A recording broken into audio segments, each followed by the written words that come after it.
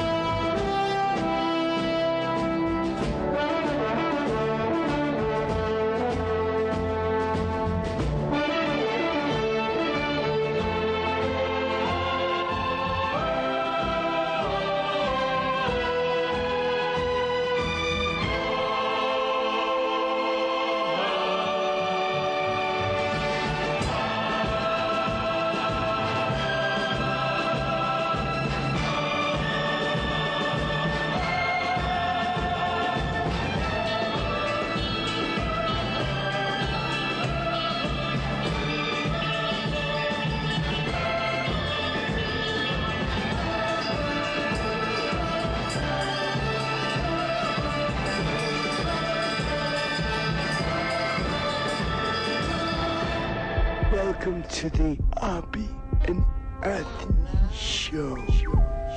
Never before has one radio show been so extreme. Oh my God. So vulgar. Fuck you, I'm not a pussy. I was accustomed to getting blown and having my ass eaten. This is insane. I mean, this is insane. So flatulent. Why do we even try? We'll just fart into the mics and call it a day. This is the funniest shit ever. It's a weird show. That's what's real. That's sex. Tune in with no expectations. Quite simply, the greatest show in the history of broadcasting. Here we are, the Opie and Anthony Show. Another 4 hours of love. You guys having a good time or what?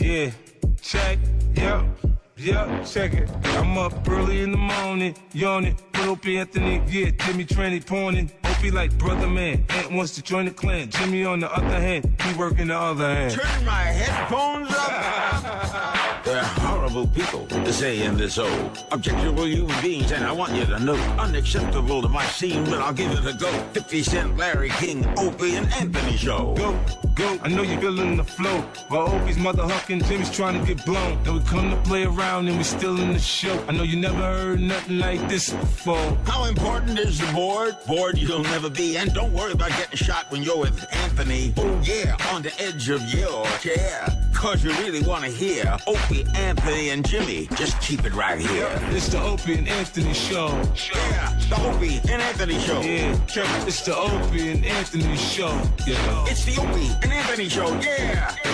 Yeah, 50, Larry. Now Mike Tyson up in this bitch. It's the Opie and Anthony Show. Booga booga. Enough of this palaver. Let's get this show on the road. Thank you, Larry King. Thank you, 50 Cent. And thank you, Mike Tyson. Wow, that's pretty cool. Goodness gracious. How's everyone doing? All right. We're back broadcasting to you, the people of America. I'd be better if I could read this letter. What letter? I got a piece of fan mail, and I'm trying to sign a photo for this guy. Fan mail from some flounder? And he wrote it, and I appreciate your fan mail, but it was written by, like, it's like a manifesto. Oh, that's mental patient writing. Yeah, that's a Yes. little creepy. Like little tiny cursive OCD. That's like OCD almost. Gotta keep it perfect on the line. It's a long letter, too, Crazy man. person. Yeah. Long letter.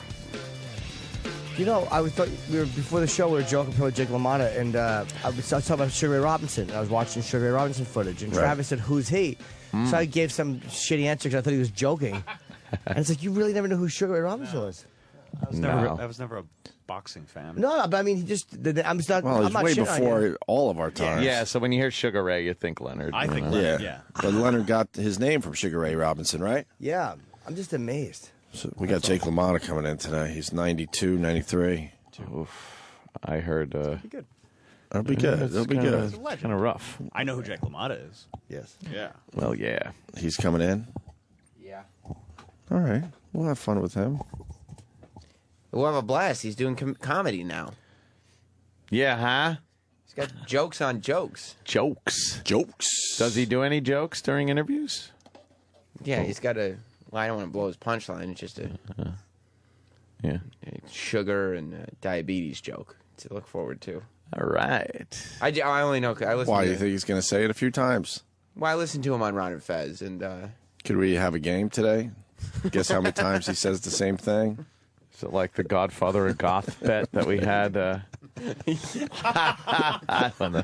when the Poe movie came out?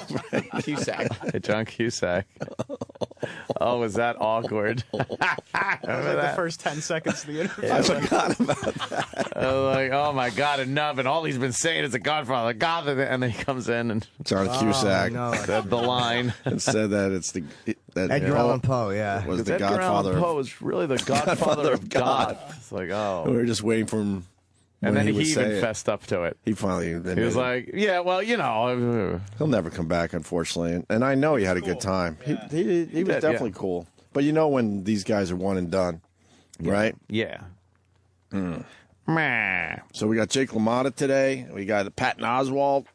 And we got Russell Peters. Nice. Oh, is Russell here? I didn't know that. This is going to be an easy show. It's going to be a real easy show. Very cool. I don't even want to say Jake LaMotta. I want to say Jake LaMotta. LaMotta. Right. LaMotta. Watching that old time footage, man, the way those fucking announcers talk. Old timey. Oh, it's great, yeah. And LaMotta's in trouble. Oh, man, he's getting. Wouldn't you love to go back in time and go to one of those old school fights where the whole arena is smoky? Wearing suits. Yeah, it had, like gentlemen.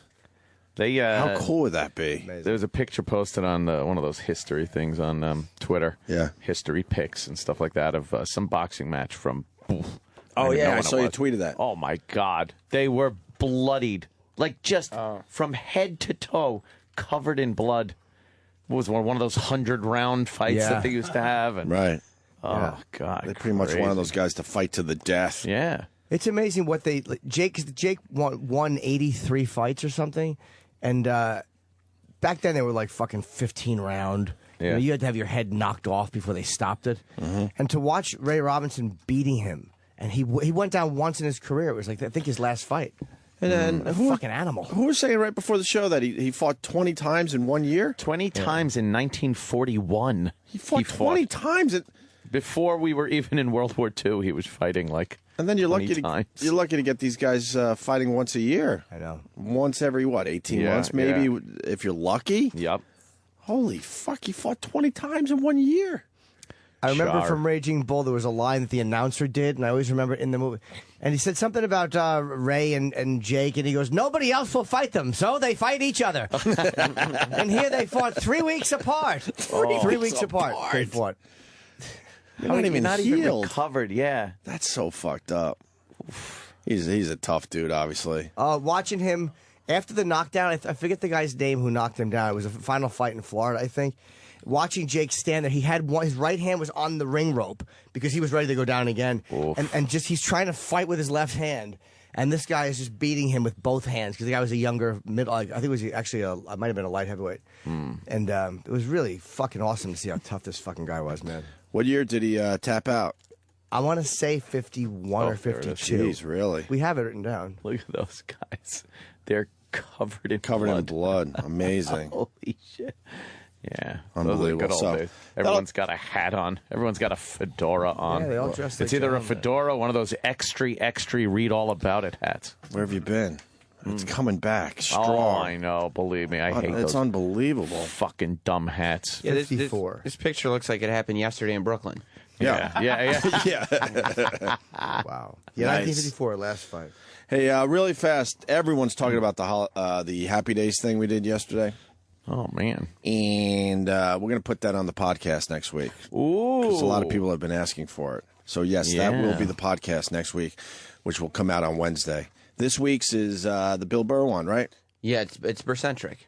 Bill-centric. Bill-centric. Yeah. Some of Bill's best moments from the Opie and Anthony shows on this week's Opie and Anthony podcast. Go get it, please.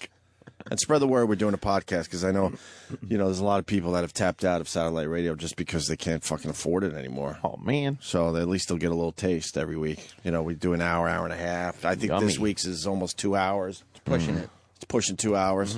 But in general, it'll be about an hour and 15 every week, right? Yeah, more or less. Yeah. So, all right. I think we should start with a sing-along today. Yes. Oh, God. You don't like this? No, not really. I think not only should we start with a sing-along, I think we should play this a lot today. Yeah, me too. This is the hottest shit out there right now. This should have been the song of the summer. Yeah, they were dumb to put it out now. Officially, it's Blurred Lines, by the way, I guess. Yeah. Who decided that? Billboard decides what the official song of the summer is? I mean, it definitely was. Yeah? Definitely. All right. Unquestionably. Let me ask you this. Okay. What was the song of the summer last year? Oh. Call Me Maybe. You know it? Yeah, I called it from the beginning. What was that song? Call Me Maybe. Call Me Maybe. Like Carly Rae Jepsen. I made her famous on the after show. You know, the broad that's about 35 and is making believe she's 20? Yeah. Exactly. A little longer in the tooth than most, sure. Exactly. She's going to have that Tom Skerritt problem. You go, what happened? She was just a kid. I saw her, I think it was one of those New Year's Eve shows. Yeah. I'm like, whoa. Yeah, you're not supposed to I have... thought she's supposed to be singing to the kids. Pop stars aren't supposed to have crow's feet. No. What's going on? It's been around a while and finally hit, I guess, huh? Yeah. Wow. She's already fallen back off into throwing out first pitches at random baseball games. Yeah, she's sure. They're not even important she's games. Done. Yeah, she's this was done. it for her. Yeah. You don't know this song? Jimmy doesn't know this song. I played it like 150 times on this channel. Holy shit. Did This you? song was Huge. Yeah. This was a massive song. You're welcome. You'll know the hook, Jimmy. Come on. No? All right, we're getting back to the hook in a second here.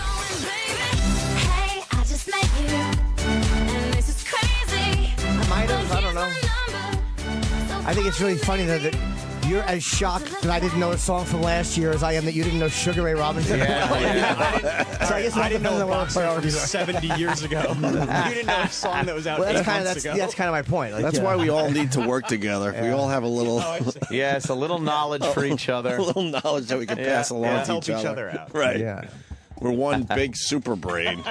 There she is. Yeah. Well, do you have to make that scratching face? and clawing to? Is that your thing? No, that's the call me maybe thing. That's the phone to the ear, and I'm going, maybe? Happy birthday, by the way. You're too old for this gun stuff. to the ear. Thank you. You're too old. Congratulations. Exactly. You're officially too old. You know that, right? It's Carly Rae Jepsen. How old is Sam? That's like when me and Opie had our arms around the silver chair, guys. All right. Yeah, great. We could have been not only their fathers. Exactly. Oh, brother. You are officially as old as I was when I came back to radio, satellite radio. Oh, my God. What? Yeah. Wow. Wait. See how that happens? What? How did I catch up that quick? That was fast. Well, we've been here, 9 years, I guess. So that's it. Yeah. So I'm pretty much as old as when I met you guys. As you were when I met you guys. Yeah. Enjoy it. That doesn't Goes make fast. sense. Is that why you're wearing your pink shirt and your like nice jeans and nice shoes? You're all dressed for your birthday? I've been wearing clothes like this for like a month. Shut up. Stop trying to change. His slacks. He's trying to dress like a gentleman. I know he is because he knows he's hitting 30 now. He's starting to look at management positions. Pink shirt. That's It's a statement. Yeah. Pink is in for some reason. It's a statement. I tried it once. It didn't work on the Opster. It didn't work on the Opster. Pinkster is not the Opster's color. Oh, God, no. It's important that you try, though. There's not many people, or guys, I should say, that can pull off the pink. I like a good pink shirt once in a while. Not bad. I tried. Like a pink sock. Pink's a rough one, man. That's a rough one. Well, happy birthday, Sam. Yeah. Thank you. Why don't we do a little sing-along for your birthday? Yeah, I feel like this is the anthem of my birthday. I don't think we even have to set it up. I think we should just play it, man. Yeah. I think Anthony should appreciate this song. All right. Yeah. I've heard it. Sounds like crickets.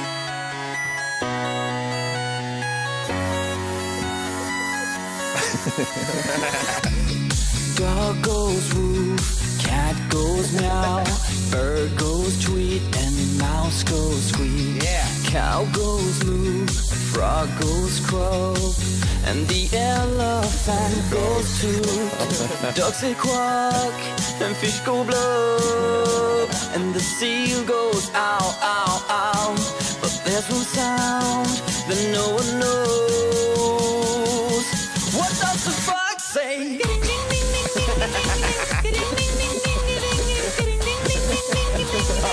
What the fuck say?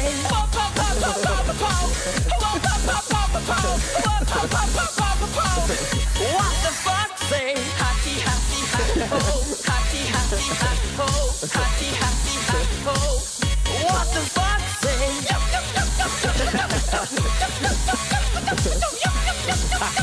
Come on. What the fuck say?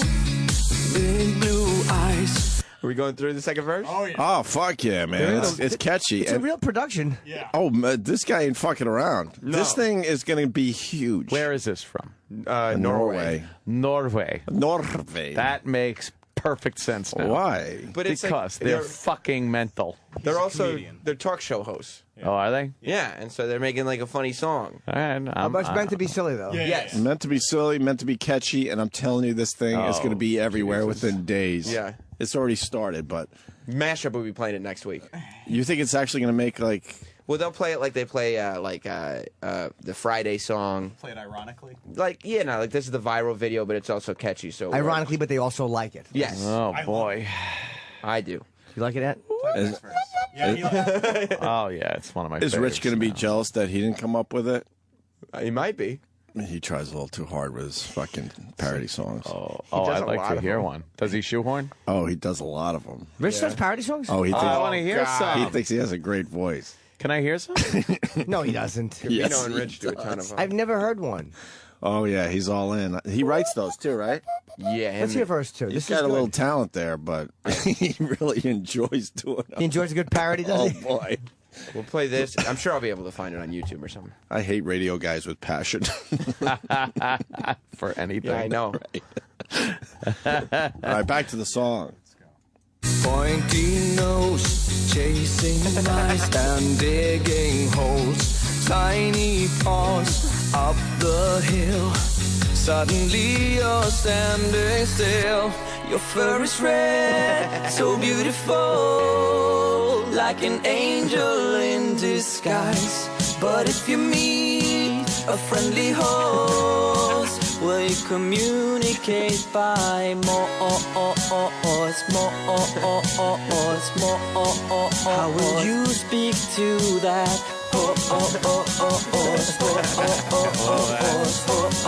What does the fox say?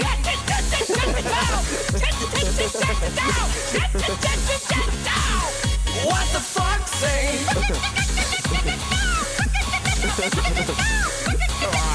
What the fuck say?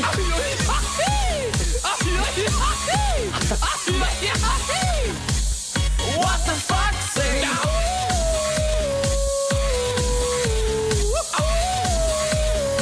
What does the fuck say? The secret of the fox. Bringing it down. Ancient mystery. Somewhere deep in the woods, I know you're hiding. What is your sign? Will we ever know? Will always be a mystery. What do you think?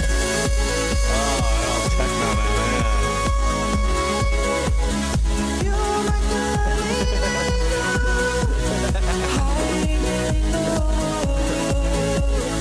What is your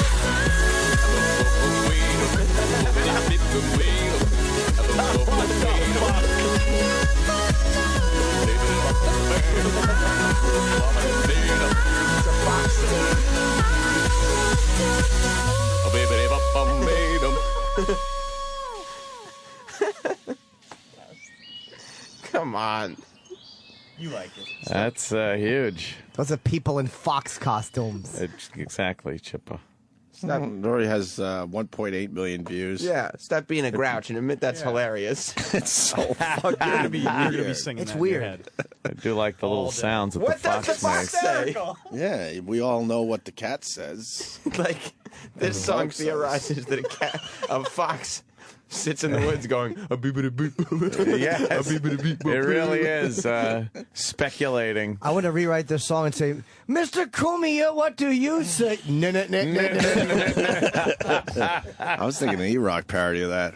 What does the E-Rock say? Chomp, chomp, chomp, chomp, chomp, chomp. Yum, yum, yum, yum, yum, yum, Gulp, yum. gulp, gulp, gulp, Yum, gulp, yum, gulp, yum, gulp. yum, yum, Yeah, yum. what does E-Rock say? It writes itself. Come on, let's do it. You'd appreciate that, right, E-Rock? No. No, He just goes, no. of course not. Are you a grouch? What are you, a grouch or What a something? grouch.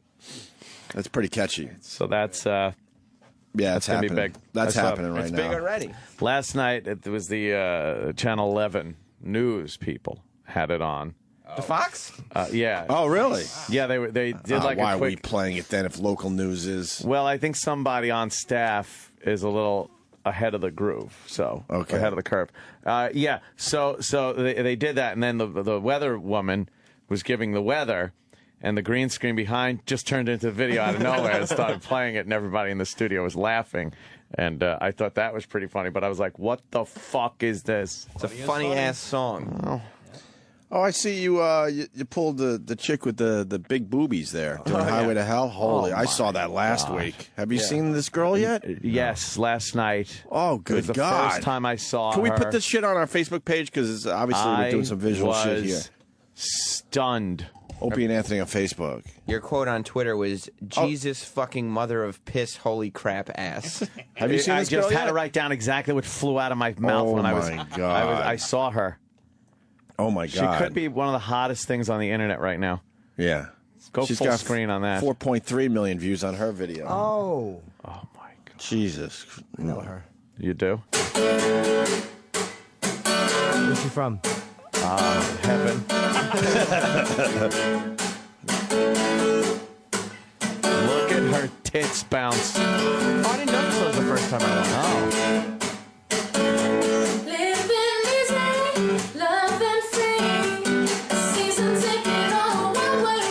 I'm hypnotized watching this.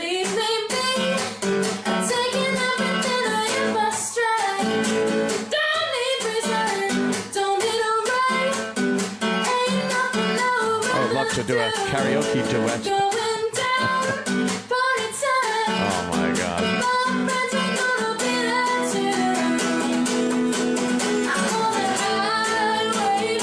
She knows how to play too, man. Holy fuck. You know who could fuck her? Brian Johnson.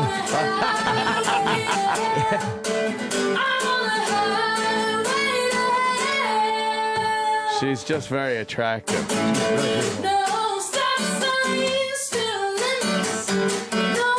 She does a bunch of covers on her channel.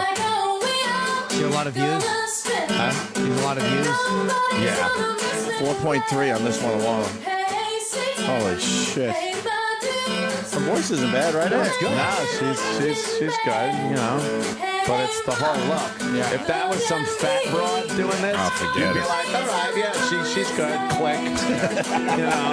But this, I'm literally hypnotized by her eyes. She could do an 80-minute version of this song. You'd watch every second of it. She's singing it to her room. She doesn't have any mic on in front of her.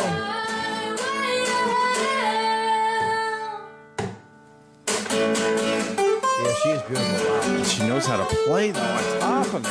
Which is even more sexy. Absolutely. The fucking, her tits pressed together. Well, she's got to push her boobs up against the guitar to play it properly. Oh, my God. And they're just like, they're getting that jostling through them from the guitar. Just enough, you know.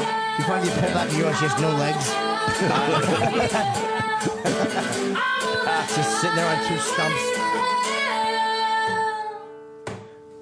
Her fucking mouth is cute. Wow. She's really Her face is beautiful. Wow. That's just ridiculous. Wow. What's her name?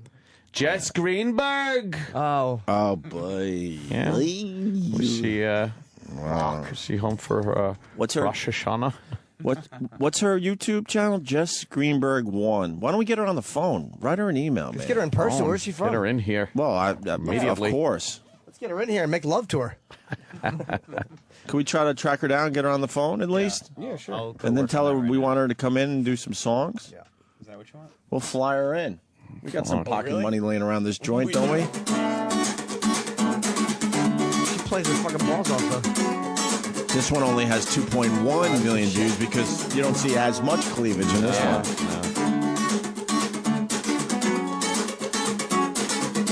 Like the legend of the phoenix,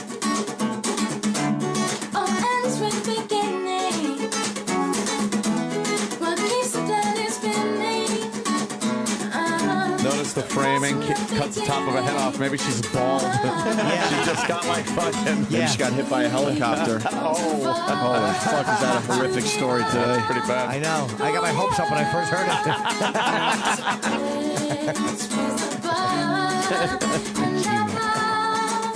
Oh my God.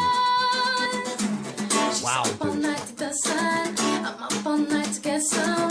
She's up all night for good fun. I'm up all night to get lucky.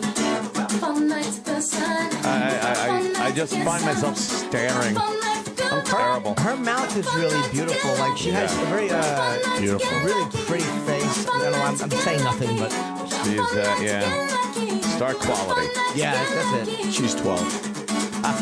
Cool. Unbelievable. She's a good singer too, man. Fuck. Yeah.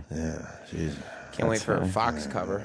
Oh, can I hear the first part of that song again? What the Fox say? Just a little bit. We don't have to do the whole thing. I think it goes on a little too long, unfortunately. I don't know. How long is the whole thing? 3:45. That's the right first song. Dog goes woof, cat goes meow, bird goes tweet, and mouse goes squeak. Cow goes moo, frog goes crow, and the elephant goes to break. And fish go low, and the seal goes ow, ow, ow. But there's one sound that no one knows. What does the fox say? Oh my God.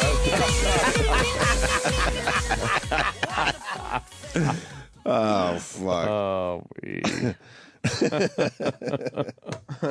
going to be one of those days. Oh. Nice. Yeah, Jess Greenberg 1 on YouTube. Yeah, that's She's the Highway to Hell girl. Hell of a I guess, what's that, Hota on Hoda, yeah. She fucked up yesterday. She was showing off the features of her new phone. By the way, there mixed reviews on that damn thing. The Samsung Watch thing you're talking about? I don't know what it was, but she was showing off features of something, and her phone number got out over the over TV, and she got like a fuckload of text and phone calls, and I guess you got to change your number after that. I thought the iWatch thing was a joke. And the fact is, it's not. Like this Samsung thing, I think it's useless. Dude, I told you, dude. Dude, you pick it up, boom, you're in a meeting, call you back. I call you back, dude. It just, to me, seems like, because a watch is a weird... Jonathan, of course, my manager, the gentleman, pointed this. Yes. That a watch is such a personal thing. Like, people wear nice watches. You're not just going to get rid of your nice watch. Yeah, you got to wear this. But this is very personal. You got to pick one out. Hold on, man. No one wears watches anymore. That's what yeah. So they're going to get people to start wearing watches again, is what I'm, and then if you want to wear a nice watch, yeah, you'll switch it out, I guess. Give me the watch. Watch. But this is, I think this is going to take off. They're going to figure this shit out. I don't know if you can do enough with it. Like, you can check an email or you can answer your phone. That's the first version, though. Yeah. I mean, there's a big buzz on this thing, although it's getting mixed reviews. Wait, what are they saying bad? It's a little slow and shit, right? Wonky still. Wonky is the term they use in the tech world. Like an English word. It's a bit wonky. But they'll work out the bugs.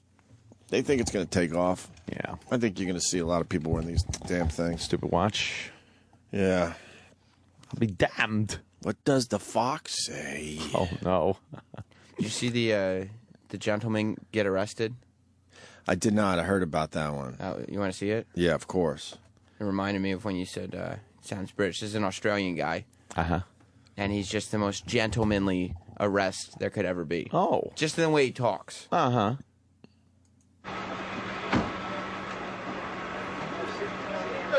You just assured me that I could speak. Sit down inside the car. We're not assuring anything. We're under arrest. Look, I'm under what? Gentlemen, this is Democracy Manifest. Have a look at the headlock here. See that chap over there? Get your hand off my penis! This is the bloke who got me on the penis before. Why did you do this to me? For what reason? What is the charge? Eating a meal? I love this guy. Meal? Meal? Oh, that's a nice headlock, sir. Oh, yes. I see that you know your judo well. And you, sir, are you waiting to receive my limp penis? Now, get your hands off there. Ta-ta and farewell. One cup, look. Slave and broke. He's fantastic. He's the greatest. He's getting my God. forced into a police car and like his arms and head are getting twisted while he's just saying, "What are you doing? Having a dinner? Get your hands off my penis." You would think that's from a movie, right? I know. That's a real arrest. And yeah. Sure it does. In Australia. That happened in Australia, huh? Yeah, I think it was several years ago, but the video's just starting to trickle out now. It's a different land, boy, I tell you. You think all the arrests go down like that? Oh, yes. Every one of them. Because I see you know your judo I see you know your judo. They just fucking... Because here, that guy would have been so fucking tased immediately. And with no cuff... They didn't even cuff him as they're putting him in the car. No. We're putting that up on the Facebook page. Yep, it's up. All right, good. Go to Opie and Anthony on Facebook. You could see everything we just talked about. What is the charge? This zap. Yeah, exactly. Hey man, people are saying you got to see that broad sing eulogy. Oh yeah, that broad. Yeah, check out that broad singing eulogy. Amazing. We're talking about the big-breasted one, the young big-breasted one. You got eulogy. Jess Greenberg. Oh, she's dynamite. She is. You find it? No. No. You don't know how to spell eulogy? EU. Yeah, I had it, but it wasn't coming out. No. Why? Well, fuck. No. Is this a dead end? Another This guy's dead end from the listeners. Stupid. What did he try to dead end listener? Hold on now. What did he try to send us to? He might be right. Is it a dead end? Why isn't it on our channel? God. Oh, it's not there. It would come up You immediately. piece of shit. JW915, you're a piece block of him. shit. Just block him.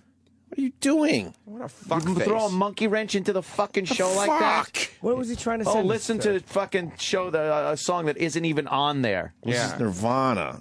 I'll try to save it, but after that, asshole. Oh, Sam, it's your birthday. You're working too hard. Man. Go kill yourself. This one only has 500,000 views. What did she do wrong in this one? I don't know. I don't know. I mean, you got the boobs. They look nice. Be a model. Her head cuts off, though. You're right. I'm worried. Yeah. There she got a riff-raff hairdo. Yeah, she has hair like the guy that tortured Mel Gibson in Lethal Weapon 1, like Chen. All right, let's see this. Man. Would you kiss her? Probably would.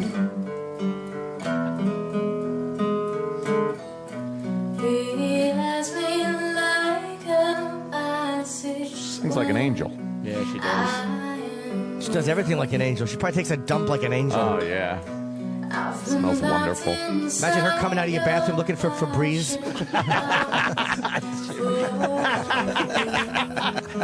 Had to go to her dumping so quickly. Yeah. She ruins everything. The romance is gone already. It just takes the spark out of things. She knows how to play to that camera. She looks right into it. Beautiful.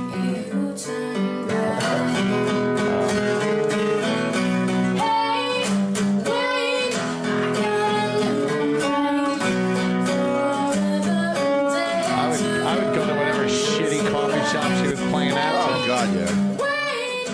Do you know how bad I want to I wish I could interrupt every video. Like, as she's playing, I just show up in the background behind her and go, That's just how disappointed people would be. Oh, it would ruin the moment.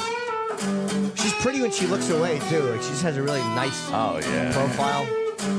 Pouty. She has a pouty look. Pouty look and smoky eyes. Is her hair lustrous?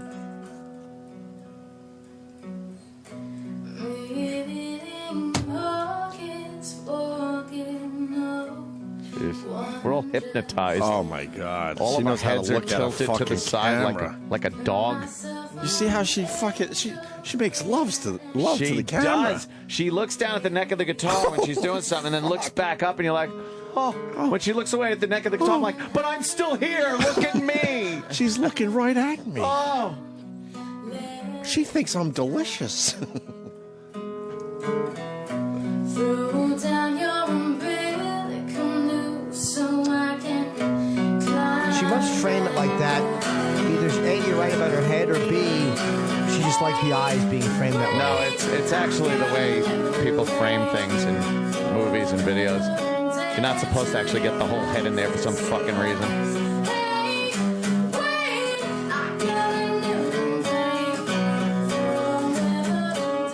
And then, gets you closer to the eyes and the boobs, too, A little closer. Very important. A little head shake there. She's just fucked up this radio show. I know. She's very sexy. Why? I like looking at girls I'm going to wind up dating soon. Oh, that happens. Are you going to search her out? She likes me. Are you going to search her out? Yeah. Give her a little tweet? Go out, have some coffee. What's her Twitter? Let's go there right now. Jess Greenberg 9. You already know. Of course. I've already retweeted her.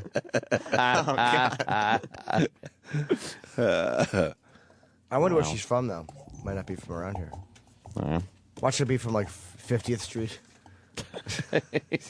Not from around here. She only has, she needs more followers than this. Oh, that'll go up really quick. She got a little Jimi Hendrix on the background of her. She says my channel is back. It actually went away. And then she writes a massive thank you again to my fans and to my parents for supporting me. Yeah, that's a problem. Oh, you're out, Aunt. That's a you don't problem. like girls with parents. Well, we're not ones that they would thank. No. Right, exactly. Jesus. Sorry. No. Well, how old is she? Is she too young? What? We're not the first radio show to pick up on this. She won Ryan Seacrest contest. Oh, yeah? That fucking guy got booed last night, and I loved it. Oh, that's why she had 2 million hits Put on it the over the Daft top. Punk song, Right. because she won the totally covered summer contest. Oh, okay. Ew. Good job. Well, you know, that put her over the top, huh? Well, she's only got 18,000 Twitter followers. We Yeah. should help get her some more. Yeah, man. She's And she'll lovely. know where all the followers came from today. Oh, and good, because then you she'll know come on our our show. listeners are great. She'll sing a song or two, right? How old is she, though? She's thanking her parents. Is she fucking... Oh, she can't She be looks more very than young. Yeah, she She can't looks be like more she's than 20, early 20s. I don't Tops. know. Maybe tops, yeah. She's doing. How come she only has? It's so. She's got millions of YouTube hits, and she's got 146,000 likes on Facebook. That's a lot. That's a lot. What are you talking about? No, I'm saying that's a lot, but I would- only I would 18,000 love that. Twitter followers. Huh? Yeah, I don't know. I don't know why it doesn't translate to Twitter. Maybe she's a big Facebook broad. Maybe she just started a Twitter 10 minutes ago. Yeah. We want to see what the rest of her body looks like. Why isn't there a shot of And her the whole top body? of her head. Yeah, I'm concerned. And the top of her There's head. a problem here. I think she's got a big fucking tumor. She's got a conjoined twin on her head. Is that her? That's a while ago. I hope. Oh, God. That's about a year ago. Uh-oh, she looks about 14 there. Oh, boy. And she's got a lot of forehead. Look at us picking apart a beautiful Oh, broad man, again. come on. Is that her dad? Her dad looks younger than us. Way younger. Yeah, yeah. There's a... Oh, boy. Be patient, I'm gonna people. put her. We're I'm gonna doing put her some at research right here. I'm gonna put her at under 20. Oh no! I think I'm gonna put her in illegal. No. About that. I hope not. I think she's pushing 20. I don't know, dude. Well, let's Yeah. find her and look her up. That's what we're doing. Is this her? No, I mean, like, yeah, you're right. I don't know. Let's find her and look her up. Yeah. Oh, we hadn't thought of that. That's it? That's the only pictures we There's get? not a lot of photos, which is weird. Mm-hmm. Yeah, what's going on with the bottom half? Is she an iceberg? Uh-oh. She could be an iceberg. That'd be terrible. What, you don't like the head? I don't know. I have to see it. Of course, the iceberg. Oh, really? You think she's got sonar sending glands up there?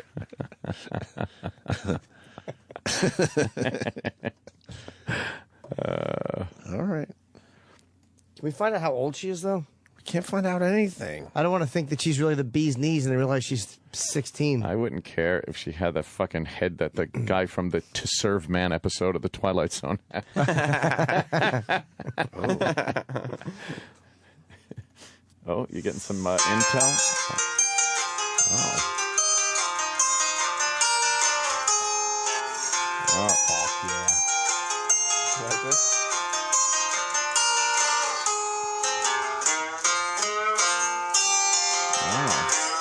Sounds like a MIDI over that. I can play it over here if you want. All right, we'll catch up then, birthday boy. We'll go to you when you're caught up. Oh. Not bad. Wow, she looks especially delicious right there. This isn't her song. Are you a cowboy?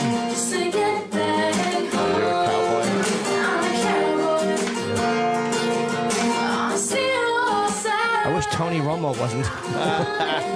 This girl is going to be so famous by Monday. Yeah. I got some information. Oh, yes. Somebody in a production studio who will not be named. Troy Kwan? No. If he has info, he should come in here. No. Why? He texted me Okay. and said her SoundCloud says London. London? That's going to cost us a lot of money. She's 18. She's 18. 18 from London. 18 from London. She's been playing guitar for 8 years. Wow. I'm not hearing an English accent. They do that when they sing. Amazing. If she talked and she had that British accent when I'm just turning 18, I would probably fucking repaint my upper thighs and calves with jizz. I haven't found a single interview with her yet. She might sound like Adele, though. When Adele's not singing that horrendous English accent of hers. I don't care if she sounded like Austin Powers.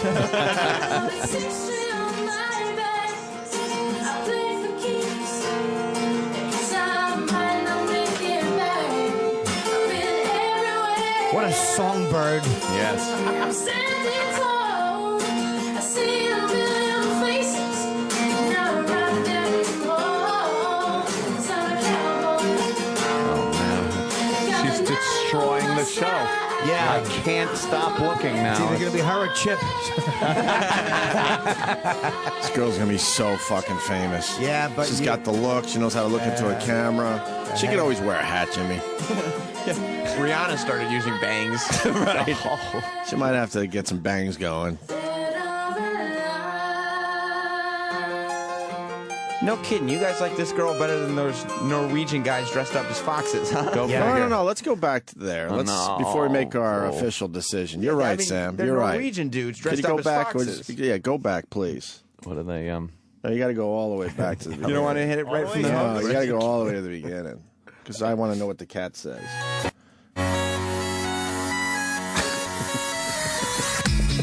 Dog goes woo, cat goes meow, bird goes tweet, and mouse goes squeak. Cow goes moo, frog goes croak, Yeah, it does. and the elephant goes toot. Ducks say quack, and fish go blub, and the seal goes ow, Blub, blub, ow, blub. ow. But there's one sound that no one knows. Everyone. What does the fox say? I bet it doesn't make that sound. What the fox say?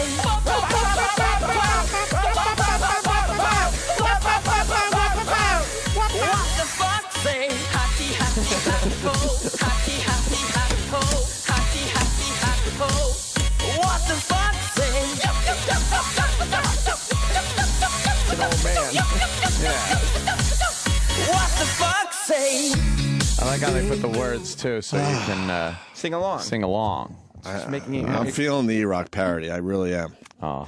I know there are people out there that just want to get involved with the radio show. I'm feeling it. You're feeling it, right, Sam? Oh yeah, people. Sean F. at this moment has a lot of competition. You think he's fucking There's drooling? gonna be a race. It's going to be a race to get the first one in? What E-Rock says? Yeah. What E-Rock says? You kidding me? Whew. Do you think there's something to go on there? We might have. Yeah. We might have a few people. E-Rock's gonna have a fun week next week. You think it'll be done by Monday? It's gotta be. This Really? is topical shit.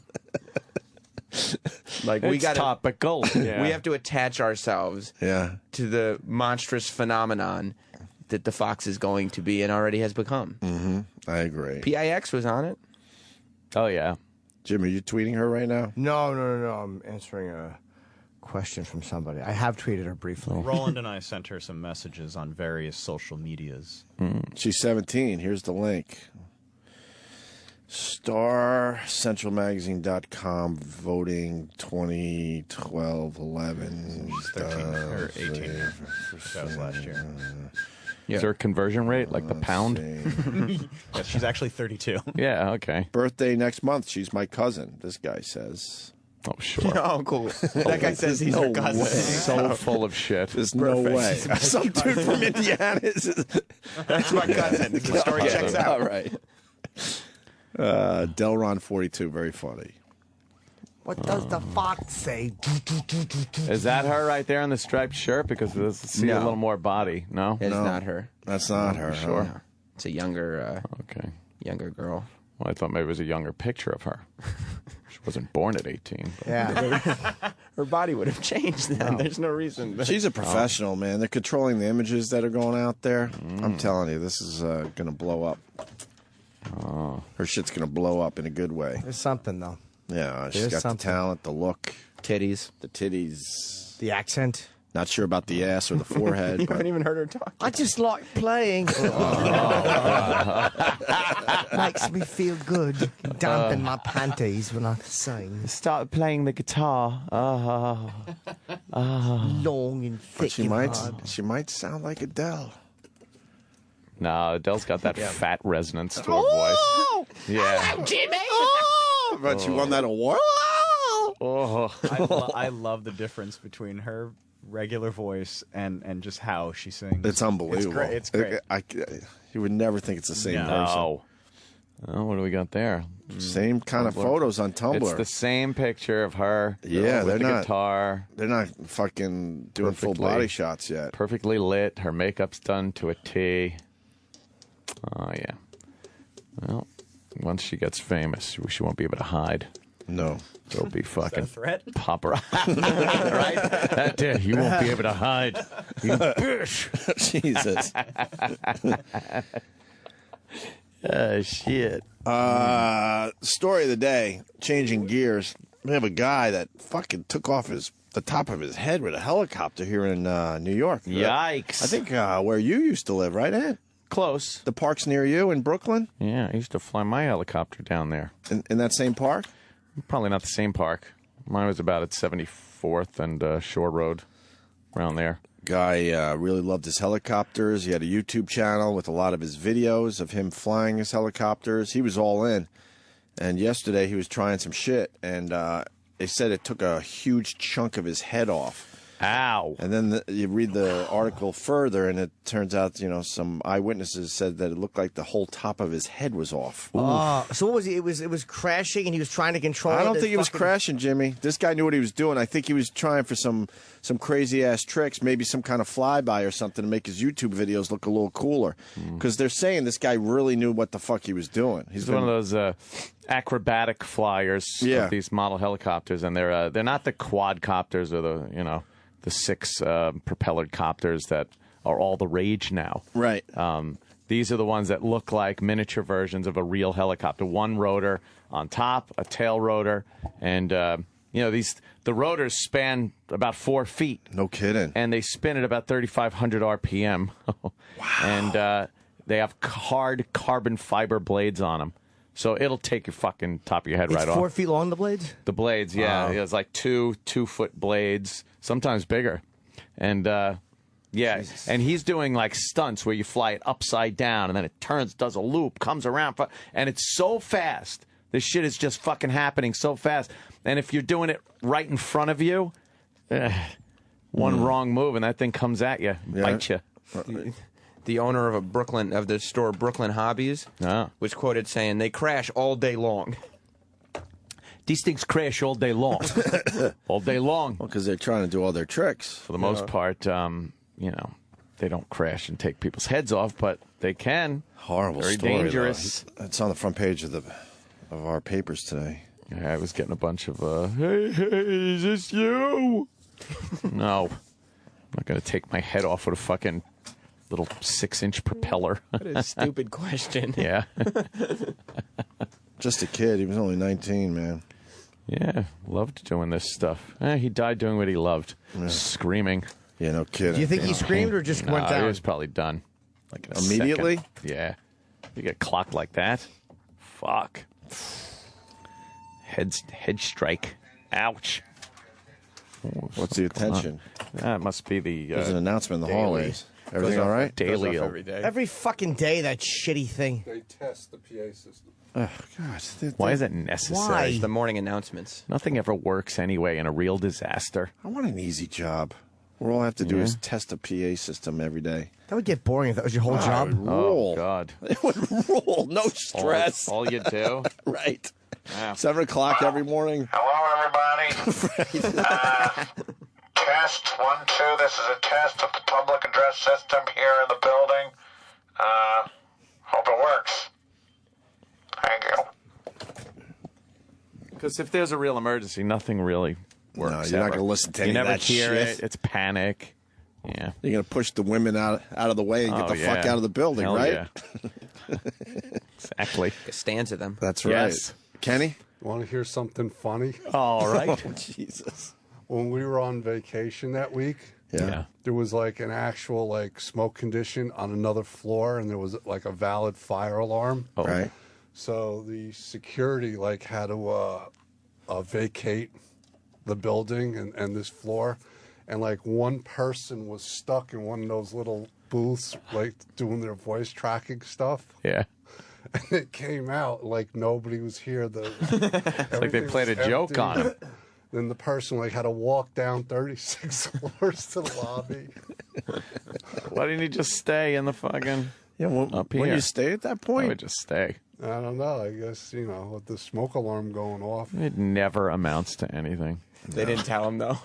No, I would like take my I guess chances. they missed that person in that little booth. I would just take my chances. He's just walking down 36 flights by himself. Yeah. Like a fool. That's exactly right. That's a fool. He's got a story now. Yeah. So there I was. Let me tell you what happened on the 33rd floor. I made the turn and ended up on the 32nd. That is a boring-ass walk down. E-Rock, it's Pink Floyd Day. Oh. All right? Really? Why is that? You don't like Pink Floyd? No. You want to play Comfortably Dumb? Why don't you like Pink Floyd? What's wrong with you? It's overplayed and just horrible. I disagree with that. Yeah? Yeah. It's Roger Waters' birthday today. Tommy. It's also Sam's birthday, and it's not Rob Zombie Day. Yeah. He is so against Pink Floyd. Why are you so against Pink Wow. Floyd? What did they ever do to you? He's comparing my birthday to Roger Waters' birthday. Roger Waters is 70. And he's got a hell of a career behind him. Yeah, exactly. Wait, let's get into this. Why don't you like Pink Floyd? I just never did because Why? growing up, every kid, like fucking cliche stoner, whatever kid thought Pink Floyd was cool, and they'd go to the stupid laser light shows out on Long Island, and you'd see that damn shirt with the prism and the rainbow shooting out everywhere. Yeah, man. And it played Dark on Side of the every Moon. on every fucking rock station, and it's like, oh wow, Pink Floyd. Let me guess, Led Zeppelin or the Stones next. There you go. Oh. Wow. E-Rock, Just not a into fan. that. He's so annoyed, too. He is really Like, it annoyed. really, What like, are your top 5 Pink Floyd songs to hate? Since I don't know most of their catalog, all of them. Oof. You don't even know the songs. Punch up some Pink Floyd songs up there. What do we got? You got the Comfortably Numb. Comfortably Numb is always a Dumb one with the fave. cash register. The dumb one with the cash register. Money. E-Rock rules. What about you like metal? Comfortably Numb. Wish You Were Here? Should we hear Great Time? song. What are these? The top Pink Floyd songs of all time? Yeah, I ding, guess so. ding, ding. All right, top 10 Pink Floyd songs of all time. Go from 10. Do, do, do. Astronomy, Domine. I don't know that one. Have a Cigar. Little Brain Damage. Echoes. Money. Another Brick, Part 2. Shining You. How about Shining You Crazy Diamond? That's a good one right there. That's a beautiful song. Like that one. Time. Wish You Were Here. What about Wish You Were Here? 1970 what? So? That one's from 75, E-Rock. Yeah, it's an older song. And Comfortably Numb. Is that what year Wish You Were Here was? 75? Wow, I thought that was that old. No. Yeah, What about they going like, hey, teacher, leave us kids alone? Oh, the that wall. movie. From That movie. that movie. E-Rock, not a fan. No. Wow. You wouldn't sit in an arena and watch them build the wall? No, and the college kids singing it up to the Wizard of Oz. Who the fuck cares? Well, that was quite impressive. It really did sync up nice. You never tried that? No, because at that point, every kid had it on a videotape, and you're like, look what you didn't come up with it. It's been around forever. No one enjoys this shit unless you're totally baked. Totally baked, huh? I love the weird stands that E-Rock takes. Yes. He never takes a stand on anything. He's the most wishy-washy dude, except for the weird... Pink Floyd. But he's obsessed with hating Pink Floyd. And where did this come from? I don't know. Known him for 9 years, he never said anything about Pink Floyd. But he knows a lot He about it. hates him. He I hates had a it. roommate in college where if you're coming home, Yeah. like depending on what time of night, and then you hear anybody out there, and then the whole fucking room's foggy. You're like, oh, I'm just not coming back home. They did have some creepy ass songs, though. They really did. But still, When you heard that coming from your door, you were like, You fuck just it. knew, oh boy, it's going is to be there a fucking anybody out? I'm done. stoned fucking... I'll sleep in the common room. No. You wouldn't go sleep in your own bed because you heard the echoes of Pink Floyd coming from the door. And then you get just like 4 idiots staring at a lava lamp and a PlayStation sign hanging up on the wall. They're digging it. They're digging their buzz. Yeah, man. You're a buzzkill for them, I bet. This means something. I guess you didn't like blacklight posters either. Oh, they're pretty cool. They glow. Dude, they were comfortably numb. They were rocking, man. You get it? Hello. Goodbye. Yeah. Hello. E-Rock's like, goodbye. Is there anybody out there? It's E-Rock. Not anymore. Yeah. Not again, huh? That was their go-to stoner music? Well, I guess they had what the late 90s equivalent of a mixtape would be. I guess so, a CD that would just play certain songs on loop over and over. And Right. that was one of them. And the cash register song. It's funny. I love that's the cash register song. Sounds like something from a kid's show. Oh, the cash register. Could you play the cash register song? I want to see where you Something hate about it. a gig in the sky. Yeah, great gig in the skies. Okay, Yoko, who enjoys that? She's moaning along to the song. Yeah, that is wow, that is annoying, that one. Oh. Well. Yeah, wow. You got it? Yeah, I cash got it. register song. Here's the There it cash is. register song. There What's it the is. problem with this? It goes from year to year. Kind of nice. Dark Side of the Moon didn't do very well. Oh, it did. Wasn't on the charts very Yeah, it long. was. What do you think of the sound effects, E-Rock? Okay.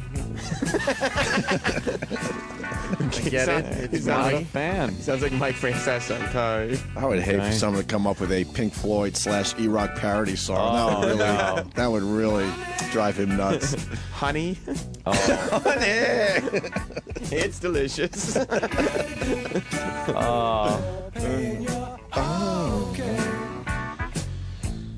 All right. But this is a whole new thing. Sean F. is now going to have lyrics in his parody songs that are just about hating Pink Floyd. Hating Pink Floyd. And I hate Pink Floyd. Just learn a little more about E-Rock. Good fodder. Yeah, exactly. Yeah. All right. Maybe in the What E-Rock Says song, you can mention that he doesn't say anything good about Pink Floyd. No.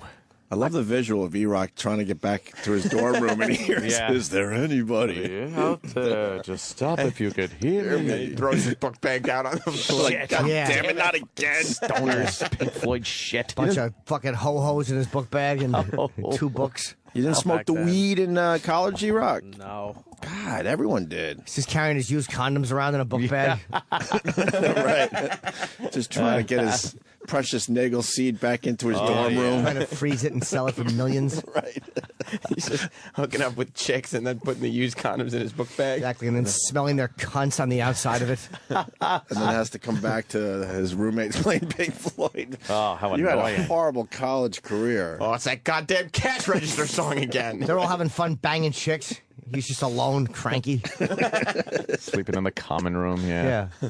Stoners. What was your band of choice as they were, into Pink Floyd? Should have been Lap.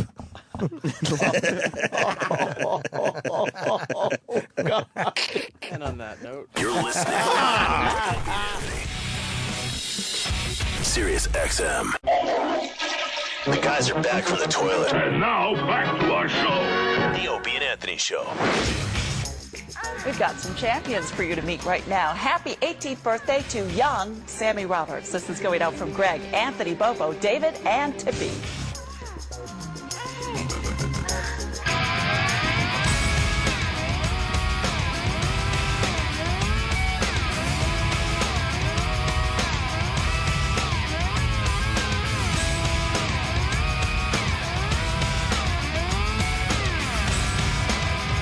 It's Pink Floyd Day.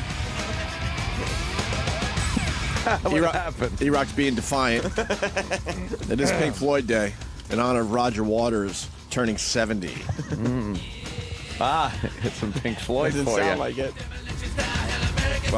Because E-Rock said that it's like playing Rob Zombie for Sam's birthday or something. It's just he just hates Pink Floyd. He's looking for excuses to not play Pink Floyd. How old is young Sam Roberts today? He says 30, but come on. I'm 30 years old today. Is it that big one there? 30? Yeah. What are you feeling, dude? How you doing? I'm okay. You all right? Yeah, I'm good with it. You all right? 30's a big one. Yeah.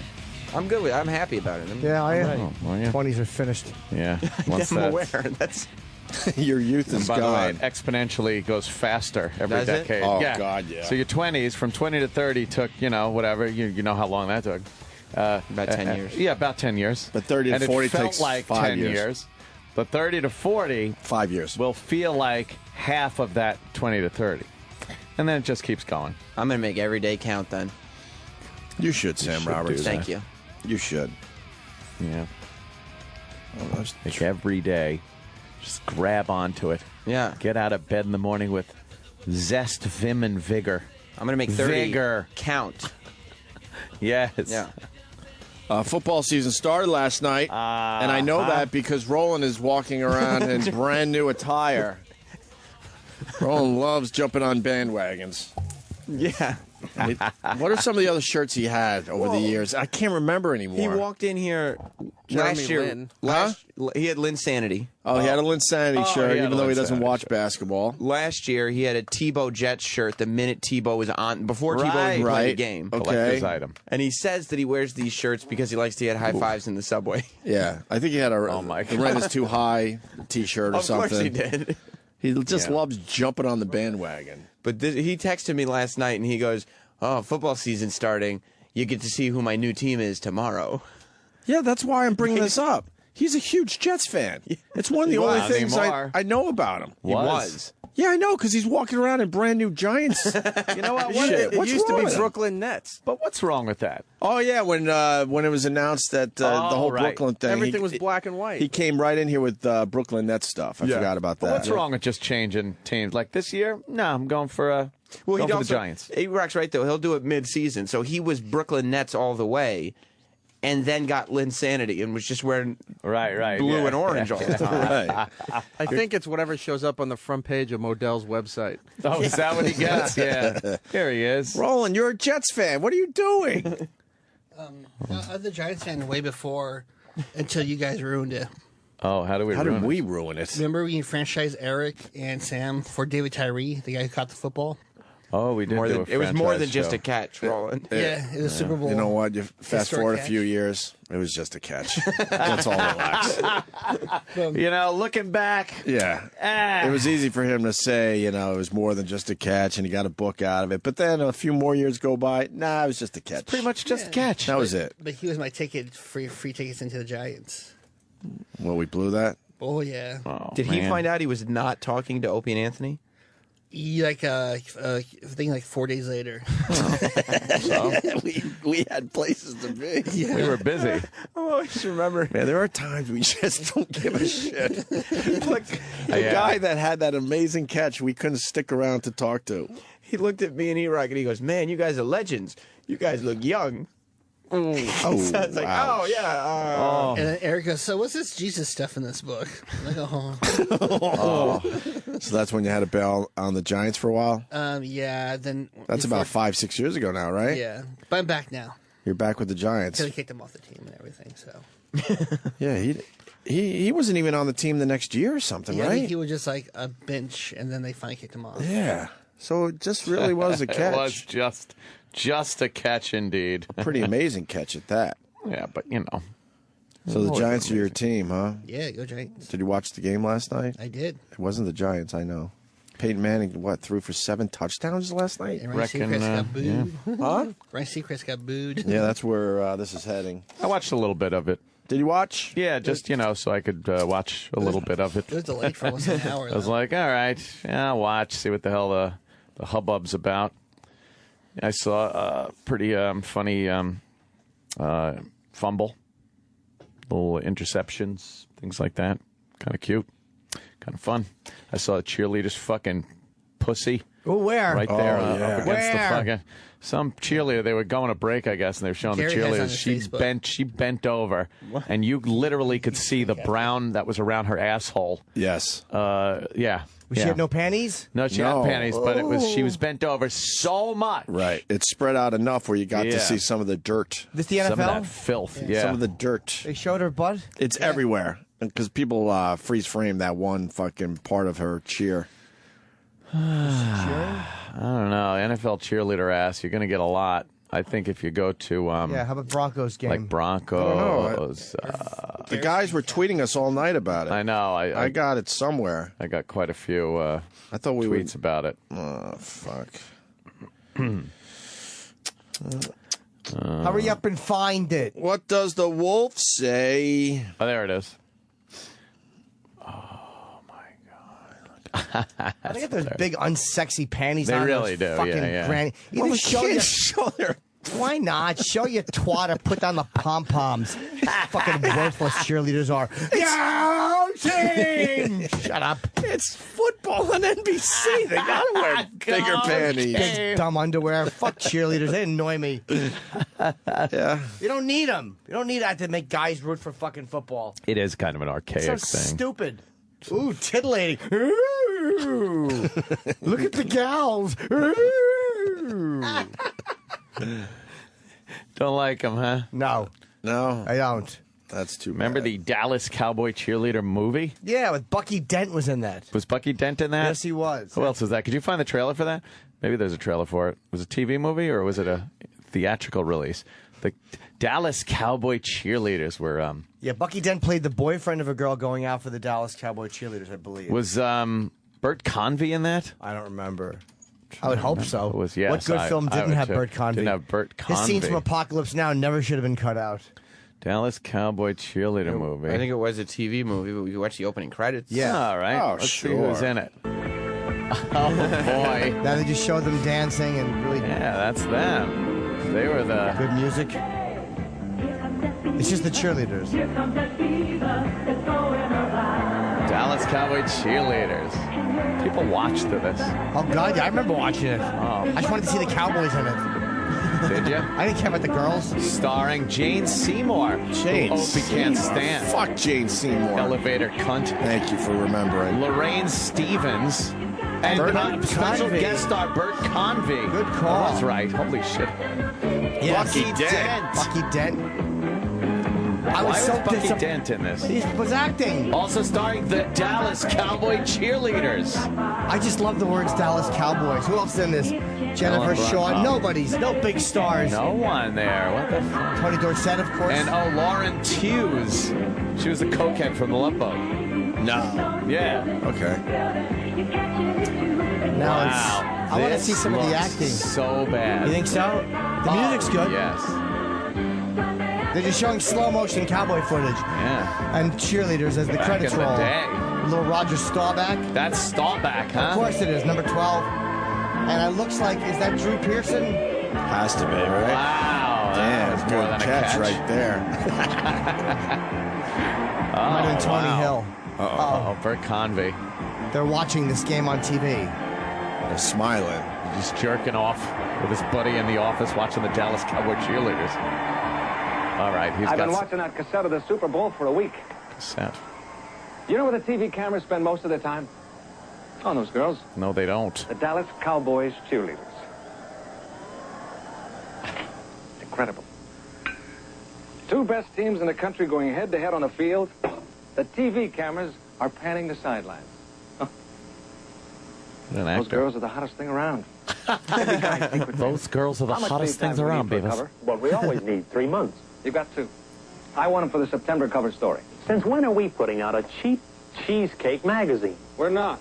But even a good, serious magazine has to pay the bills. Wow. Now you're caving into those clowns in the front office. This is Those porn clowns acting. in the front office Yes. sign your paycheck and mine. They want more circulation, and I'm going to give it to them. Oh. Besides, it's not just sex. Ah. What is There's it? a story there, and I can smell it. Oh. Do you have an angle? I've been thinking about it. Yes. Behind the scenes with the most gorgeous girls in America. Wow. Now we have, Oh, where's my part God, 2? That's, That no, we is- can't do no. this today. Dude, that's We'll so watch good. an entire can't- movie. We can't do this today. That's our goal, is to at some point watch an entire movie on the air. Especially a good one like this. What happens? He smells a good story. Yeah. We can't. We just can't. That was porn acting, you're right. It was terrible. So bad. You have a story, do you? The production values back then, like, you realize how far entertainment has come. I mean, Yeah, you a know, lot slicker now, right? you do. I mean, we are stuck with fucking lousy reality shows and just fucking mindless drivel. But I mean, look at that. That was terrible. Yeah, you need some better dialogue. Oof. We're not putting these filthy cunt bags on our magazine. Hey, fucko, no one's buying our magazine. So it's either these filthy cunt bags or you're looking for a job. Good point. I wanted to see Bucky Dent's acting. Can't we see Bucky Dent? Can't you Google fucking Bucky Dent and the Dallas Cowboy cheerleaders? Dallas Cowboy cheerleader movie, Bucky Dent. I had a Yankee and the Cowboys in it. That There's nothing is- made me happier as a boy. Why would they have that? I don't know. Why was Bucky Dent in there? There's no clips because he was a big star back then. Yeah, he was. Because girls loved him. 240-something batting average, but the chicks loved him. He was a cute guy, I guess. Yeah. Average shortstop. Oh, it's number too 9 bad hitter. there's no clips. It's really too bad. None? Bummed out? Yeah, I'm kind of It's a bummed shame. out. None? Not a one. What's the Bucky Dent show? Who I doesn't- don't know. No. Oh, who doesn't love Bucky Dent? That's a shame. Lots of people. Roland, Ryan Seacrest got booed last night. Yeah. And you Yeah, loved it? I loved it. Why did you love it?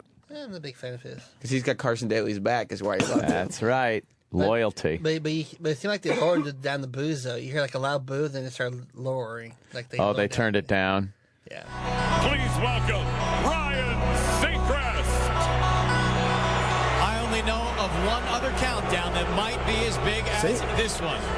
America is ready for 17 weeks of excitement, followed by the drama of the playoffs, all culminating in New York at the Super Bowl. Nobody likes this guy. No.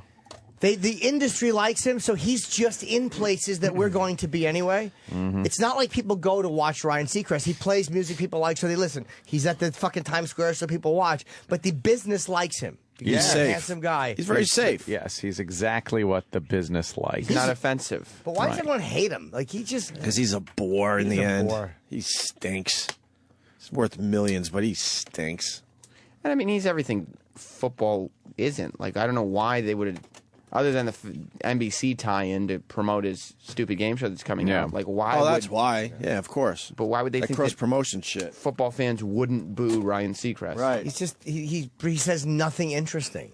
Hey, yeah, he's an announcer voice. Yeah. It's just none of it's It's interesting. nonsense. It is nonsense. That music starts up like it's a big fucking event, And then they and play- Ryan Seacrest comes out. Then they played Final Countdown right after him. Yes. Dun. That's a great song. It's the final countdown. No, electric. Sorry. She's touching my penis. That's what I used to sing. Really? Oh, yeah, it's fun. Jesus. I got to say, I was watching a fucking ad for this new, I guess, the Honda fucking little Right. minivan fucking kid carrier thing. Sure. Brilliant. They Why? fucking put a goddamn vacuum in the car, like a little hatch in the back, on the like over the wheel well. You put it down and pull a fucking vacuum out, and they've like vacuum up like Cheerios and shit. Beautiful. I was like, why did it take so long to think to put a vacuum as part of the fucking car? That's beautiful. I was stunned, amazed. That one for Kudos, Beavis? Honda. That one for Beavis? No, Beavis doesn't need it. Boy, am I just teaching that cat just the worst fucking habits. Why? What happened? Why you now? I want don't to teach know, him how to 'cause- surf certain websites? Because it's cute, first of all, and like I don't like don't do that. So he the other day was climbing up the sliding screen door to my back, which you're supposed to not let him do that, I guess. Kind of No. bad, but Yeah. that. And as far as playing and have him bite my hand and attack me and stuff like that, I just let him do that. It's Oh, gonna it's gonna- backfire. it's gonna backfire Sam so knows. bad. Sam has an old fucking grumpy cat now. But it's adorable. Well, you It's just- adorable now. My cat, Look at that. It goes, yeah, it is. he's like Jesus. 20-pound monster, and he just sits there looking cute, and he comes up to you, and he's like, "Oh, I'm just gonna cuddle you. I'm just gonna cut." Whap! Then just whaps you. Yeah, he'll grab you with his nails. He'll try to bite a chunk out of your leg, out of your Yeah. arm, whatever's near. Yeah, like I'm walking to the refrigerator or something. I stop to open the fridge, and he just grabs on and crawls up my leg. You know how they do that climb up? And I'm like, oh, look at him. You know what happened? I had my cat up on my shoulder, and now it takes my entire body because he's a huge monster of a cat. And he thought it'd be funny. Oh, like I was a kitten, I'll crawl down his back. The entire back of my shirt ripped. I can't wear the shirt anymore.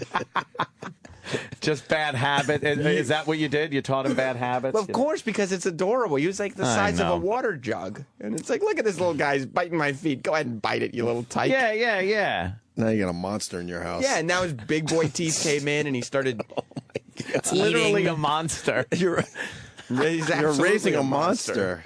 I can't help it. It's just, I don't want to yell at the little thing. Oh, that's funny. We have to put a giant piece he can't be in the bedroom anymore when we sleep. No. Because he attacks Jess at 6 o'clock in the morning to wake her up. Like he just starts, trying to pull her hair out of her scalp. That sounds... well. Yeah, but he's 20 pounds now. Yeah. And batting her across the face.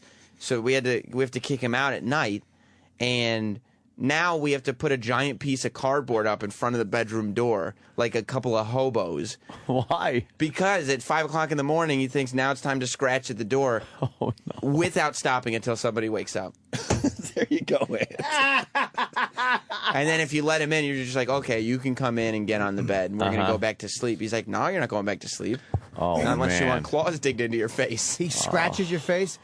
Well, here's how you train. The first time that happens, you pick him up by the stomach and you throw him across the room. Oh, And he would never do that again. You can't do Cat that. Daddy says not to do that. Oh, Jimmy better not ever I've had have cats. kids. Oh, no. I've had cats, but cats are different. You fucking got to scream at them. You can't scold them. It makes them very aggressive when you do that. No, but they know that to scratch your face. You know what happens when I've told him no? I go, no, and I wave my finger at him, and he'll take his little hands and swat at my finger, and I just go, aw. Wait till the first day you come in with a giant gash across your finger. That fucking gash that has like a quarter-inch of pink around it. Yes. Because it's fucking infected in a second. I can't wait for this kitten to grow up. That backwards training is training them after they're a cute kitten is so You know what he difficult. does when I yell at him? He turns sideways to me, hunches his back, puts his tail up and all puffy, and turns his head, and then bounces sideways. And I go, oh! Exit stage left. Oh, look at him. He's bouncing. It's hilarious. How are we doing with the viral videos? I don't know. I just fucking put up that one video. I don't doing well, really right? pay attention. You should. I guess I Got should, a but cute I little don't. fucking kitten Oh, that was made for the internet. Your kitten was made for the internet. Let's get this done. I didn't video. He was trying to steal my beer last night. See, he likes stealing things. So I have the beer in my hand, and he comes up and grabs the pull tab with his teeth and fucking walks away with it. How much of an intervention do you need? Even he sees it. Even the tiny He's been there 4 days, and he's like, oh, there's a problem here. I'm not getting fed. Oh, shit. Until he wakes up. Oh, God. Yeah, well, bad habits, though. You can't teach them later? No. But I mean, I'm gotta start now. It's so much fun when they're a kitten to have them do bad things. Like we used to, if we move our feet around in the bed, he'll attack our feet. That's what he does. Right, but now he still does it. He's 5 and 20 pounds of monstrous cat meat. Oh, no. So he doesn't just realize, I'm bigger now, I shouldn't do this. I meant to send this to you, and I never did. Oh, my God. Because I saw the photos of you with the little cat lying on you. the little kitten on my shoulder. this Oh, is my what God. it looks like. That's retarded. Yeah. Yeah, so's the cat. That cat is as wide as your torso. Yeah. No, that's a giant cat right Fat there. fuck. How many pounds is that? He's 17 pounds. What that's did you big do? for a You cat. fed the cat too much. No, Yeah. he's just a big feral cat. Holy shit. You ever spayed or neutered? Yeah. Didn't you get him wild or something? He was feral from the pound. Oh, see, why'd you do that? It's crazy. Well, because it's like you get free kittens from the pound, and you could save them from being killed. Fuck that. If God, they're you're there, one of there's those probably guys. a reason they were in prison. It's a little baby cat. Yeah. So is he nice to you?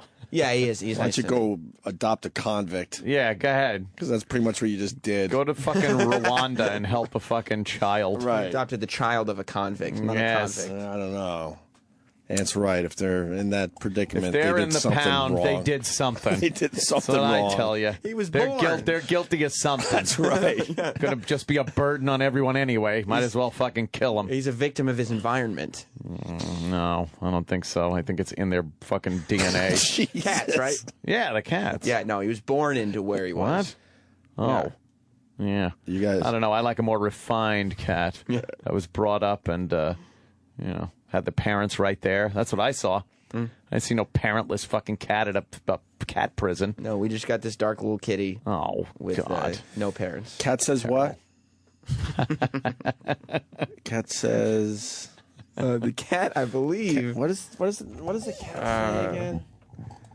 It was. The elephant goes toot, does quack, and fish go blub, and the seal goes ow, ow, ow. But there's one sound that no one knows. What's that?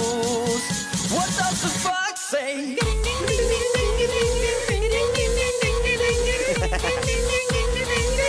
What the fox say? What is that from? Every EDM song. That's from something, though.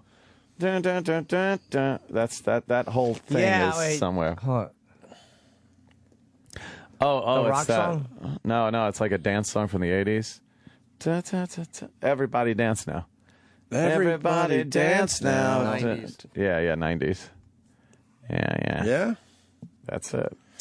Let's say hi to Matt in West Virginia. Matt, talking cats, sir. Oh. What's up, buddy? Hey guys. Hey, Matt. The best way I found to train a cat is you take it and you run it underwater in the sink, and then you put it in a Tupperware container, and you put it in the freezer for about an hour. That isn't even funny. No.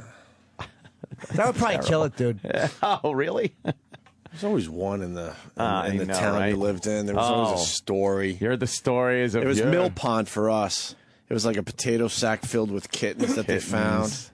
Like, This what guy the used to fuck? take kittens and bury them up to the neck and run them over with the lawnmower. There was one in every town that did some shit with cats. I forget kittens. what story I heard. It was a girl I knew whose father, when the kittens were born, drowned each one, or he stepped on all of them. He killed them all by stepping on them. Oh, was that Fucking terrible? Horrible. Oh. Jeez. I guess Patton Oswalt's here. Okay. Already. Saw All him. right, why don't we take a break then? We could do that. We'll break and we'll get Patton Oswalt on next. Stay there. The Opie and Anthony Show on Sirius Sirius XM. This is the Opie and Anthony Show. Yeah. That's it. It's Pink Floyd Day, Anthony. Is it? Yes. E-Rock's being defiant. He refuses to play the Floyd. Blatant insubordination. We learned earlier that he hates Pink Floyd. Why are we playing this? Because it sounds like the Fox song we're playing off and on today. Does. That would be it. Because everybody. Yeah. We're hoping no one does the E-Rock parody of the Fox song. Yes, because repeating it over and over is not going to make it happen. Oh, he's on to us. Fuck. He's Fourth wall. Took 9 years, but I think he's finally on to us. What does the E-Rock say? Oh. What does E-Rock say? Yeah, you gotta get rid of the Patton Oswalt outside the studio. What's he up to? Well, we're gonna find out what Patton Oswalt is all about. We were having a nice conversation. Oh, yeah? Yeah, he was talking about an old clip from our show that I think his brother gave him, and he loved man. it. Patton, how you doing, man? Hello, what's slapping? You want to tell Ann what we were talking about? Because it's Yeah. definitely worth mentioning on the air. It's the clip of you, and someone combined it on YouTube. It's the clip of you guys dissecting Barry Williams' Branson show, and then goes right into Yakov's Dinner Adventure. Adventure. I think I've watched that. I'm not exact, but probably like 10 times at this point. God. Especially because that's my nightmare for where my career would Right? end up. of like, okay, you got to think about this crowd and what they, because what really is scary about that clip is what they're selling is for one night you get to have the world the way you want it, which is nice. Yes. And quiet and slow. Yes. And it's nice. Remember when the woman's like, you kept the food hot? And she goes, I don't know how you did it. And you realize what these people can afford is a lot of places where the food probably isn't hot, or they don't cook it really well, and there's nothing they can say about it. They have no power anymore. Powerless. So it's like, for one night, it's a world where the food is hot, there's no blacks. All this night, you get to have the world like it was in 1941 when you were still healthy and you weren't looking at death. Like, that's all that is. We might have to podcast that, Sam. That is Write it down. a great assessment of that. And then the magnetic trays we were talking about, and there was a reason for the magnetic trays. Here's the reason for the magnetic trays. They realized if we get rid of the tables, we can pack 200 more people into this room and seat them and feed them like pigs. Like, literally. And I think one of you guys were saying, and when the show's over, they just take a fire hose to the floor and tables and just wash it into a sluice gate, probably at the bottom of the auditorium, and then just get the next round of pigs. The next because they do like batch. 5 shows a day. Like, get them in, move. Oh my God! Yeah. Yes. And then also the care that my personal chef takes, and as he's saying it, there's footage of just mass trays coming out with plastic covers to keep it hot. Like the visual totally negates everything that he's bragging about. My personal chef. He totally slaves over this. Yes, slaving over the frozen chicken cordon bleu that he gets by the fucking the shipping containers are out back full of chicken cordon bleu. You don't think a chef was making it all fresh? I don't think so. Weird. Yeah, and it's weird that he says that it's making it fresh, and yet they show a platoon of frightened Venezuelans who are working in his kitchen that are terrified of being hit. Like, it is the most horrifying. Oh God, that's so many. It's one of our greatest discoveries ever. I'm when fascinated we learned about this. Yeah, with Branson, that whole thing that we were watching that guy. What's his name? Kirby the magician. Oh yeah, and it was like this horrible trying to look like Vegas thing, but the tricks just weren't good, and it wasn't the glitz. It was Branson. You know? Also, you watch it and realize, oh wait, this is 9:30 in the morning. This isn't Rat Pack stuff. This is right. And then we're gonna have my nap afterward, and then 3 o'clock dinner, and then we'll go to sleep, and that's waiting for so many of us. I told Pat if he enjoyed that, he has to do the Joe Piscopo one we did. Where you came in that day and said, you got to see this Showtime Joe Piscopo special. Woke up in the middle of the night, opened my eye, and Joe Piscopo was on. It was a new special that he had. It was Club Piscopo, it was called. And it's like him going, doodle-you-doo-wah, just doing like Frank Sinatra stuff, telling stories in between the songs. This was recent. Yes. Oh, yeah. Most recent Showtime special. Yes. Maybe a year ago at this point. Oh, this is just... I was stupefied.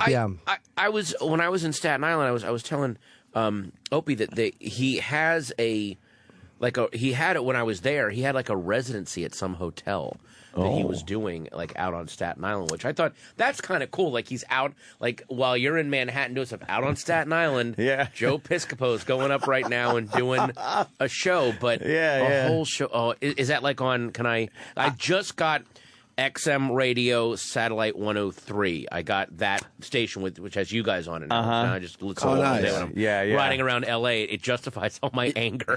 E-Rock's actually going to burn a CD of the Joe Piscopo thing I would. for you. Oh man, I think you would enjoy that if you like the Yakov / Barry Williams the Yakov stuff. thing is great because they match the visuals to everything you guys are talking about. I love which that they're really doing that. adds to the horror of what you're seeing. Like as bad as your descriptions are, all the visuals back up every single thing you're saying. Yeah. I'm hoping There's no denying it. I'm hoping someone does that with the Happy Days thing we did yesterday. Oh, yeah. Because that'll do really well. And discovered a Happy Days episode where they handle the racial issue. The racial issue. Yeah. It was Tom Bosley has a black friend. was one of the original ones. It was not in front of the terrific. live studio audience. It was done on film. It was one of the original ones. And yeah, he was going to be the best man at a black guy's wedding, and they had the black guy at his house, and they had the stereotypical neighbor come over and go, oh, she's all like scared because he's a black guy. We watched Oh, the it's crazy. whole episode yesterday. Oh, wow. On this show. the Well, there's whole also thing. that clip where you guys. I can't believe I'm like it's like I'm a nerd that win a morning with Opie and Anthony. And then remember that one episode that you did when you. But there's this episode where you guys dissected, and this is also on YouTube, the Dudley episode of Different Strokes, in which you uttered the line "Dudley's a goer." I was like, But then there was a website, I think it's College Humor, or it might be on the website, but they pointed out all those very special episodes where a kid is molested, or someone is raped, or someone has cancer, Overdoses. Yeah, or overdoses. Those were live tapings for an audience, most of which had traveled from the Midwest. Like, we're going to go to L.A., we're going to go see a show, and they've bought a ticket, and they've sat there for 4 hours to watch a kid get raped. Like, their big Hollywood trip ends with watching a show about a kid being molested. They just wanted to laugh. Yeah, exactly. I thought you were saying they were the lucky audience. And it was the best birthday I ever had. Yeah, they just wanted to escape. One of those shows, like, I'm going to see the show. It's a comedy. We all laugh. We watch it every week. Yeah, we watch it. And they got to sit there and be the audience that goes, that low, like, The other one time they hear Arnold say, "What you talking about?" It's to a man about to rape his friend in a fucking empty tub. Right. What you talking about? It's not the same. the catchphrase fun tone. isn't as fun. Right. Yeah, it's really, what you talking about? Yeah. This we is do our like anniversary. we do like picking things apart on the show. That's fun. The Happy Days one is the latest one. That was that was yesterday. It was fun. Fun to watch them juggle the racial issue and it was so Gary Marshall style. Yeah. Yes, it was done so ham-handedly. You got a clip there, just Sam? Awful. Or no? I'm just looking up to see what's out. There's a 4.5-hour YouTube video, which is the all parts, the saga of you guys and Joe Piscopo. Wow. So if you have 4.5 Are there hours, visuals and stuff? Because I think there are some throughout. I think the next day we had him on the show. Yeah, it was a trilogy. You were saying, it was a trilogy. Yeah. It's 5 parts, E-Rock is saying, and then then he started coming in. And he's getting girls pregnant all over the place, and we're like, will you stop? He's an animal, Piscopo. He's an animal. We love him. Yeah. In the end, we love the guy. Oh, he loves throwing that seed around, that Piscopo seed. Man, he just knocks these young girls up. He's got to fertilize the earth. Yes, with when the earth loses its Piscopo, the dead will walk the earth. That's why Piscopo's We here. could get him on the phone right now if you want to say hi, Patton. Jesus. I wouldn't know what to say. Want a quick phone call with Joe? We put the whole thing on a podcast too, so it's out there. Okay, the, good. The whole. Right. I'm telling you, the Joe Piscopo stuff is terrific. I love he just refuses to pull out. Like, I really respect him. Oh, yeah. He's had nothing but bad luck, and he just won't stop fucking aiming for the womb. He is a fertile guy. Holy shit. This guy's batting fucking 870. What Hall of Fame numbers he has. Yes. I almost want to just play the Joe Piscopo now. Oh, it's great. Oh, it was so much fun. And then I saw you're all over Channel 11 here in New York. You're all over that, King of Queens, and then I turn on. Then you're at the video store at Seinfeld. that role. That's my great, my that was when you that was my first TV role, and that's the classic first timer on TV. I'm there just to set up Jason Alexander doing something funny, and I'm trying to get a laugh from my all I'm saying is, I'm sorry, sir, it doesn't work that way, and I'm putting so much spin on each of my words. Like, I'm is there gonna make any something way I of can myself. Find nothing? So this is out. Someone has it. Out? Oh, no. I've been to 4 other places. You're the only ones that have had it. Well, I can put it on reserve for you if you'd like. Maybe we could call them and ask them to return it. Oh, sorry, we can't do that. Boom! Maybe they're done with it. I could go pick it up. Attitude. I don't think so. It doesn't work that way? Doesn't work that way. Oh, damn it! And there's my back. Oh, I just Wait a minute. That was one of your first times on TV, though? That was my very first paid acting gig on TV. Wow, that's pretty absolute cool. first one. Shit. What That year? was the first one, 1994. Good for you. Wow, And then I man. got a Hell of a start. Well, after it aired, I got this call from a not even a friend of mine from high school, like this acquaintance that was like, hey, I checked you out on TV. I go, oh, hey, thanks, man. He goes, yeah, I'm thinking maybe I'm getting into acting now, Like I was thinking about this. And I go, oh, and there's a guy that never was, and I go, oh, okay. He goes, yeah, so I'm going to maybe come, if I came out, like I could crash in your spare room or something. And I said, well, I'm living in a studio apartment. My bed is in my kitchen. And he's like, oh, come on, man. I just saw you on TV. And now you're trying to, I go, what do you mean? He goes, wow. You have a house. I saw you on TV. You have a house. Just because and I was one, like, I made less on that gig than I have on any. Like that basically got me an after card. I didn't even get money off of that. Yeah. So people actually will think that. I was guilty of the same thing with our own Greg Opie Hughes here. Back when I was just doing Opie's show from 7 to midnight. I was a big deal as a single out on Long Island. Sir. Oh, I didn't. Out on Long Island. I was kicking ass on Long Island. I'll check your Wikipedia page. Yeah, go read it. WBAB is out on Long Island. Doing and I was, very well for myself. And I would come in like maybe once a week and do something. And then I was like, oh, why don't you come over to my house? We'll hang out. I'm like, holy fuck, this is fucking cool. Yeah. And he tells me where to go, and I'm driving. I'm like, wait, this isn't. What, this should be like a gated community mansion. Right. And then I pull up to this house, and he's like, hey, what's up? And I look around, and it's just a shitty house, and I don't even have the whole house. No, you didn't even have the whole house. I'm running the top half. And I'm like, what the fuck? And then I started thinking, because it was in Northport, and I'm just kind of like, oh, this must just be his summer home.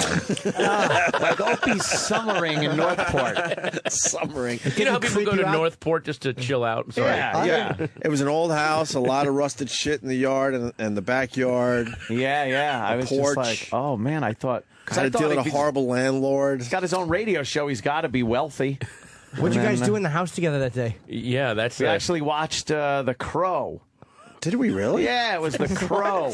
There's something so creepy about you guys in the house watching The Crow. That's so random. Little did we know the future would be this. Yeah. And it was, I remember though, because it was like there was no lights on either. It was really dark. Of course it was. You were off the air at midnight. So what you going for 2 in the morning, fucking brew and crow in viewing? the house, like in that little living room area. I didn't have money to pay the electric bill. Oh, God, that's so funny. You guys watching The Crow at 2 in the Crow morning. Together and You're like, I have plans to conquer New York. Talking about it's going to happen. Yes. But it continued in Boston. We were kicking ass together now, and we weren't making any money. No. We finally made money when we came back to New York. Well, I realized very quickly that was a fallacy, that if you're on the radio, you're wealthy. We were huge in Boston, and we were still struggling.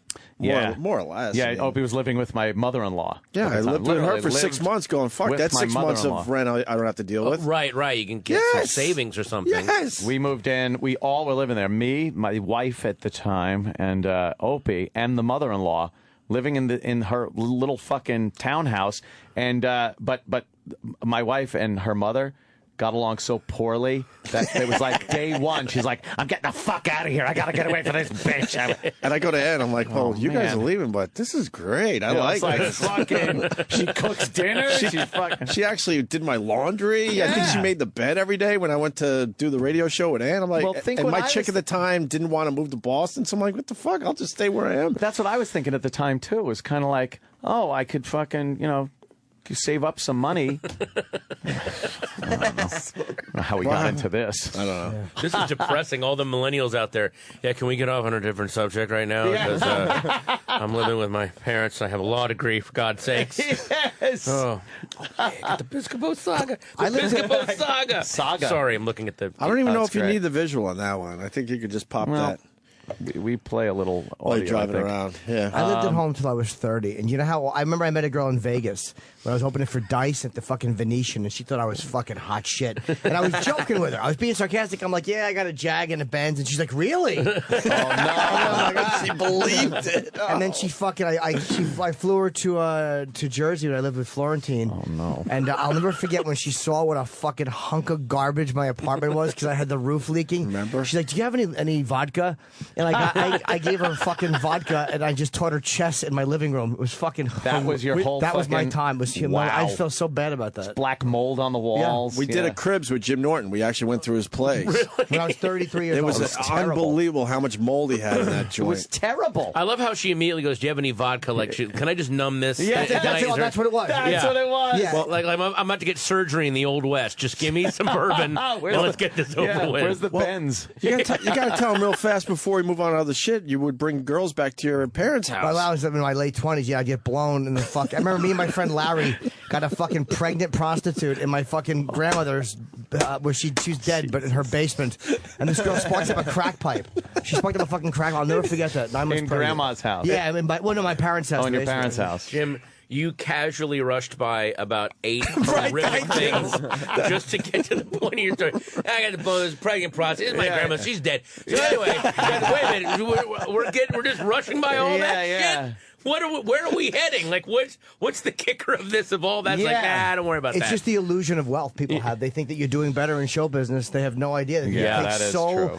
I lived in this house. Just show them the photo being pulled up. That's what, I lived in this house until I was doing comedy for 13 years. 10 years to 13 years is when I lived here. Just the photo. Don't even show them the whole house. It's too long. But just show them the black Lord. mold. There's all the mold on the ceiling. God. Yeah, this is online if you guys want to check it out. Oh, behind that picture. That is disgusting. Look at it. The mold is leaking. Watch when they lift that picture up. This is so fucking Yeah, they were hiding terrible. the mold with that picture, obviously. No, I don't want to. Yes. Yeah, this is where I lived, There's man. mold. Here we go. Okay, they are lifting a picture of. Oh, God. Yep. Oh, no. That's like Amityville horror shit That's right there.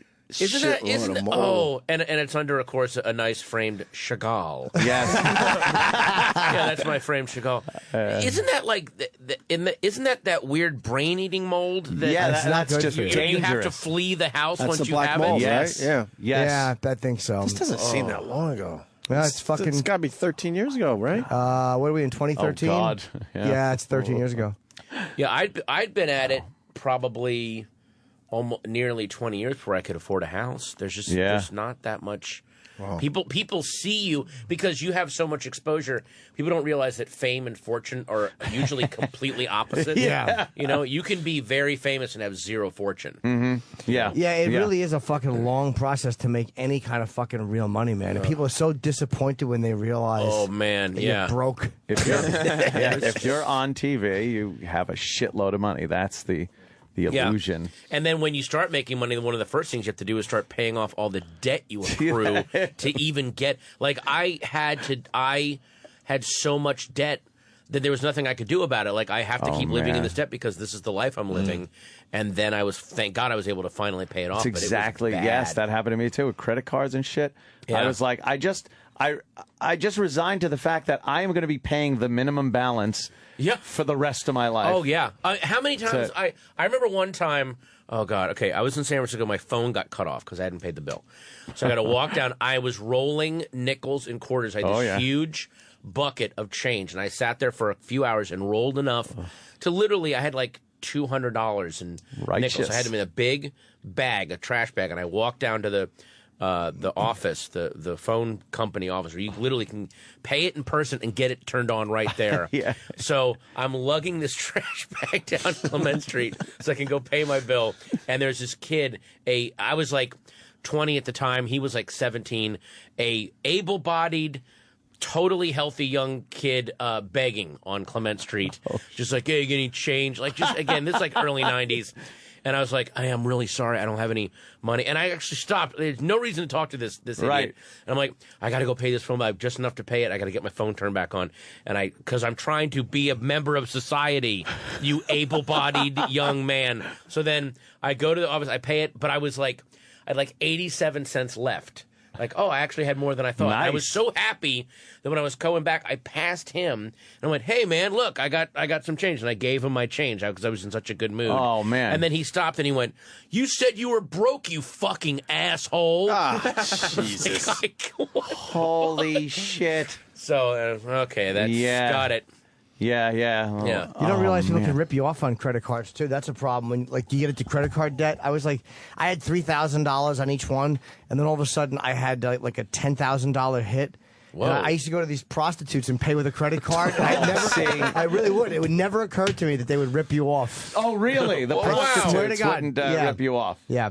So I had to call and fucking get $10,000 worth of fucking bullshit charges taken off my credit cards. Well, that's weird because you haven't seen the Jim Norton Memorial thank you from all the prostitutes for all the rice cookers and laundry machines you bought them. There's a whole that joke went fucking oh my god, could not have been sweatier or clankier. Jim, did you see one time? Oh fuck, clankier. I literally limped my way towards a non-punchline, right? I threw out a dumb story that there really wasn't nowhere to go with. I gave you the beginning, middle, and end. There's nowhere to go with it. Why? That's an amazing story without the details. I didn't even mention that they were trannies. I mean, believe me. Thank God I didn't throw that in. But Jim's face was literally, I was like a special kid trying to get day with him. Like, let's let him tell his story. And then when oh God. Jimmy, when a pregnant hooker shows up, Are you pissed? She didn't show up. We picked her up. Oh, crap. She was a streetwalker. 8.5 months, 9 months. I mean, literally. Oh, my God. Yeah, no bullshit. No. There was and no you had no other problem. hookers walking No around problem like- with it. I don't remember why we did that. I remember she blew both of us. She blew me and Larry, and then she sparked up a crack pipe right by my grandmother's old bookcase, and she had a copy of Johnny We Hardly Knew Ye in the bookcase about JFK. Maybe they were just Jimmy and his friend were reading The Good Earth. They're like, oh, the scene where she gives birth in the rice field. Let's just try to recreate that. Was there any guilt? Yeah, a little that bit. She was 8.5, 9 months pregnant? Yeah. No, it was the drugs I felt bad about. Like, man, you ever smell coke when it's being cooked? It's a fucking... No. It's a very distinct odor. I was worried my parents would fucking smell it. Oh, man. Were they upstairs at the time?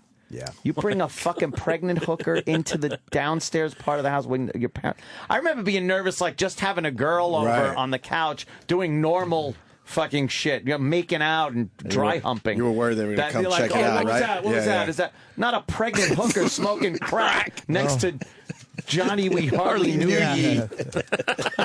I can't wait till Jim gets his Louis-style show and his pitching stories. So in this episode, there's a pregnant, like 3 months. Oh, no, 9. She's got to be 9, ready to pop.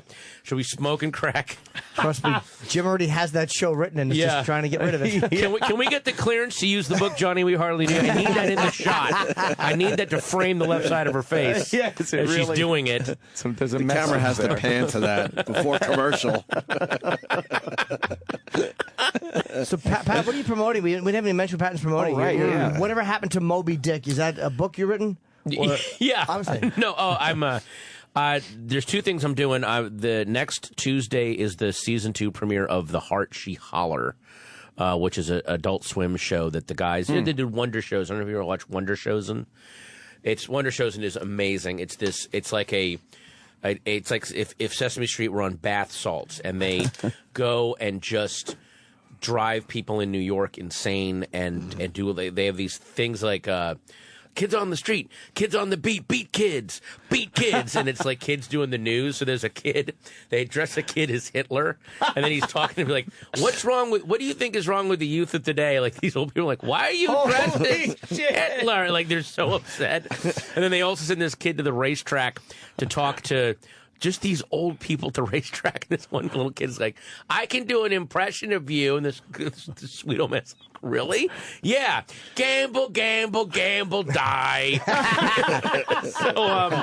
So those guys did this show called The Heart She Holler, which is like, think of the most annoying Brooklyn hipster and what they think the South is, they think a red state is, and then give that person bath salts, and that's what the show is. It's just this insane inbred.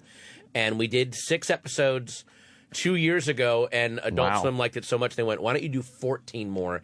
We're going to run them every single night of the month like a soap opera. So it's this weird. Wow. They're each like 11 minutes long, and it's the most nice. They do short shows on Adult Swim. They do very short. Yeah, it has that nice, like, cool.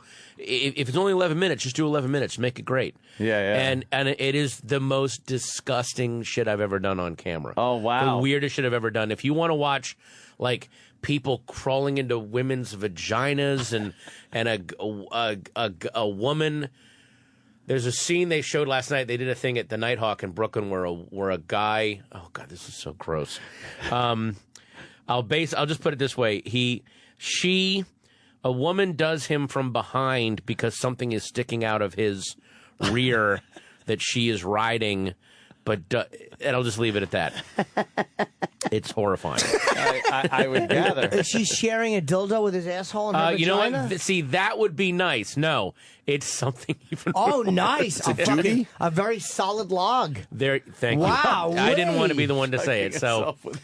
But it's brilliant. It's a brilliant show. And then now that I've said all that, next Saturday, the 21st in L.A., I'm doing the Los Angeles Public Library is doing this celebration of Moby Dick. Wow, look at so that. I'm doing You're all three readings. I'm just going to go to 3 different libraries and read sections from Moby Dick, which they've sent me these sections. I mean, I've never read all of Moby Dick. I'm going to admit it. Sorry. That is a seriously fucked up book. Yeah. Some of the stuff that goes on in that book. It's just pages and pages of just psychosis. So I'm going to be reading some of the weirdest parts because doing this whole thing. Put on a dramatic reading voice? I think I'm going to try to, and then I'm going to get confused and angry because these passages are really, really weird. I didn't know that Herman Melville was so Twisted. damaged. Yeah, like Just a twisted. damaged guy. Yeah. How long is each passage? Each like a page and a half, like really quick, and then I'll talk to the audience about like what the hell just happened, like, and there'll be people there that there's already people like because I was announcing it on Twitter, and then they're like, hey, make sure to read this passage because I've been looking some of them up, and they're really hard. There's some twisted shit in there, like his fucking captain and the cabin boy and shit. And, there's a lot of like.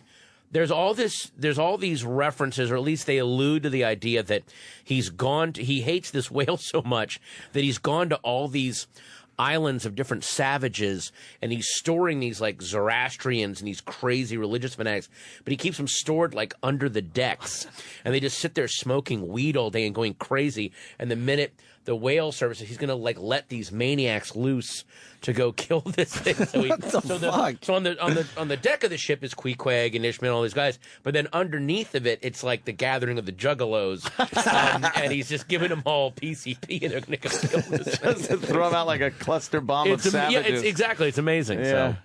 So. I had no idea. No. I've never read the book. No, I haven't either. I know nothing I think about I might have to Moby read Dick. that one. That's cool. I just hear the name and giggle. Yeah. Can't help it.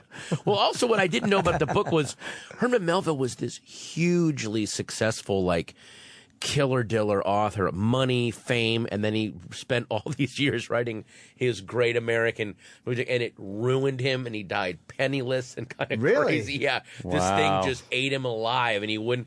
And they put it out. Everyone hated it. Like all their reviews were like, "This is the worst, most unreadable piece of shit." This guy's flushed his career down the toilet. When did it become a classic? I think like 50 years after he was dead. Wow. Yeah, it was really weird. He just kind of blew it. So damn. Wow. Yeah. It was a guy like imagine think of like Bruce Springsteen, and then all of a sudden he stops doing music for 10 years and then comes out with this weird atonal, like he's just banging on like a weird, like a Dixie cup with a mummified penis for 4 hours, and everyone's like, that's it. He goes, this is all I'm doing from now on. They're like, God, he's going, and then he just ends up like dying in a men's hotel somewhere. But then 50 years later, people dig that. that. This is the greatest album ever. Do you know the history of how it turned it around and how it became a classic? I still got to read that part because it's an amazing. It is a fascinating story about a guy burning his life to the ground, and then that becomes a thing. And then his big bestseller books, no one gives a shit about. That were bestsellers during his lifetime. No one reads anymore. When did he? What was his life and death years roughly? I don't know. Did he die in the 1900s or the 1800s? I think he died in the late 1800s, but don't quote me. Yeah, there you go. Get on Wikipedia. We're gonna have to do that. Yeah. He's also one of his big bestsellers was called Umo. OOMO, and if you do crossword puzzles, you see that a lot. Yeah. Just says Melville novel. Oh, this person needs vowels in his puzzle, so here comes Umo. Get no Umo, because that's going to be the one in there. Well, you got 1819 to 1891. He lived to fucking, what was he, 73? Almost made it. 72 years old, right? Lived a long life, died miserable. You doing animation still? Yeah, I do. Well, now I because my daughter is 4 and we watch all these animated shows, and then sometimes I'll tweet about them I can't get the Doc McStuffins tune Oh, out of my Jesus, head. of course. And then they'll call me and go, "Hey, you want to do a voice?" I'm like, "Yeah." All of your favorite like '90s musicians are all doing kid shows now. Mickey Mouse Clubhouses, They Might Be Giants. They do all the music. Doc McStuffins is that girl from Letters to Cleo. Oh shit! And she's like this big songwriter and does so. It's like all of your alt 90 darlings. That's where they went. They all went there. They knew where. Like, there's cash in that, right? Oh my God! Yeah. It's crazy. Like Yeah. they don't have to tour. They're happy. It's got to be easy to write. My son's go-to movie in the car is Ratatouille. So when I saw Patton, I'm like, can I just choke you, please? I'm so sorry. Because when these kids latch on to a movie, they will not let go for a long time. I will say though that's I love the very movie, by the smart way. kid that can watch Ratatouille at age 3. He loves it. And although he makes us fast forward through the scary parts, the whole rainstorm in the beginning and stuff. Well, just because the shotgun, like that's really dark. Yeah, he knows when he's Scary like part. Yeah, but he doesn't want to turn it off. He goes, just fast forward for me. Yeah, I want to see the rest of it. That's crazy. Just be happy that because one of the things my daughter is into is that Dora the Explorer. That's okay. Dora the Explorer. You like Dora the Explorer? How much do you like it? 1, 2, 3. He knows. Oh no! Oh God! It's For us, it's Caillou. Caillou's the whiny little. Bald He's a kid. whiny little fuck, and then I hear my son imitating Caillou. I'm like, no, you're not going to imitate Caillou. Yeah, it's and also that a lot of these, I hate. That's the only one I can't stand out of all the kids programs. Yeah, and she loves and that little theme, that weird. I'm Caillou. I've heard that. Yeah. Do you do animation voices, Jim? Because you have an amazing voice for animation. You should be doing voiceovers. Thank you. I wish there was somebody else in my career that felt that way. A person of power or influence that was managing me. When you guys were playing the early Jim Norton thing with that voice, it sounded like you were doing a voice. Yeah, How we doing? Oh, I should have been had my throat cut. Yeah. That's back at was that here? We did it at NEW. It was We just played played that over recently. Best of. Yeah. We just played it last week. I think. Amazing. When who came in? Patrice fucking Voss. Yeah, they were all. It was like they brought in the Magnificent Seven of Ballbusters and then found the most embarrassing thing. Like it was the perfect storm of ball busting. That's exactly. We've done a few of those over the years. They're very uncomfortable. Yeah. We've played some of our old radio shows from the beginning, and You don't get through Jimmy's whole like stand up. 4 words before somebody just jumps in and starts Whoa, pounding what? you. Yeah, It's so horrible. It's humiliating. Jimmy's voice. it is. Mine was terrible. Yeah, people. Oh, like me. What were you? What were you dressed at? Like, how were you dressed? What were you wearing? It should have been a fucking suit with my hands over my chest and a satin pillow. I was wearing fucking baggy purple, like fucking workout pants. No! Dude, I was a cunt and a fucking a black like mock turtleneck. I was Wow. just a zilch. An absolute zero. At the time, you thought you looked good, though. Oh my god, You know. I sure did. High energy, smiling. They're enjoying me. Always greet him with a smile and be totally inclusive. I listened to no that. one left out.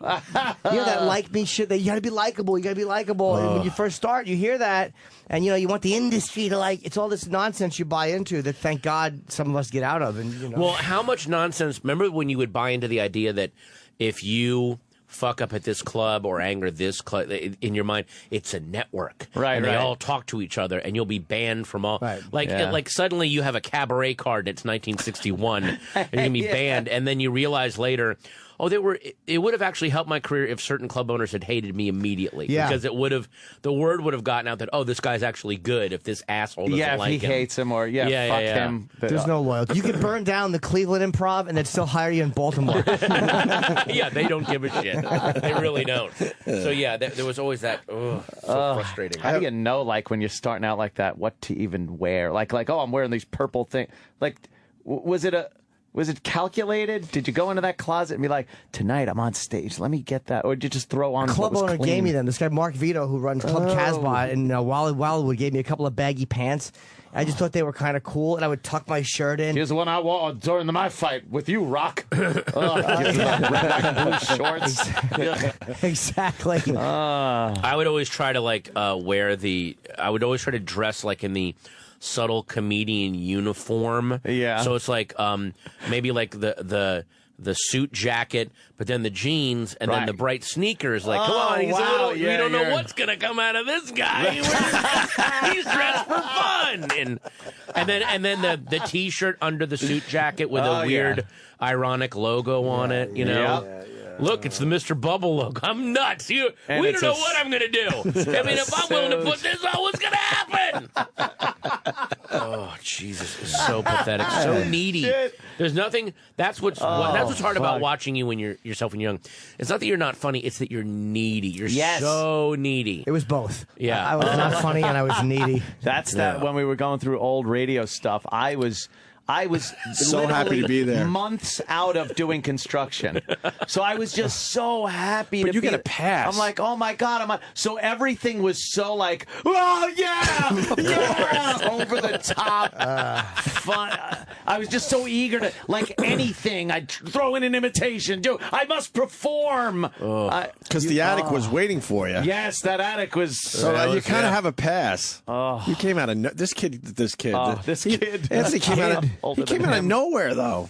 But it is, I started, and that's where he's going. I started this shit when I was 18. He's in his 30s, comes out of nowhere, and fucking boom. But you know what his advantage was, and yours too, is because you started young and you started from with the past you had.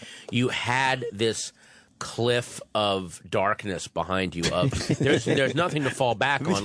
So you've got to work twice. It makes you work twice as hard when you have got nothing. We both had nothing. Like I had when I started doing stand up, I kind of blew everything else. Right. And I realized I can't work in every office I worked in. Either people hated me or I hated it, and I had a terrible attitude because so I'm just like, I have a cliff to my back. Yeah. If I fall back, I will fall off the planet and be gone. So you're one of those people that, well, they fell through the cracks of society. I literally, that's where I would have ended up. I would have been somewhere. All those guys almost made it. Oh. Yeah. Because that's the other side of this. There's guys that almost made it but had the cliff at their back and they fucking fell. How many comedic geniuses do we know? Truly visionary guys that just never... They're just gone, or they're still around. But what do you do? Or they made bad decisions. A lot of them, a lot of people wanted to just work. The big road headliners of like 1992. I started 1990, and a lot of those guys began in the 80s.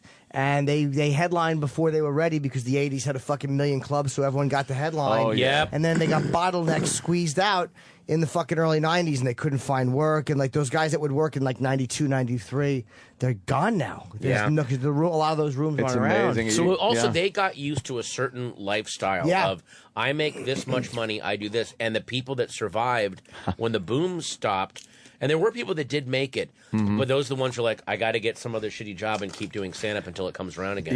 Some people did do that.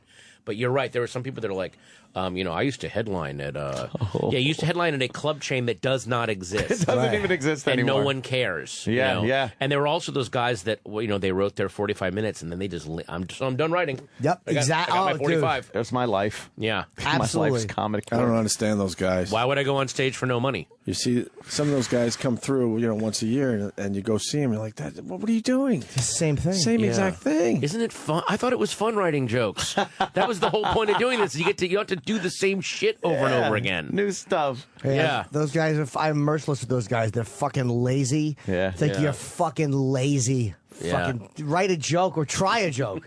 There was same fucking dog shit inflection for 10 years. Oh, fuck you. Fuck you. On HBO, I think it's HBO Classic Comedy, whatever the fuck it is. They play a lot of the old specials from the 80s and stuff. And you see these guys and you're like, oh, yeah, that guy. And he had like a little fame back then. And you realize you never saw this guy after like the boom of stand-up comedy. They're gone. Are they? I was going to ask. Are they still doing comedy, but in some weird the fucking fuck even knows? places? They just or disappear. I don't even know. Some of them just disappear, man. A lot of the guys that I started with in D.C., these headliners ended up on morning radio doing AM. Oh, really? Not like satellite stuff, but I mean like AM local and angry, like beyond conservative, because like there's guy. I remember a guy that I used to work with, and we weren't really friends, work with him, and he was going off about, well, you know, I used to be a comedian and black people in clubs. Let me tell you something, because I've actually experienced it. I'm like, was it yeah, Kramer? It was, well, but it was like, I see what you're saying, but you're basing a political philosophy on 3 bad nights that you had at Garvin's, which, by the way, were bad nights. But you need to and that was his argument with the call. Yeah, oh God, you ever do Garvin's? No, but I remember the name from DC. Garvin's was their big claim to fame. They're gone. Is that they had Dave Chappelle starting out. He got his start there, and they treated him like such absolute dog shit. Yeah, that he left for New York. And then I remember another club, not Garvin's, but one a lot like Garvin's. Dave Chappelle was getting ready for his first hour, the Killing Him Softly, and his managers called the club and said, Dave would like to do the weekend. You can have him for $800 for the whole weekend. He just wants to do sets. You know, this is the last minute. All you got to do is give him $800. So, you know, this is Dave Chappelle, right? Yeah, he probably just wanted some money. He was to already grab Dave some Chappelle. food or pay for his room. Exactly. Right. And they wouldn't pay him. They wouldn't do it. And Wow. then I heard the 2 managers talking, and one of them was like, fucking kid used to MC here for $25 a set 5 years ago, and suddenly we got to give him $800. It's like, well, because he's not the kid you like in their mind. You're just frozen there, and that's you're still the where same you piece. How great is it they're gone? How great is it? The whole thing just collapsed. That's great. Yeah. It is nice when Dummies. you get a club from a scumbag club owner running it, and then it just goes belly up. Good. That fuck. Yeah. It's just the. It happened with bands too. When we used to play, and you know, at the end of the night, you go to get paid, and there's always a problem. You know, well, you know, we had the door count, and it was this. It's like we had our own guy with it. Nah, you know, I gotta go with my guy. And you're like, you're going to screw me on 25 people?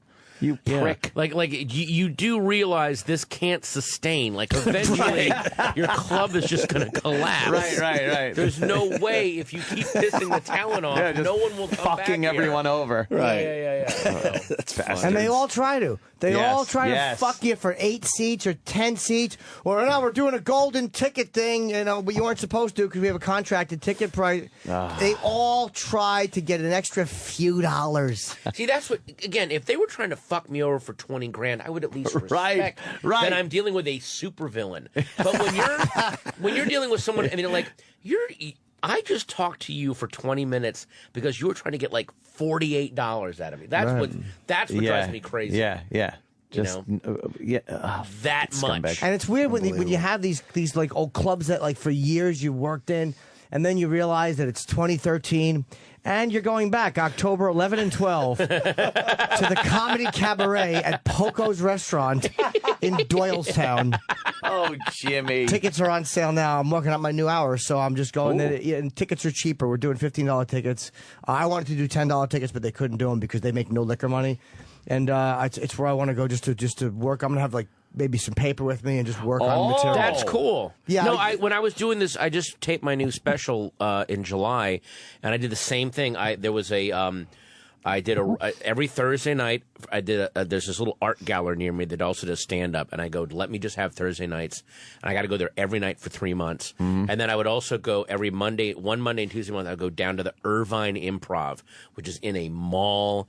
And you gotta edit your shit. Like, you can't just go, let's just see where this goes. Like, no, they want to see a show. So all the stuff that I would kind of spew out at the art gallery, I then had to go edit down in Irvine, and it really helped. It was really good. Yeah. That's really smart. Yeah, I love doing stuff like that. I usually do that right before a special is shot. Like, I'll usually go into smaller rooms and just completely. But that's, you know, you're seeing the special almost.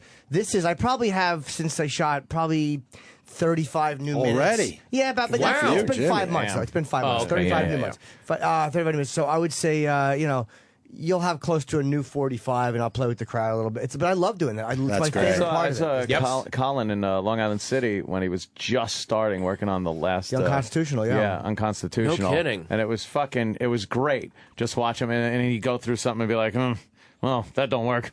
But it was great just watching him all right. throw that shit around and try to. Then he says the fix same it. thing on HBO when he does it. Didn't go over. God, how fucking funny is he? It's amazing. It's depressing. He really It really is. Fantastic. I could do maybe one joke on the Constitution, and it would wind up being about Ben Franklin's gay socks. And he didn't even write the Constitution, which is a terrible joke. Speaking of funny, we do have Jake LaMotta coming in today. Oh, yes, we man. do. For real? Yeah, oh, yeah. Yeah. He's coming in at 9. If you want to stick old is around, he? and he's doing. If you'll let me. Yeah. If not, I'll totally No, leave. you But should God, He's damn. doing comedy too. He's 92. So he's up on the stage where that bull can rage? Yeah. Yeah. Although I can up on the fight, stage. I'd much rather hear myself recite. I can't remember. Oh, Not pretty. that was brutal. Is he really doing watching that. comedy though? Yeah, he did it At for 92. Yeah, oh God, yeah. No, I know, but he's 92. Well, He comes with isn't his Rickles wife. in his 90s? No, he's 80.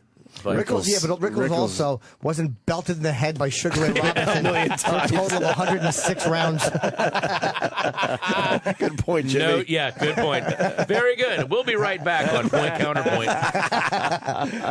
Well, if you're sticking around, why don't we take a break? Yeah, and he'll be in a few minutes. Stick Yeah, around. so yeah. Patton, stay around. Oh, What's yeah. the big Thanks, plug guys. again? It's whatever happened to Moby Dick, right? That's whatever happened to Moby Dick on the 21st. Okay. And then the Heart She Hollered second season on Tuesday the 10th. I'm going to check out that series. I had never heard of it until today. You would, if you like fluids, you'll like the Heart She Holler. And Patton Oswalt on Twitter, he's a really good one to follow. Yes. So we'll continue with Patton. Stay there. Thank you. The Opie and Anthony Show on Sirius X. See, told you we had sponsors. And now back to The Opie and Anthony Show. Back. We are back. Oh, God. Patton Oswalt hanging with us, and we couldn't be happier. And right now, we got a legend walking through the studio. That was Travis. Walking Disappointing. into the studio. Yeah. The great Jake. You want to say it, Jimmy? Like Jake LaMotta. LaMotta. Oh, yeah. Oh, boy. And his wife with him, I'm sure. Very old. Why is it going to be a minute? What happened? He has to wait for his wife to come back. There we go. Never mind. There we go. Hey, Oh, Jake champ. LaMotta. Champ. Fear the champ is here. There don't you fear go. the champ is Take a here. Take a seat, seat, Jake. champ. Take a seat, Jake. Jake LaMotta. Taking a seat. Yes. All right, sir. There you go. What's up, Jake? Wheel up. Man. A legend. Legend in my ass. Oh, legend my ass. Legend. I like that. I can't sit down. No, huh? But do you want him to help you out? Why don't you Yeah. help me out, Travis, and stop? Okay, yeah, go ahead, what are you doing? Drop in. You're good. You're not gonna fall back. Okay. There you go. Is that Right good? Are you good? What do you need? Close.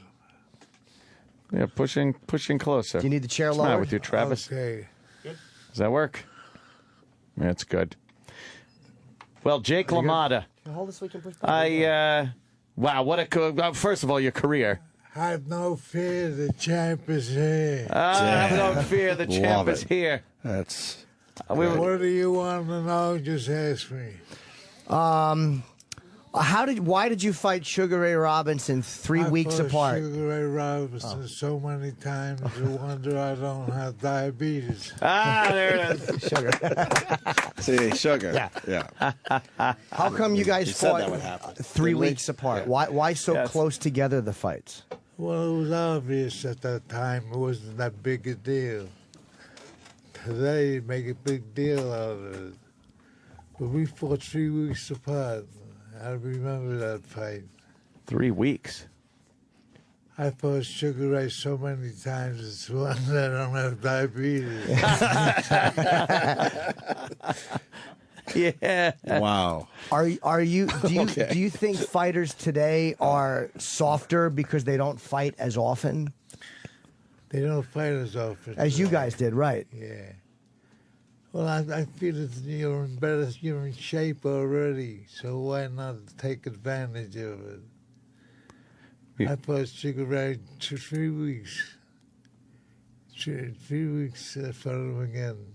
When you The greatest fighter, pound for pound, that ever lived, Sugar Ray Robinson. I mean it. He was a great fighter. And you took great pride in the fact that he never knocked you down. Only my wives. Only my wives knocked me down. And there was the one time you went down at the very end, first time in over 100 fights. I never went down. No? No. What about... got it all boy. wrong. Oh, Jimmy. Wait, how about Danny Nardico? Danny Nardico. That was a slip. Oh, it was a slip? Okay. Okay. Nardico was a bum. No, it was a... No, he was a good fighter. Oh, okay. Good knockout artist. Yeah? Yeah. I fought all the tough guys. All the guys nobody else wanted to fight. I fought them. Who was the hardest hitter? My wives.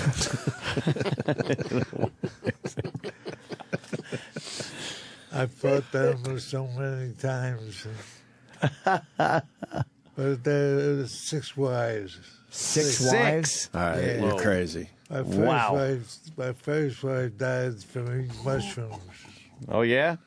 My second wife died from eating mushrooms also. My third wife died from a fractured skull. She refused to eat the mushrooms. I hope all this is going on the air. It is going on the air. Oh, yeah. Let's go. This is going out. All good Come on, fight him. I watch my language. Oh, no, you can don't curse. have It's to. okay. Yeah. You can say whatever you want on here. How accurate was Raging Bull? I mean, I know that it was your friend Pete, not your brother. Where's Denise? She should be in here. She's right here. She's right there. Oh. That doesn't mean left her out. Oh, no. She hits me with her right hand, left hand. She'll knock you out. She's lovely, yeah. Now, do you need a woman who can kind of, are you difficult? Excellent. Is he, we have to get a mic on her. Yeah, let's mic up. Yeah, there's got to be somebody in here in the yeah, studio. it's amazing. Where's everybody? What are they doing Do you outside? want to sit here and use this mic? Oh, Patton. Oh, come on here. Look at From you. the South. Giving up your seat for a lady. For your lady. Besides, I told him I'd give him a couple of coughs. Oh, okay. Yeah, There you just go. give Pat the microphone. There she is. I could bounce off her easy. What's that? She's nice to bounce off of. Oh, She's yeah? nice to bounce off of? Oh, wow. All right, Jake. Good for you. How did you two meet? We met at PJ Clark's about 20 years ago. Here in the city? Yeah. Okay, and did Jake approach you or did you approach him? Well, he kept beckoning me over to him. I don't know if you've been to PJ Clark's. And Yeah. I said to my friend Patty, the bartender, who is that old man who keeps beckoning me over to him? He said, that's Jake LaMotta. I said, who's Jake LaMotta? So after about 8 times I went over and we shook hands, and he was a nice fella. He made me laugh. I went home. I was traveling. I went back to Arizona, and then anyway we became friends. And about a year later, I moved back here, and we've been together pretty much ever since. Now, when you watch Raging Bull, does it concern you that this is the guy? Because it was probably a different Jake now than then, but it's you can't teach an old dog new tricks. Right. So he's very much more calm now. But, he was deaf for most of his life, and I think a lot of his anger came out of not understanding what people were saying. I didn't know that. Yeah.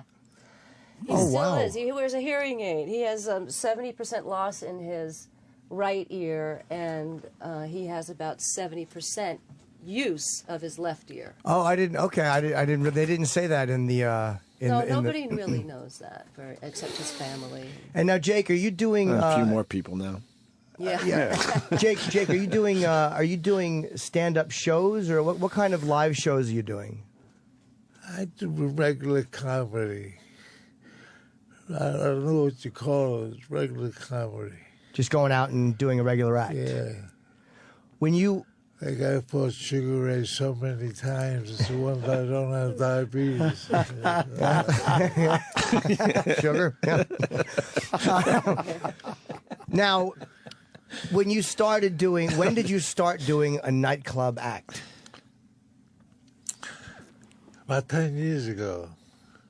I think about 10 years ago. I don't know, honey. I think, Bobby played you starting your stand-up act, but he told me that it was when he was doing it badly. He has great timing. We do a little cabaret act. He shadow boxes. He does stand-up, and we do a dance. My wife never knew I was an alcoholic until one night I came home sober. I'll tell you one thing I found out while drinking. You're never drunk if you can lay on the floor without holding on. I drink whiskey from a bottle or from an old tomato can because I know whiskey will never kill you, but an old tomato can. They let the late action. You know what it means to come home to a beautiful, lovely, gorgeous lady who gives you a lot of love, affection, tenderness. It means you're in the wrong goddamn apartment. See things like that. Oh yeah, see things like that. That's good. It's Good stuff. what time's your wife get home? Remember that? You know what it means to come home to a beautiful, lovely, gorgeous lady who gives you a lot of love, affection, tenderness. It means you've been in the wrong damn apartment. That's cool. Still in the wrong apartment. Fair enough. She hasn't gotten any better. All right. I was afraid. I thought I said that joke. No, not at all. That's all right. Whatever. Doesn't matter to me. Yeah, please. I forget quickly anyway. We're just happy you're here. So, what do you do with yourself now? I mean, obviously you're out and about. You're promoting. I mean, what is a typical Jake LaMotta day at age 92?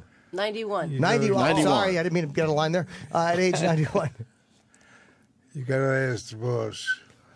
What does he do? Yeah, what does he do on a daily basis? Oh, on a typical day, he wakes up, goes to the store, buys the papers, shadow boxes a little bit, reads the paper, eats a little breakfast. Do you still watch boxing at all? Do you still watch it, or do you lose interest? Oh, I watch it occasionally.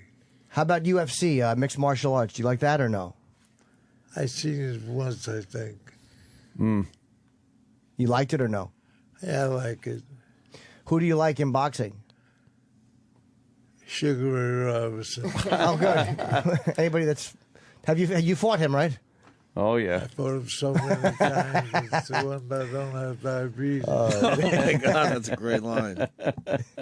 Oh, Jake. So we do want to tell you that we're appearing at the Metropolitan Room on Friday, September 13th, Friday the 13th, 7 p.m. It's a return engagement, so please come and tell all your friends. And then on Sunday, September 15th, Jake will be appearing at the Orchard Beach Classic Car Show in the Bronx. Wow. He's going back to his native Bronx. So everybody can come out and see him there. Signing things and just kind of, is he doing anything at the car show? He's signing. Oh, he is autographs. signing. Oh, cool. Yeah, having pictures taken. Yeah, I have a photo with Jake. I got to get signed. I mean, a chance to get Jake LaMotta to sign something. Oh, yeah. That's pretty special. Yeah, yeah. Really and he has a documentary coming out. That's our documentarian right there. Whoa. Filming. And also It's a got new good stuff movie today. called Bronx Bull by an independent company. Right, Bronx Bull was kind of the sequel to Raging Bull, No, it has or no? nothing to do with Oh, Raging Bull. Jimmy. I just thought Jimmy. I didn't think so, but the dumb listeners did. So I speak from these dummies' point of view, so their voice is being heard. I told you, blithering idiots, this twice. Sorry. Sometimes I put my Independent film, and it starts when Jake is 15 and comes all the way up to meeting me. Wow. So when you met Jake and this guy is waving you over, do you have to kind of go back and... So funny. It was 1992, and he was wearing a baby blue leisure suit, from the 70s. And he was beckoning me over, and I didn't know who he was. And finally, I went over and said hello. And Praz was there, his friend, who was dressed to the nines. And all of us weren't feeling any pain. So we had a laugh. And then, like I said, I went home to Arizona, which is where I was from at that point. And I still have property there. And about a year later, things happen in life, and I moved back here. Nice. Do you and Jake? You've I think testified that you had thrown a fight, and is that one of those things that you look back on and you regret? Do you have feelings about that? The fight that the mob kind of got you to throw? Yes, I guess I did, but there's nothing I could do about it. I had to play ball for one fight. Because you wanted the Marcel Sedan fight. Yeah, before I fought Marcel Sedan. And he was a great fighter from Europe. And it happened that I met him. Well, Jake, tell us about Laurent Dautuil. Tell us about that fight. I fought Laurent Dautuil with 23 seconds left of the 15th round. I could not win the fight. But I knocked him down. They counted 10. There was 23 seconds left of the fight. I was very, very lucky to retain my title. Ring Magazine called that the toughest come-from-behind fight of all time. Well, it was amazing to watch I was watching footage of the Robinson fights, and it's interesting to me. Like, what was it about you that you just wouldn't go down? Is it because you stayed so close, or it was amazing how you wouldn't fall? That was my style. I got less punches by being aggressive. I got less punches. The other guy was so anxious, so ready to protect themselves that they wouldn't fight back. And it was a very good idea to keep it close and keep on throwing punches and never back it up. I don't know how to back up. He still doesn't know how to back up today. He doesn't know how to back up. He really doesn't. So that style in the ring is actually who he is. Yeah, that was the great stuff to watch, was this inability. And did you like fighting more as a middleweight, or you went up to light heavyweight at one point, or no? I fought was light heavyweights. The little guys didn't want to fight me. Oh, they wouldn't fight you. No, so I fought the big guys, all big light heavyweights, all bigger than me. And they wanted me to back up, and I don't know how. So I absorbed all the punches that they threw at me. Oof. I smothered the punches so they didn't get the full power up behind it. Yeah, they said you would kind of go with a punch, right? You would kind of take it and move with it. I had a knack for grinding with a punch. Because those the guys I fought, I wouldn't be around here talking to you if I didn't learn something about protecting myself. Right, so you were maybe a better defensive boxer than people gave you credit for. That's right. You're pretty smart. Whoa, Thank Jimmy. you. You're the first person to ever say that. Great aggressiveness is the best defense. They don't know that. They don't understand that. But by being aggressive, I avoided getting less punches that way. Now, the injuries you took back then, I mean, were there any injuries you took that you thought might end your career at any point? No, not that I could think of. All the time I was fighting, I was thinking of being the best of my ability. When you first started fighting in 1941, what was the money like? 41. That was 1941, yeah. What was the money like in the 40s? Not so big. It wasn't big, right? Like, what was a typical, like early in the early fights, what was a typical purse? $50. And a watch. $50 and a watch. And do you get jealous when you see guys now fighting these fights and making $10 million? More power to them. More power to them? Well, the more they can make, the better I like it. Because I know how tough it is in the beginning trying to get there. It's not that easy. It's very tough to get started. So I had to develop a reputation and a name that nobody could knock me down. No one can knock you down. That kind of became the thing that attracted people to seeing you. Right. Do you think that does the mob influence in boxing, which it was for a long time, do you think it's still there, or do you think a lot of that's kind of gone away? No, it's gone. It is gone? I think so. What do you think ended it? I don't know. It wasn't worth it. Was it the Kefauver Committee? Did they have something to do with it? That was a long time ago. But didn't they have something to do with the decline of the mafia in the boxing industry? I think they did, Denise. I'm proud of you. Mr. LaMotta, this is Senator Kefauver. You know, he went before the Senate subcommittee Right. on racketeering and boxing. So the Senator Kefauver said, Mr. LaMotta, and how can you, on $5,000 a year, afford to keep a girl at the Waldorf Astoria? It's not easy. She does his impersonations. It was the real people. I know what I want to ask. Would you, the thing about not having sex before a fight, is that a myth or is that true? I think it is true. But it never bothered me because I stayed away from it. You stayed away from it? It just bothered your wives. Because I had to fight tough guys. I fought all tough guys because I didn't bother nobody. And I thought the bigger they are, the better I liked it. I went right after them. Short, they were all bigger and taller than me. And that's what happened. Were you scared? I don't think I was ever scared. I developed such a habit of protecting myself in the ring that I fought everybody, and I wasn't afraid of no one. I barred nobody. I fought them all. Would the younger contenders kind of avoid you or have to be forced to fight you? No, they weren't forced to fight me. I was forced to fight them. All guys were more experienced than I. And I barred nobody. I fought all the black men.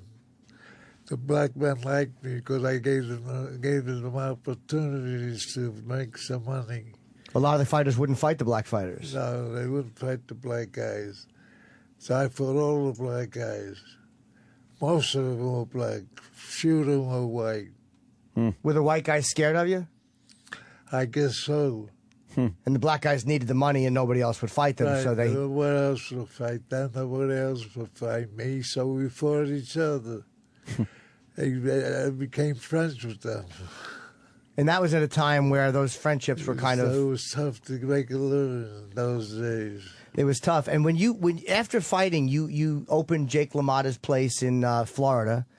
And how long did you have that for? Don't mention it. Don't mention it? No, I mean, you could mention it. No, but I had a lot of problems. A lot of problems, yeah.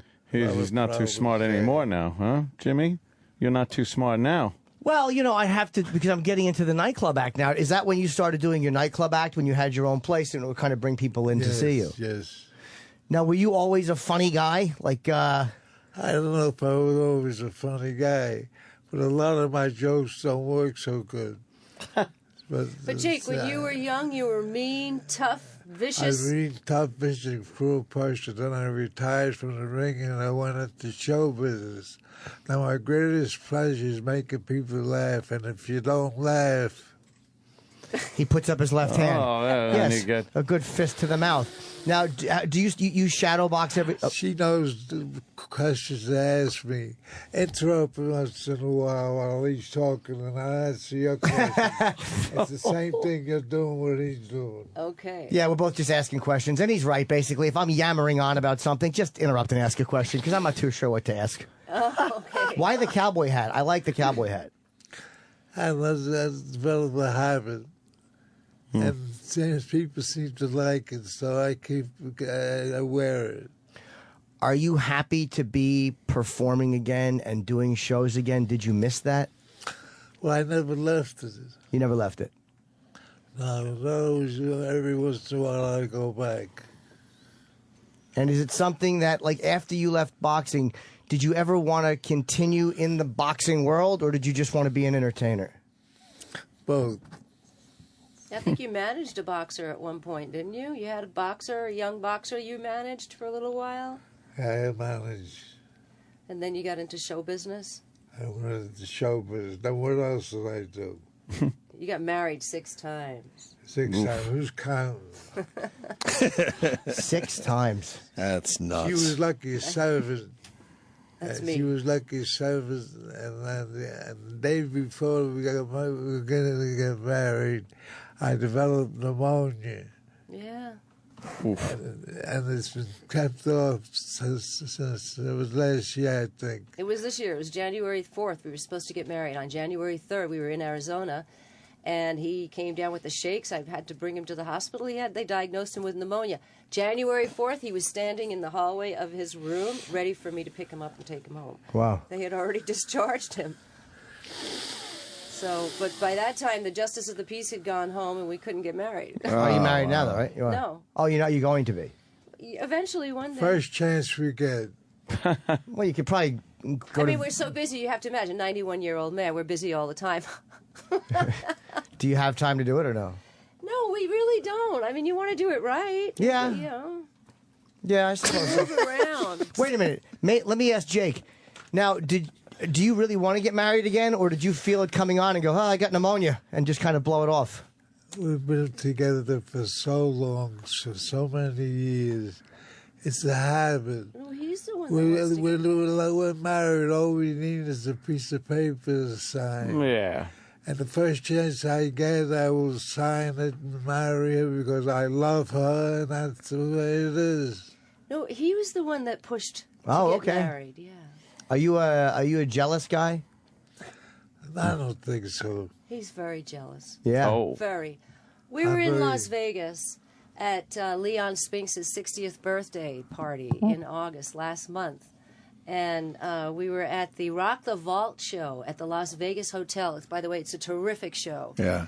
And they had all the guys up there, and Leon's wife wanted to get up on the stage and dance a little bit. So she grabbed me. We went up on stage. We danced a little bit. I came down from the stage, and everybody was rocking. And he started lit into me like it was a real problem. I was up there. So he went back to his old type, you know. No. From, you know, being raised in that old tradition where I guess, you know, the lady just doesn't do anything like that. Did he ever belt you in the face? God forbid. Never. You know, I got to ask. Never. But it really upset me because he was verbally abusive when I said Oh, really? Oh, yeah, wow. and my shoe broke, and we were having a great time. So when we came out, we were going to go to the after party, and he didn't want to go. I said, we're going to the after party. And we went to the after party. We had a great time. So, and then he apologized later on, but you have to talk to him after the fact because during the time it's heated. There's no reaching him. He says to me, well, just, you know, tell me. Yeah, right. I'll tell you. Yeah.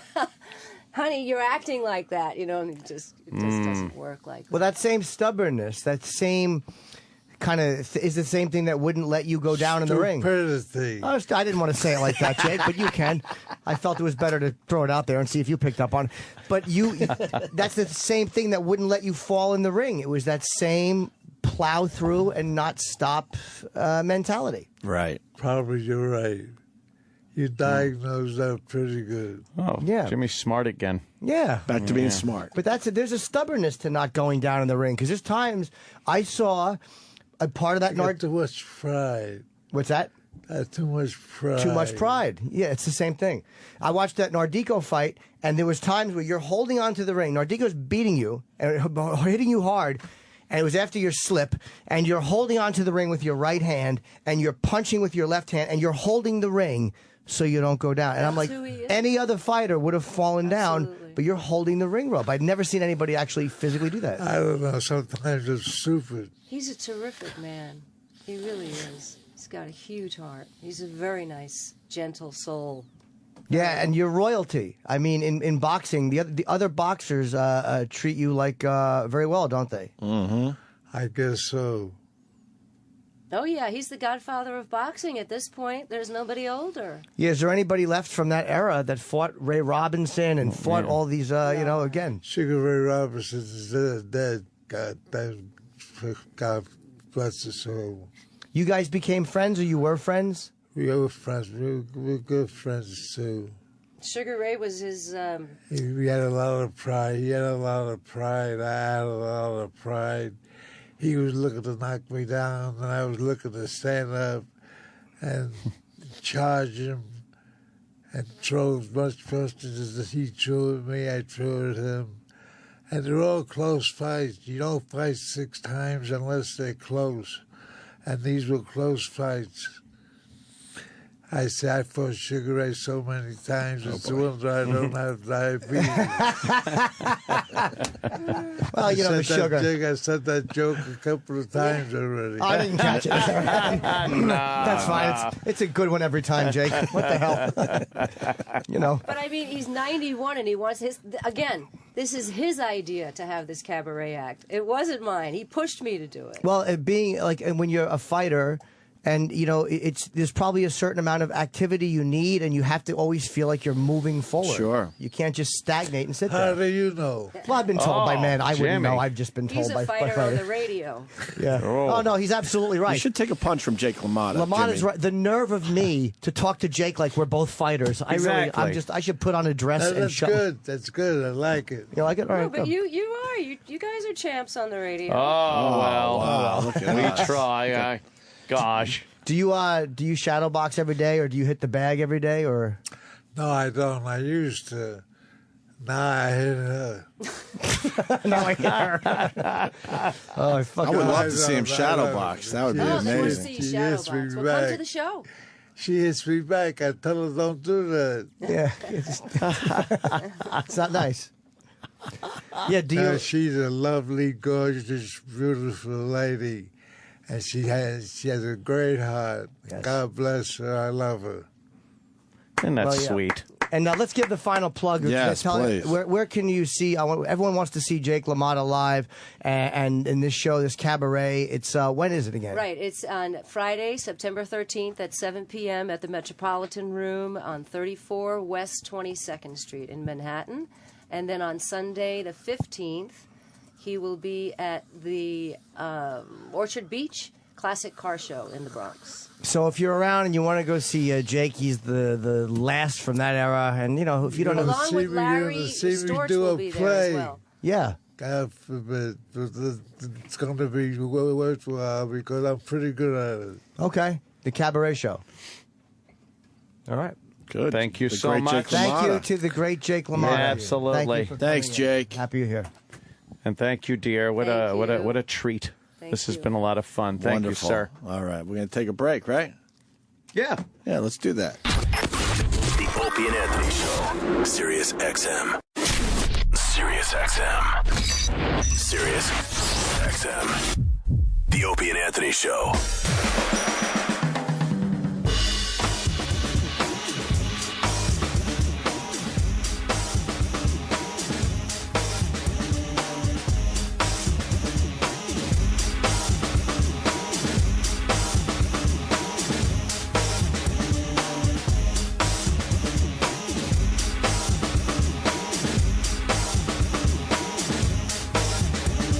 The great Jake LaMotta. Once again, thanks for coming in, man. The legend himself, 91 years old. Yeah, that's something. It was very, 91. very fascinating. Wait a minute, he's 91, so that... Wait. So he was around, I think I'm right, before MTV? I'm not good with math. I think he might have been around... Yes. I think it started later that year. Okay, Yes. okay. Yes. His fights, if you look at the dates of his fights and stuff, it was like 20 fights before World War II started, like before America's involvement in World War II. I didn't know that they would do fights that close together. That's crazy. I'm amazed more guys didn't 20 die. fights a year in 1 year. 3 weeks apart. It's just gotta hurt. Brutal. Like you'd still hurt. Like I You'd don't want still to be get punched. ringing. Yeah. I don't want to get punched in the face because it still hurts from the last punching. Or were they tougher because they'd been punched so much that they just didn't care? They're like, it doesn't matter. I've gotten over the fear of how awful this is, so I can just plow right into guys now. But to not go down, though, like that's the amazing thing about a guy like that is to literally get punched that hard, that many times, and to not go down. Yeah. I mean, what a and bull. his compensation for, well, I never really learned how to do any backup is then I'm going to need to learn to absorb punishment or I don't have a career. That level of decision making is beyond me. But it's appropriate that he goes into comedy after. That is, exactly. Yeah. What better way to fucking... And there was that moment, and it was kind of funny where you called yourself on it, but there is that thing of comedians wanting to, we are kind of like boxers, and no, you're not. No. But you, in your mind, you're like, yeah, the humiliation I go to. Yeah, but you're not pissing blood after a bad set. You're just kind of going, they did not like me. Yeah, that was.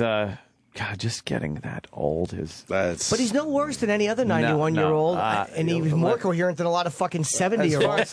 As far as coherent goes and stuff, that's fine. It's right. Tells the one joke a few times. Who cares? Memory's not good. Five times. To sit there, like to watch him sitting there, it looks like he's constantly trying to just stay alive. Yeah, like it's work to just live.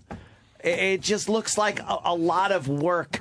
Yeah. Well, there's also got to be that thing where all great athletes learn to stop listening to your body and have the mind tell the body what it's going to do. Because the body will always tell you, like, hey, we should stop, I'm tired. The mind's like, here's what we're going to do. Yeah. So it's a mind, like his body is constantly going, hey, let's just die now. Like, we're ready. And the mind's like, nope, we got to do a show on the 13th, so we're not going to die yet. We have things to do. Yeah. And she knows we're all looking at her like, are you behind this? Where he's still performing, and she wanted to make it perfectly clear it's him. Yeah, she jumped out pretty quick and was like, the funniest thing I saw during that entire interview. She sits down, she goes to cross her legs. I see Jim look right up her fucking skirt. I looked right in your eyes, you fucking, and she was talking to you at the time. You were looking at her eyes. You see anything, Jimmy? And Jimmy just goes just her right legs. down to fucking. Oh, I wish Jake had caught that. Oh, yeah. You looking at my wife? Yeah. You looking at my wife? Did you see a punched out eye? No. Oh, God. A little leg. Yeah. I saw she had very nice She was legs. sexy for an older my broad. God, yeah. How old do you think? I'm going to guess in her 50s. 50s. No. Yeah. She's got to be older than that. 60s, Really? Easy. I would think she's I'd say older late than that. 50s. Yeah. Late 50s? Late 50s. What? No. Yeah. No. Hard to say. I got to go mid-60s. Saw a little nipple placement when she took her thing off, and they weren't down as low as I thought they'd be. That wasn't bad. I got to be honest. Are you a weatherman? The nipples are not as low as we thought. We were predicting something a little lower, but his hands look like they're in the shape of boxing gloves now. For like the thumbs are at this weird lower level. You know what I mean? Like it's the years of. They have this weird shape to them now. It's amazing. I was looking at his hands too, and from the movie where he's like, my hands are too small. Little girl's hands. A little guy. He does have little Very hands. small hands. Yeah, we've Never had gonna fight boxers. Joe Louis. Yeah, we've had boxers in here that just you shake hands with them, Ridiculous. giant fucking monster hands. Oh, really? Oh, yeah, yeah. and his were like they were kind of Little hands. We have a lot of boxers on the show. Yeah, a lot of them. And Jimmy's an expert at that shit, so. No, I know. I don't know. We almost had Sugar Ray Leonard cry on our show. That was amazing. What? Yeah, he started getting into some shit About that his happened to molesting. him. Some molestation, and he Did you show him the Dudley episode? Is that, yeah, get over it. It looked like he went a little further with us than he has in the past, and he was really close to But breaking then down. one of my coworkers got a little uncomfortable. Oh, that's right. I forgot. Anthony couldn't handle He the bailed him out. He's oh, no, it's okay. You know, you're here now.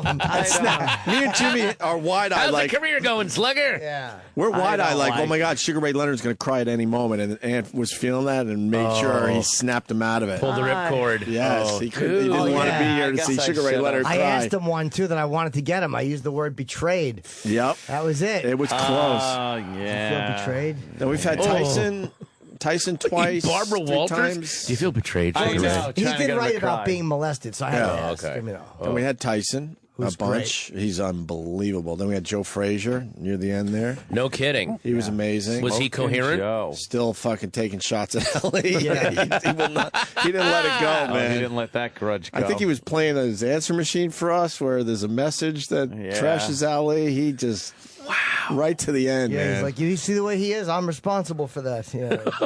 Joe was not happy with Ali's taunting and calling him an Uncle and he Tom. sang. You got Joe Frazier singing for Patton Oswalt. Isn't that amazing how many boxers Jake has outlived?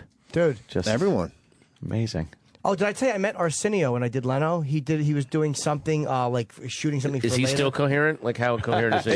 He looked really fucking skinny. But I asked him about the Ali interview, and I talked to him about how I think he got like the real last Ali interview. I mean, Oh wow, really? Do you remember when Ali was on his show? And he was like, he could hardly talk. And then Mike Tyson was the champ, came on, and Sugar Ray Leonard, and it was a really cool like. I don't remember that. That's amazing. I didn't know they were. Yeah, it was great. And Ali admitted that he was scared of Tyson. And I said to Arsenio, I think you got the first publicly humble moment out of Tyson. Like, everyone saw him as just this beast. And then, you know, with you, he completely gave way to Ali and completely conceded Ali's. And it's like no one had seen Tyson talk like that about anybody. It was really nice. Yeah. It was nice. That's amazing. We got a clip of Joe Frazier just for Patton Oswalt. Oh, let's hear Who him. decided to hang out with Joe. us, and we're very happy about that. Where's Russell Peters, by the way? He's not here. Thank you. I know that. He was going to try to get up early. I don't know. Maybe wasn't in the cards. I like that Sam states the obvious. Where's Russell Peters? Well, he's not doing 20 minutes on the console. Thanks, Sam. Fucking narrows it down. He's not in the building. Here's Joe Frazier. Here he goes. Mustang Sally. I don't know that one either. That's the old. Think you better slow your Mustang down. That's what I'm trying to tell you now. Mustang Sally now, baby. Oh, yeah. Think you better slow that Mustang down. You've been running all over town. Ow! Guess I have to put your white feet on the ground. All you want to do is ride. How is boxing legal?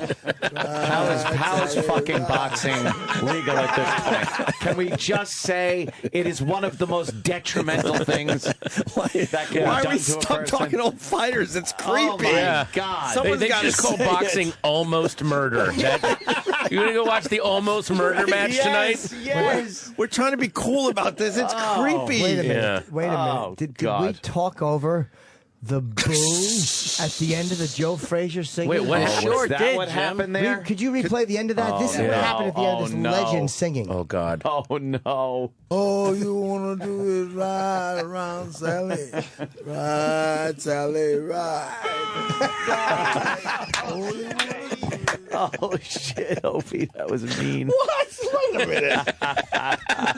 I don't have that boo. I'm still dealing with the cake thing. Leave me Play alone the for a Homer while. Simpson booing. Oh, it's so... Yeah, but it's got to be said. It just creeps us out. Why do we have to interview these guys? They all just. I mean, brain being rattled around and Rattled add some around. age to it, and I wonder if it's like if there's an element of like out of shape guys, well, like me. There's an element of pleasure of like, well, no, I don't fight like that, but I'm still coherent. least I could fucking put I together a can. sentence, So yeah. that makes us feel better about our lives. You know what? maybe, yeah. It leads to a video I was telling these guys about that we should see for a couple seconds. They went super slow-mo on some UFC highlights. Oh yeah, I want to see that. I think if you go to E-Bomb's World, I saw it there. I couldn't sit through the whole video. It was so fucking creepy what happens to the head when you're taking a fucking punch. Can I see Sam? I can't see. Is this E-Bombs World ran this amazing clip a few days ago of a guy in a poker game, one of those, and he goads the other guy into betting. Oh no! And then he ends up and he loses like a $900,000 pot, and he could have won if he just shut his mouth and the guy had just folded. And he made it, and then the look on this guy's face is like you can watch a soul die. Wow! You watch I love that. a soul actually die. Wow! Yeah, just go down. It's on the front page still somewhere. A little further down. Yeah. Scrolling. Sorry, right there. Yeah. Oh, I dear. couldn't sit through this whole fucking thing. I know it's a visual. We'll put it up on our Facebook page. Probably Opie turn Anthony. that volume down. That's really annoying. But those super slow-mo cameras that people are doing a lot of cool things with now. Oh, ow! That's just nothing. the way but just Watch the headshot. Oh, his whole head like a skull. Watch. Oh, wow! This is what. His head bent. The whole skull bends. Oh God! It looks like all the skin's gonna fly off his skull. Yeah. Oh dear. Oh boy. Yikes. See, that can't be. Oh! His other ear on the other side of his head moved. Rattles. Yeah. Everything rattles. Ow! That one looked like his whole fucking hair was going to come off. Oh! It looked like his whole. Did you see that? It looked like his whole face flattened. Yeah, well, you know. Wow. Oh, yikes! Good night. Oh, he went Bye. Yeah, we just. Oh, they missed. Yeah, they both have arms locked. Yeah, but even when wow. you see the damage it does to the torso, you see Yeah. everything gets. Oh dear! You kick. There's a. He misses the kick. Oh, kicked. Yeah. There's a fucking spinning back fist to the side of the head. Yep. Yeah, I mean it's. But to see it in slow mo, yeah. it's unbelievable. God knows what's happening to your brain and to thank you. your insides. Yes. Like your organs. I wonder if these guys have like problems with like bowel movements Right? and urinating. That's gotta mess you up. I hope so, because I do, and I've never been. Isn't that unbelievable? They must have to like suck those morphine lollipops they give those guys Yeah. just to get through your day. When you look at the way you think your skull is pretty solid and stuff, but their whole head bends when you get Everything punched in the just side of the gets head. completely distorted for a split second. Whoa, That's going. Wow, that's a hell of a move right there. Yeah. That was from recently, I think. That was ridiculous. That was the Benson Henderson fight. Ow. We just lost that. But anyway, that'll be up on our Facebook page. That was tough to watch. It's the same with football. I was reading. I always get the Best American Sports Writing compilation every year. So there was this article in one a few years ago about this old football player who is in so much chronic pain that he has to. He uses a taser at night. He has to tase himself to sleep. He's in that much pain, so he tases himself so he's totally numb, and then he can fall asleep. Is it a guy we know from the past? It's this guy. It was an article in one of the Best American Sports Writing, like 2009. And Okay. It was so brutal with this, like. I mean, you think about like they're improving the helmets now, so that. But think of the guys that are still alive from the 70s, Sure. 80s, and what they did to themselves. I don't know what they're going to do with football. I think football's in trouble. These guys are getting too quick, too fucking strong. Yeah. I don't know how they're going to keep that sport going. I think there's got to be a point of no return with steroids where you build your muscles to the point where your skeleton can't support what you're doing. Like, forget even you hitting somebody. You are lifting weights and running in ways that your skeleton can't. Like, it's not meant to do that. You need some kind of skeleton steroids. It's like you're tearing build yourself that up. apart. Yeah. Maybe if they could add adamantium to their bones, like in the Yes. Wolverine comics, that would be an interesting thing. If they could add all of that. I think that would actually improve football, I think.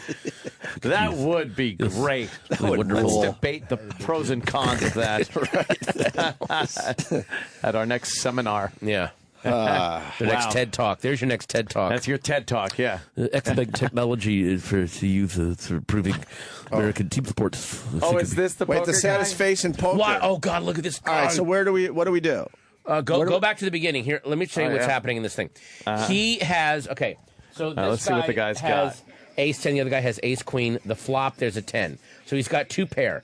All he's got to do is shut up and let the guy fold. Ace 10, he's got a 93% chance of winning. All he's got to do is just be quiet. Two poker pros here. Gil dropped out of Cal State Chico. Watch this. Berettas graduated from Harvard. Gil born in Madras, Oregon. I can't even find that out. So Gil is...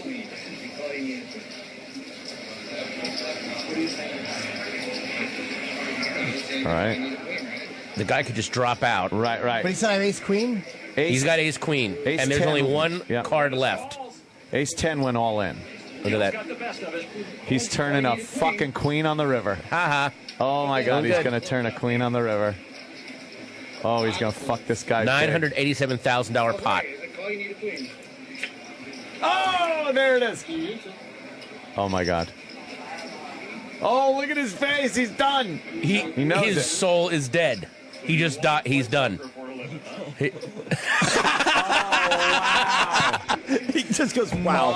Oh, wow. And goodbye. out. Thank you. He's out. Goodbye. He's out. You did a good job, man. You did a good job, man. Bye. Goodbye. I'm never recovering from that. He's lost. Basically $1 million because I didn't shut up. Until 2017. Wait, so how did he talk his way out of that guy folding? Because he kept going because the guy's thinking maybe I should fold. He goes, oh, really? Because, mate, you got, who knows? Could be enough there. And, He thought he just wanted him to bet against he could get even more money. Yes, he wanted more money. He got greedy. Yeah. And was like, he got greedy. Hey, you could get it. Come on, man. And the Yeah. guy's like, all right. And I'll then call. he was so excited to then turn his cards and go, oh, 2 pair. Oh my gosh, I guess you got to get a queen. You got to get a queen. And then the guy gets. Oh my God! It's the only card that he had to win with was a queen. Queen. It's just in his face, like the way his face looks like. No, that didn't just happen. Yeah, that did not just come out. It's you literally watch a guy who has life in his eyes, and then the light gone. His eyes just like dead. The Terminator. Yeah, exactly. I know why you cry, but it is something I can never do. Yes. No, that sounds more like Anthony. Yeah. Oh well.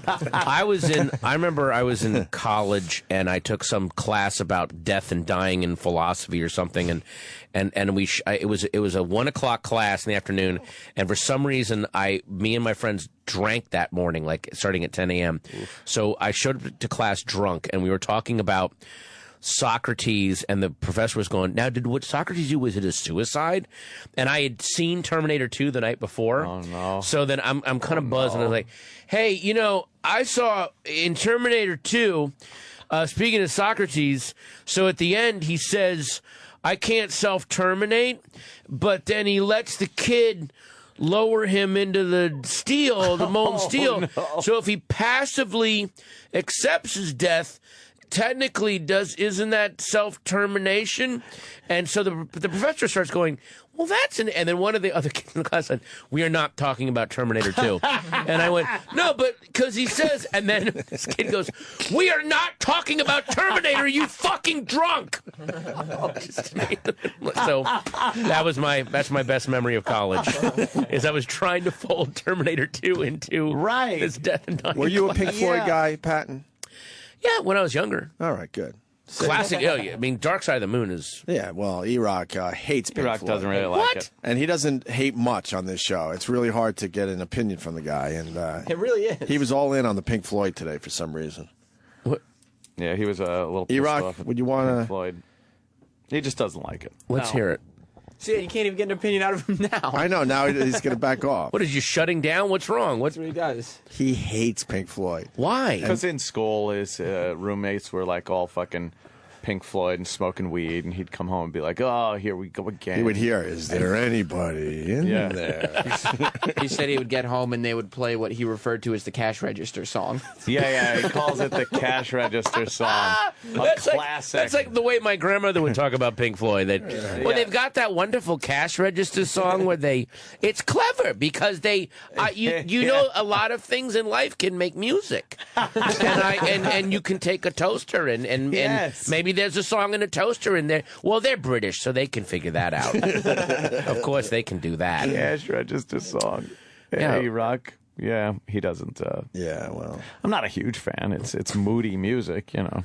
Yeah, but there's something about that album, Dark Side of the Moon. They just like they caught a specific feeling at a certain time when it just feels like they recorded a time when the country was just sick and angry and everyone was in an awful mood, and they just captured that forever. It really is kind of a time capsule thing, that album. Yeah. Like, we're in a bad mood right now. You look at albums like that, and then you just look at some cheesy pop album and realize, wow, technically they're the same thing. Right. But one, has so much behind it and means so much, and the other thing is just fucking nothingness. And they end up selling more. Yeah. Well, it's also In a lot of amazing cases. that if you hear those voices in the background, those where they would write all these questions on cards, like what does death mean, or like all these really heavy questions, and then they brought people in, and they were going to hide them in the mix, like they're answering these weird questions. So they brought in Paul and Linda McCartney, and that's Paul going, I can't think of anything to say. He just couldn't think of anything. Really? And then all the heavy shit came from the guy who was the janitor at the studio. He's the guy who says, I didn't know this. Yeah, so if you listen to the end of Dark Side of the Moon, he goes, there's no dark side of the moon, really. Matter of fact, it's all dark. That's the janitor is doing all this. The heavy duty. And then Paul's just, I don't know what to say. I'm not afraid of dying. I mean, you got to go sometime. Just all these really, and they ended up using his voice throughout the whole album. What an interesting thing to do. He was just a dude at the studio. Yeah, wow. and saying all this. And he's the one kind of doing some really evil shit about, you give him this short, sharp shock, they don't do it again. Dig it? He's just talking about basically torturing people. All this shit. So and none of that was written for him? No, you know? I mean it was cards. They would ask me questions, let them go off, and he would just. They realized they just had this crazy old British dude that would just say all this deep shit. God, I learned something today. I didn't know that. He's immortal. Whenever they do that stuff in concert, they play the clip of him going, "There's no dark side of the moon. It's all dark." Like, whoa, okay. Yeah, they probably structure that whole album around this fucking curmudgeon. Like, he probably said it's something. supposed to be a fun pop album. They'd probably get in every morning and go, "Hey, good morning." "Well, it is if you don't have cancer." And they're like, "We should use him for something." Yeah, and you know that he was at the pub that night after work going, "These fucking hippies come in. All I want to do is empty the bins, and they got me. I've got to answer these fucking questions, and I don't know. I'm gonna fucking quit. Oh, they got to give me more money if I'm gonna talk to these fucking wankers." I bet you he didn't even get money for that. They wanted me to sign papers. I said, "Get me a fucking pint, you wankers, and I'll do it for that." Yeah. You think you made a horrible deal? Yeah, I cut to this fucking stupid album that no one's gonna listen to. Fuck that. He's legendary. He didn't get anything out of it in the end. Oh. Well, that was the classic James Earl Jones when he went and did Star Wars, and he did all the Darth Vader voice in a day, because he was like the voiceover guy, and Lucas or the studio said, "We can give you like $9,000, which was unheard of for voiceover in the 70s, or you can have half a point of this movie." And he went, "You can give me the $9,000." So I was like, "I know what you're trying to do." Half a point probably would have been. He would have wound up with fucking 30 or 40 grand if he had just done that. Well, could have been if he's lucky. Sure. Wow, Jim, you're really not good with numbers, are you? You think he regrets that? Oh, I heard an interview where he goes, if I had said yes, you'd be talking to me on the James Earl Jones network right now." Wow. Well, but how about the second one, though? Oh, he probably just got a salary for it. No, I think actually, to Lucas's credit, he gave them all like some little bonus, when they came back to the second one. So they're all doing okay. But always remember that Lucas waived his director's fee and said, "Just give me all the merchandising. That's what I want." And Warner Brothers, like, "Yeah, enjoy it, asshole." That's why he's want to buy these little fucking action figures. That's why he's worth $5 billion. Yeah. Wow. So. Oh man, and because back then merchandising didn't make money; it was just for suckers. It's like David Cho for Facebook. They couldn't really afford him, so he said, "All right," and he got a piece of Facebook. It was over $200 million. Yeah, that sounds like the deal I made here. Oh yeah. I said, "I'd like this amount," and they said, "We're going to give you this." And I went, "All right." I took it, and then I sucked all their cocks. And Cho is spending that money in the coolest, like he's doing the craziest shit with his money. Yeah. Like that's the way he is the example of when you make a crazy amount of money, the exact way to spend it. Just doing insane stunts, crazy shit. It's amazing. Yeah, what's he doing? Like what? He's away now, but I know he's back. I like him. Bizarre, we gotta get him on weird the show. Shit. He's just, get him on the show and look, ask him like what he does like in a week. Trust me, it'll be something insane. And he's spending his money and doing just because he's using his money for experiences rather than for objects, things, right? And things. I'm going to spend it on having experiences. Yeah. And he's a good artist too, man. He's a really good artist. Brilliant. I mean, he's Great just artist. amazing at what he does. Amazing shit. It's not like he contributes nothing. I mean, the guy is fucking great. And he literally, there's a really cool documentary about him where he did start as a tagger. And I mean like tagging, he would see a building, he would do this whale everywhere. Because he would go, I would look at these ugly industrial buildings, I'm like, I'm going to do a pretty whale in it. And he found a way he could do it like as he was walking so he wouldn't get caught. Like he was one of the early guys that invented here's how you can tag like in broad daylight, no one realizes you're doing it till it's too late. And then that led to becoming this huge artist. Fucking I'm gonna watch that documentary. Yeah, 200 million. million. 200 million for like it was painting the walls or something, some kind of little mural thing. It's right? a deal that they probably wish they hadn't made. Right, I bet. Look We at could that have side of hung it. pictures. Yeah, exactly. Yeah, look at that side of it. Get some Ansel Adams. Beverly Hills Cop 3 poster, framed it, put it up. Exactly. I would have drawn something. We talked to somebody else on the show that turned down points on a Crazy movie. deal. Yeah. And took a lump sum. Who the fuck was it?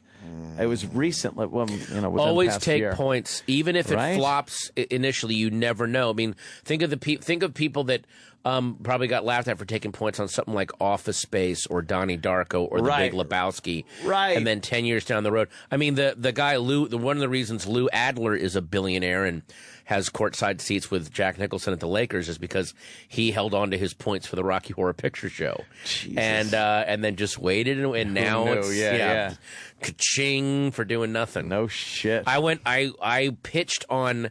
I was one of the people that pitched a Rocky. He wanted to do a sequel to Rocky Horror Picture, so they brought me in to pitch my idea for the movie, and I went to his house in Malibu.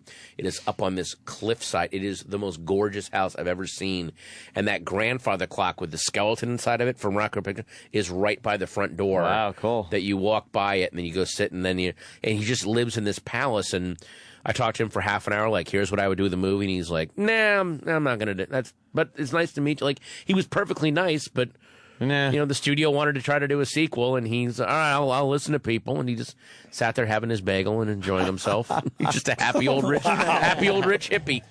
By the way, the guy was Donald Sutherland, and it was Animal House. Oh right. Oh yeah, that's right. Sutherland took a paycheck instead of a piece of Animal and House, and he showed his ass in that movie, and didn't absolutely did. And, his old Donald Sutherland ass. Yeah, that was a funny scene. Oh, here it is. And he got paid nothing. I forgot what he told us at the time. It was nothing. It was nothing. The guy that plays Hoover in that is Jamie Widows, is a huge TV director now. He does Is he 2.5 really? Yeah. And he's like, and I work with, he did King of Queens a lot. And he's like one of the nicest God, he is just so ridiculously nice and has amazing Animal House stories about getting to work on that film and how they would divide up all the actors into the Omegas and the Deltas. And then they kind of started taking on. Oh shit! Like they started to sort of hate each other, and they wouldn't like hang out with each other, and they would kind of fight. And he goes, there was a guy on the set, and his only job was when they called the end of shooting every day was to hustle Belushi into a car and get him up to this house he was staying in because they didn't want him to stay on the set and party with people because he would drink everyone into the earth, basically. So they had to get him out of there as quick as they could. Wow. Yeah. And that was the guy's job, is to get Belushi in the car and drive him away. Wow. Yeah. I have to leave you guys. Oh, you Jimmy. guys keep chatting. I have to go. I have to go to the airport before noon. No, I got to get. Where are you flying to today? Chicago. Doing a grand opening of a strip club. No kidding. Wow. Yeah, good money. How long are you in Chicago for? Till tomorrow morning. I come home at 5 a.m. Why? There's a restaurant. If you ever go to Chicago, if you have time, go to a restaurant called Schwa. It is the most. This guy is the best chef in the city. And even all the top chefs in Chicago, like, this is the best guy. He cranks death metal and gangster rap. There's no menu. You just go in there. It's this beautiful 22-seat white linen French restaurant where they are cranking metal, and he looks like Rasputin, and it's whatever he's bought that day, he cooks it and brings out the most insane shit. Schwa. I ate it fung. I wasn't impressed.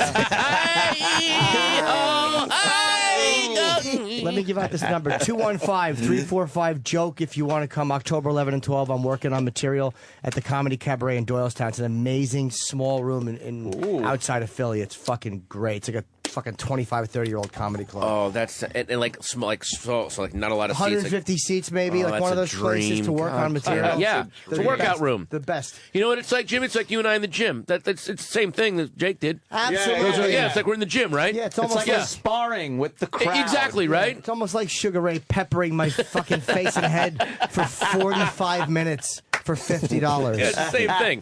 Same thing. And a watch. And a watch, apparently. And a watch. A lot of watches. And Patton, where are you going to be Bye, again, guys. there, brother? Patton, good seeing you, buddy. Good to see you too, man. Jimmy, have fun in Chicago. I'm on Fallon tonight.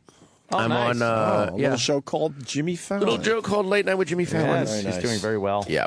We're happy for him. And then Jimmy. next Tuesday is Harchie Holler Season 2. Which I can't believe you guys haven't seen it. It is so up your alley. It sounds great. You can watch it fucking today. Jesus Christ. Very cool. Penn, thanks for coming in, man. Thanks for having me, guys. Always. Seriously. Come in more often. No, I will. When I come back, it doesn't have to be for a project. Just come in and hang. We love this. Really, I can just come in. I didn't want to bum rush the show. No, never. We've always had a piss when you come on. Funny people, just come in. And hang. I want to come in when Voss is on. Oh, who doesn't? And I'm serious. I do. All right, we'll make that happen. Okay, good. We'll make that happen. And here's the thing. And happy birthday to young Sam Roberts, who's Sam. officially not young anymore. 30, yes. The big 3-0 today. Oh, you're getting up there, dude. We remember. So how many times did you fight Sugar Ray? So many times. Yeah. That you wasn't gonna you do lost a the joke thread? again. No, good. I fought Sugar Ray. Oh, dude. Diabetes. Every time he would start that, I would look over at you guys. I know. And just those frozen smiles. Okay. So yeah, frozen smile. Yeah, Just and God bless Jim just going, because the sugar. Right. Discovering it anew every time. Jimmy gets a little nervous. He gets nervous sometimes because he knows that there's a possibility we're going to blow it up. Thank God for Jimmy So today. he jumps in and makes sure we don't. Thank God sometimes. for him today. Sweetie. Oh, it's Lil Riley. Yeah. I guess Lisa's here. All right, y'all. Happy birthday, Sam. Thank you. Have a good weekend. Patton, thank you. We'll see Bye, you next guys. time. And Yes. blah, blah, blah. Yeah. The Opie and Anthony Show continues. Sort of. After O&A Live with Sam Roberts is next.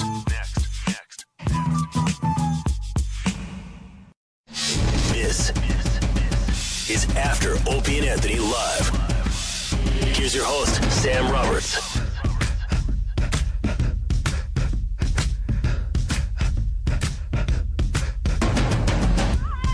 Will somebody get that guy out of this studio? Not you. Are we red? He who won't be named is standing in the studio, and he cannot be in the studio. Voldemort. Why? Are we on? Did you make it red? I made these shits red, Bobby Kelly. It's red, baby. Make it red. Welcome to the... We already Make did. it red, Who baby. Are you winding up your finger for?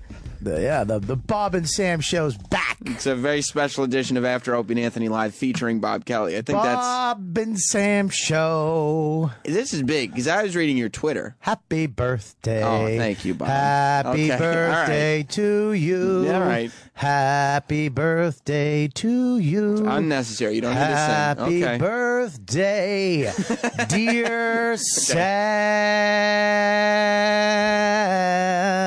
Now you're just doing this for yourself. Happy Just self-indulgent. birthday. Nothing to do with me breathe like a anymore. baby. Breathe like a baby. To It's not for me. you. Well, thank you. I appreciate the song and. How old Okay, are I'm you 30. now? 30 years old. 30. You look good for 30. Thank you. You look good, buddy. Is that a pink? Is that a pink shirt? Thanks. Yeah, it's pink. What do you think? Hey, Hey. Bazing. I was reading your Twitter. Oh shit. Oot. At Robert Oh, Kelly. we're on XM. Shit. Sorry. Who am I kidding? Is that a banana? It's getting wacky in here today. You're moving. You're Yeah, my movie. moving Moving. to Westchester. Is that right? I'm moving up, but not to your shit town. No. You think you're not moving to my shit town, quote unquote, but you're like 10 minutes away from me. Listen, man, your town blows. What town are you talking about? We're going up to What town is my shit town that you think? New Rock. That's where I was born. That's not where I live. Where do you live now? Scarsdale, Eastchester. Haboo. What do you mean, Haboo? Haboo. I'm going where the basketball courts are empty and the tennis courts are full. That's what you're and looking the for, huh? The lakes and ponds filled with boats and ice skaters in the winter. Country Club Bob Kelly. I'm telling you this, man. Yeah. I want a backyard. I want a driveway. Mm-hmm. I want crickets at night. I want sunsets. Let me check my. Can you pass me my live read over there so I don't mess You know up? what I'm saying? You want out of the city. I want a driveway. Yeah, man. I'm sick of 12 o'clock at night, someone walking by my door. Motherfucker, where's the car? Yeah. There it is. And you're like, I'm trying to raise a child. Boom, boom, boom, boom, boom, boom, boom. 7 o'clock in the morning while some fucking Puerto Rican dude's waiting to alternate side parking. Boom, boom, boom, boom, boom, boom. I got to go outside in my underwear. Hey, dude, I got a baby right here. Yeah, come on. I'm done with the city, dude. I love the city. I'm in contracts in my apartment. Sold it. What about doing spots? Yeah, I'm going to drive in like a human being. Yeah. Look at it. It takes me a half hour to get down to the cellar anyways. Walking. If I take the train, I got to walk over here, do this. Boom, skank, bing. So you just drive in. You're off hours anyway. I'm going to do like Ardsley. Yeah. Maybe and up as far as Yorktown Heights. Yeah. But the thing is, You got to get I got to get a mortgage broker. Sure. Sure. Because I have to I have to get pre-qualified, I believe they call it. This is all grown-up stuff. I need to know this now that All right, I'm 30. this is what you got to do. When you go for it, you got to get pre-qual. You got to, what's it called? Pre-fied or some shit. Where you're going, okay, I'm pre-qualified for $500,000. Hey, okay, that sounds pretty sweet. No, I'm not. I'm just giving you a number. Oh, mine's way higher than that. Oh, that's dope. Yeah, that's what I'm saying for you. Probably more like 10 grand. Probably you 350. 350. Yeah, with your paycheck stub, if you brought that in. Here's my pay stub. Yeah, you got to get qualified, and then you can go in that one. You can go buy a house because when you go buy a house. Things are coming back up, so you'll see a house you like, and there'll be 9 people already bidding on it. So you gotta have the money to say, okay, I'm going.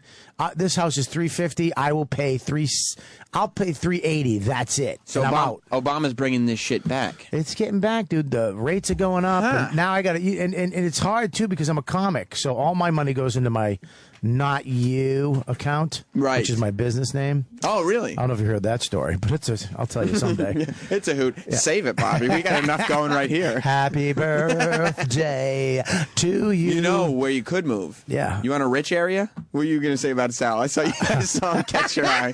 What were you going to say about Sal? You know where you can move? A rich area sells asshole. I heard it's high rent. You getting flirty with Sal? I lived in Westchester too. Where'd you live? 4 years. I was in Purchase because I went to school there, and then I lived. Would you live with an old man on his farm? Did you help him do stuff and write poetry? You were a houseboy when you were in Westchester, correct? Yes, Sal's a houseboy. Yeah, it's houseboy Sal.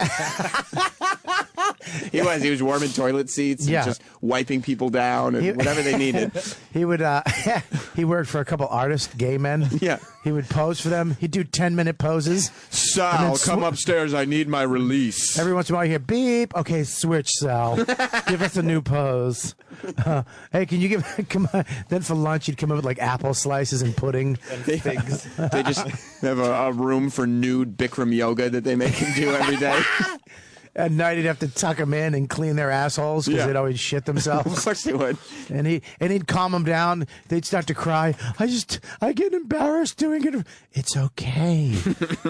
This is human life. This is what humans do. We sometimes this happens. I still care about you. You're in the winter of your life, and that's still a season. I just need that account number. I need to check that balance again to make sure this is all worth it. I need to send the houseboy out to get groceries. You know the routing number. All right, here's the scenario. Are you ready, Sam? What's the scenario? All right, you're up an hour and a half up. We're talking above Yorktown Heights. Whoa. You're talking about inching towards the Hudson Valley now. Hudson Valley. Yeah. We're talking about woodsy. We're talking about you can get a nice mid-century contemporary for $350. We're talking a 4-bedroom, $350, an acre and a half of land, maybe a built-in. Hey, with a fence, a deer fence, so you don't get those ticks on your kids. Right. Happy birthday. Okay. Anyway. Bob and Sam are back. Motherfucker! Put that as a ringtone. You should isolate that. I got a text while we were talking. Yes, from? Justin Stengel from the David Letterman Show. The guy like him. But, first thing he said, but I don't think they like me over there. Well, Justin Stengel probably likes you, but they still can't get you on. I mean, he doesn't have that much pull. His father his father's a doctor, right? I think so. That sounds about right. Very Jewish. I was on Cowhead. Yeah. Stengel's fucking one of my favorites down in Tampa. Yeah. He's a big deal down in Tampa. I know Cowhead. He's very funny. I know. I understand. The voice is not, but Cowhead is. It's my southern voice. I like to talk like this when I eat bananas. Tell me about Cowhead. Okay, Cowhead. Not in that voice. Okay, so we his father actually helped me with. I couldn't get my wife pregnant, and I was panicking, and he told me all the stuff to do. And, he was like, you got to stick it in. Well, no, I knew that. I wasn't shooting it in her belly button. I didn't know. And then mixing it like fucking cookie dough. You're like, we've had sex every night this week. I keep pulling out, and she's not getting pregnant. That's how Sal gets people pregnant. He comes in old guys' belly buttons and then drinks it. It's not working. I don't understand. It's not working. Why am I not pregnant? Why? And Justin Stengel is saying yes, that his dad did help you. He did. The best advice, you got to just relax and not be stressed out about it. Yeah. Yeah, because... And let the balls do the work, right? That's what they always say. No, that's not. That's not. No, my balls did no work. Oh. No. But yeah, relax and that's it. And then, you know, her dead mother helped her too. Is that right? I told you that story, didn't I? I told you that story. The night... Was that the same day you told me about, what did we name your first baby? That's Toiletto Flush. Yeah, Toiletto Flush. Toiletto Flush. Hey, what happened to our kid? He's in the toilet. Did you... Jesus, Sal. What is that, the tasteless alarm? What is that, the too far alarm? Yeah, okay. Okay, let's roll it back. Happy birthday. Justin Stengel lives in Armonk, New York. This is in How Westchester. far is that? It's in Westchester. You know, it's not that far away from Sal, Ardsley. bring it up. And it's very affluent town. How come our show doesn't have a lot of people? Bring it up. No, but when I it's say fucking that, nice. I want fucking things happening. Armonk is a very affluent town. Affluent. When you mean that means the basketball courts are not used. No, yeah. The basketball courts are Yeah, you spotless. just have you have nice little baseball fields. Yeah. right? You have sandlots still. Tennis courts and shuffleboard. Lots of shuffleboard. Let me what you take like. some of these phone calls. Oh, we have phone calls. Yeah, lots of them. You know why? Why? Bob and Sam show. Oh, Lady Trucker. Happy birthday Day to you. Happy birthday to you. What Lady Trucker ever moment? dear Sammy. Happy birthday to you.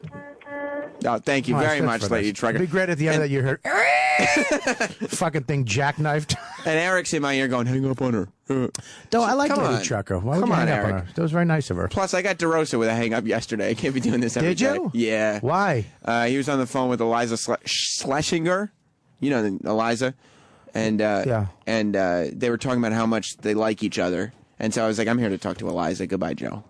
You know, I can't be having this love fest going on all day. That sucks when you get hung up on the nicest guy on the O&A show. Literally the nicest. And he's like, all right, I'm done. Yeah, I'm done. I mean, normally I wouldn't do this, buddy. I love you all, but, you know. Snowy in Michigan. Happy birthday. Thank you. I Thank you, like Snowy. his. He literally took the whole song and jammed it into just one word. Yeah. Happy birthday. By the way, I hope Travis is back in the office listening to Bob Kelly just describe me as the nicest guy on O&A. Well, Eat a no. dick, Travis. Struff in Boston. I'm eating a banana. Oh my gosh! I can't believe you took Lady Trucker's call before mine. You made it to line 3. She called in first.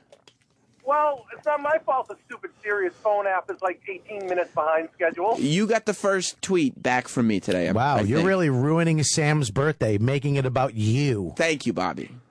Okay, when you call into the Bob and Sam show on Sam's birthday, you make it about Sam. So sing the song or get off the line. And I want it original. I don't want what I did or Lady Trucker or the last guy did. I want original Michigan. Is he from Michigan? No, Struff. Struff. No, well, I got nothing. Spit it out, boy. Okay, Struff, I appreciate you calling in. Struff was my first fan of mine. He used to call in when Than and me now did he's the shows now and he's stuff. a fan of the Bob and Sam show. That's where this thing has evolved, hasn't it? Yeah. Mike in Connecticut. Don't we call them Faniacs? I don't think so. Happy birthday. Thank you, Yo, Mike. you need to get out of Westchester. Come up to Fairfield County. I'm That's not going where to- all the white women are at. I'm not going. First of all, I have one white woman, and that's plenty. Where's Fairfield County? It's Is in it above? Connecticut. It's in Connecticut. Oh yeah, that's good. Let's move there. Let's move there and just end our careers.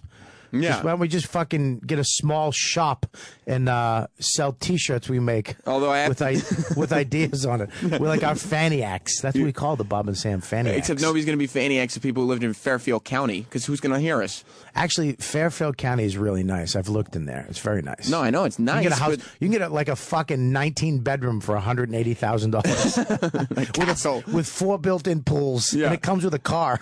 But we have to, at some point, realize that we do have to come And a into cotton candy machine in the basement because it's furnished. What's With wrong a with cotton you? candy machine. Yeah, it comes. And seriously, that's what the governor of fucking Connecticut made that a law. I had no idea. All houses come with cotton candy machines. What about the non-furnished ones? All houses. All houses. It's really driven a stake right through the real estate market, because all these real estate agents are like, I'm spending all my commission on cotton candy machines. Yeah, that's right. That's right. You know, it so kills me. Do you know how much they take? The real estate guys, brokers take from you? No. Oh God, I gotta get a real estate broker. For now, when I buy a house, I gotta get another one up there. Yeah. That does Westchester. I have to get a mortgage broker to get me a fucking loan, and you know how much they take? 6%. For the mortgage, for the seller. Yeah. So when I sell my apartment, I'm losing 6% right off the top. 6. Listen, that's thousands. It doesn't sound like a lot. No, but it is when you're dealing with the cost of an apartment in New York City. Is it millions? No, are you out of your mind? I live in a 1-bedroom Hell's Kitchen. I was about it's to say. Fucking millions. It's a lot, though. Yeah. Yeah, it's more than your parents. Are we? What? Why would you like say if you were to buy your parents? Yeah, not their house, up. but like individually. I'd pay $150 and $180. I'm not going to tell you who, but that's what I'd pay. $150, $180. That's fucked. For both of them, yeah, I do maybe $310. I do like hey, I get a deal on both of them if they come together. Jesus, they're not going to be happy to hear that. They liked you before. $150, $180 is pretty good. Not for human I'd beings. buy my mom for $1. That's it? She's probably got more years on her than my parents. No, my mother's younger. Is she? Yeah, she had my sister when she was 15. She had me when she was 18. Yeah, okay. she was banging in a bush with a Schlitz at 15. All right, so I'll go to 105 then. I'll take her. All right, there you go. I'm gonna get right over you. Matt in Pennsylvania. Sam, what's the apps? Chilling. Happy birthday, brother. Thank you, my friend. Hey, do me a favor. Mm-hmm. Tell that dope that's trying to be second mic with you that it's pre-approved, not pre-qualified. If he says pre-qualified... Well, he's not a dope. He's a nice guy. No, but first of all, you're a dope. Second of all, dope back to you. And third of all, he's not trying to be second mic. He is second mic. I'm first mic. It's What? Bob and Sam. Oh. Listen, No, it's second of all... First mic. No, you're taking up time and they're not going to And let you... third of all, I'm so glad I made you mad with my fuck up. Got you. Sorry, man. Hey, Smokey and the Bandit, go fuck yourself. Fucking redneck and jizz bag. Okay, now I get it. Sorry, go ahead. Sean in Austin. Hey there, Sam. Happy birthday, buddy. Thank you. I know this one's going to be a bad one, too. I know you set me up. And yes, I'm eating a banana. No. I'm honored to say Nobody cares about your bananas, Bob. It's the third time you mentioned eating a banana. Sorry. Go on, But Sean. Sam, I've got a little bit of a birthday present for you, man. Yeah? It's I remember was it a week before E-Rock was saying nobody does parodies of anybody else but him. Mm-hmm. But I actually did one for Sal. Is that right? And, it's pretty good. Roland liked it. He commented about it on Twitter. Is your name's Sean too? Everybody that does parody songs for O&A is named Sean. Yeah, and here's the funny thing. I'm a different Sean B than the guy who made the Blackbird one. That's not that funny. I gotta be honest. Why are you taking such? You thought Sean was going to attack you, and he didn't. Hey, he said, and it now was- you're still Hang on being 1 second. venomous towards him. 1 second, Sean. I wasn't being mean. You said it was funny, and I didn't laugh. And I just want to be honest with you that it wasn't that funny. You so wanna let maybe him you know. should have. The word you should have chose was interesting. Were you I'm trying interested to- in it? Yes. Okay. All right. Well, listen. We'll find the song and maybe play it today, but maybe we'll Let's save play it for Monday for O&A. I want to hear it. It sounds good. You want it? SoundCloud. It's SoundCloud.com/Sean Breeding. That's SEAN. Oh, good. Now everybody just went there. Yeah. Maybe at some point Sal can come in here and play the song. I want to hear it. I want to hear it. Mark, you have something for Bobby. Hey, happy birthday, Sammy. Thank you. Bobby, You tired of it? How did you just glaze over the story of how a ghost got your wife pregnant? Could you I finish tried that story? to. Well, here's the deal. I tried to get to it, but Sam fucking just let's go to the calls because he wants fucking accolades today. Well, I'm not going to let people who called in to say happy birthday to me wait on hold like a rude person. That's what you do, and I'm then the you make it have value. I'm the nicest guy on O&A. You give it value. Do you understand? Yeah. When you make them wait, if you just go right to them, they think it's that easy. You make them wait a little bit, and then it gives value to it. Bob, while we're talking about value, I heard a rumor. I heard a ghost. Listen, I am not fucking. Oh, okay, go ahead. Sorry. I heard a ghost. I am married to a woman. Okay. What rumor? Okay, go ahead. I heard There a you go. ghost. Yes. Got your wife pregnant. That's not rumor, by the way. That other thing. That's Here's fact, the but- thing. I swear to God, the night before, here we're in bed, we have sex. We decide to take what's his name? What's the guy's name from the Letterman? Justin Stang. Justin's father's advice. Just let's relax. Just have sex to have sex. Was he in the room? No, he was. No, he was not. Okay, but he was on the phone as I was. No, he wasn't. So where do I stick it? I know where to stick it. I don't know for sure. I do. Okay. In the vajajaj. Is that the one? Or the cookie. I call it the cookie. That's so because I'm a little fat. Let me stick it in your cookie, honey. So we had sex. Blah, blah, blah. I go to bed, and this really happened. And I'm not this guy. I don't have ghost stories. I am not that guy. I don't believe in. I've never seen a ghost. I wake up in the middle of the night. I turn over. My wife's mother is holding her, spooning her, rubbing her stomach, and I'm like, oh my God! And then she turns and looks at me, evil, like you shouldn't be seeing this. What she said? She didn't say it, but her eyes said it. Like, now, your wife's mother, I'm assuming, is passed. She was dead for 3 years. Now, when you saw this, did it look like an apparition, or did it look like a physical person? It looked like a physical person, I would say. Like I could see it. I was her. But did it look a little transparent? Is what I'm saying. Did it look like? I don't remember. I know that I saw her, and I was so freaked out because all of a sudden I'm sleeping. Everything's great. We made love. I like to call it love. It wasn't just dirty, rotten sex. It was love. It was love. It was trying to make life. It was Candles the reason you're supposed to have sex. Making life. To make a life. That's why you have a ding ding and she has a cookie.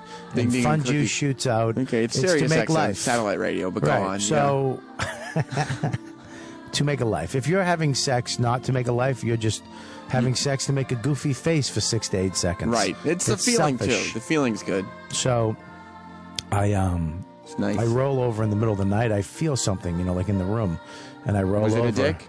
No, it wasn't a dick. Okay, because sometimes you roll and there's in your house. I don't know. In your house. Oh, Sal's. When he's upstate with those gay artists. Right. One of the gay artist boners is poking him. And I roll over and I see this woman holding my wife, spooning my wife, rubbing her stomach. In the bed. In the bed. And then she turns around. It's you have her a big mother, enough bed for 3 people? King size, California.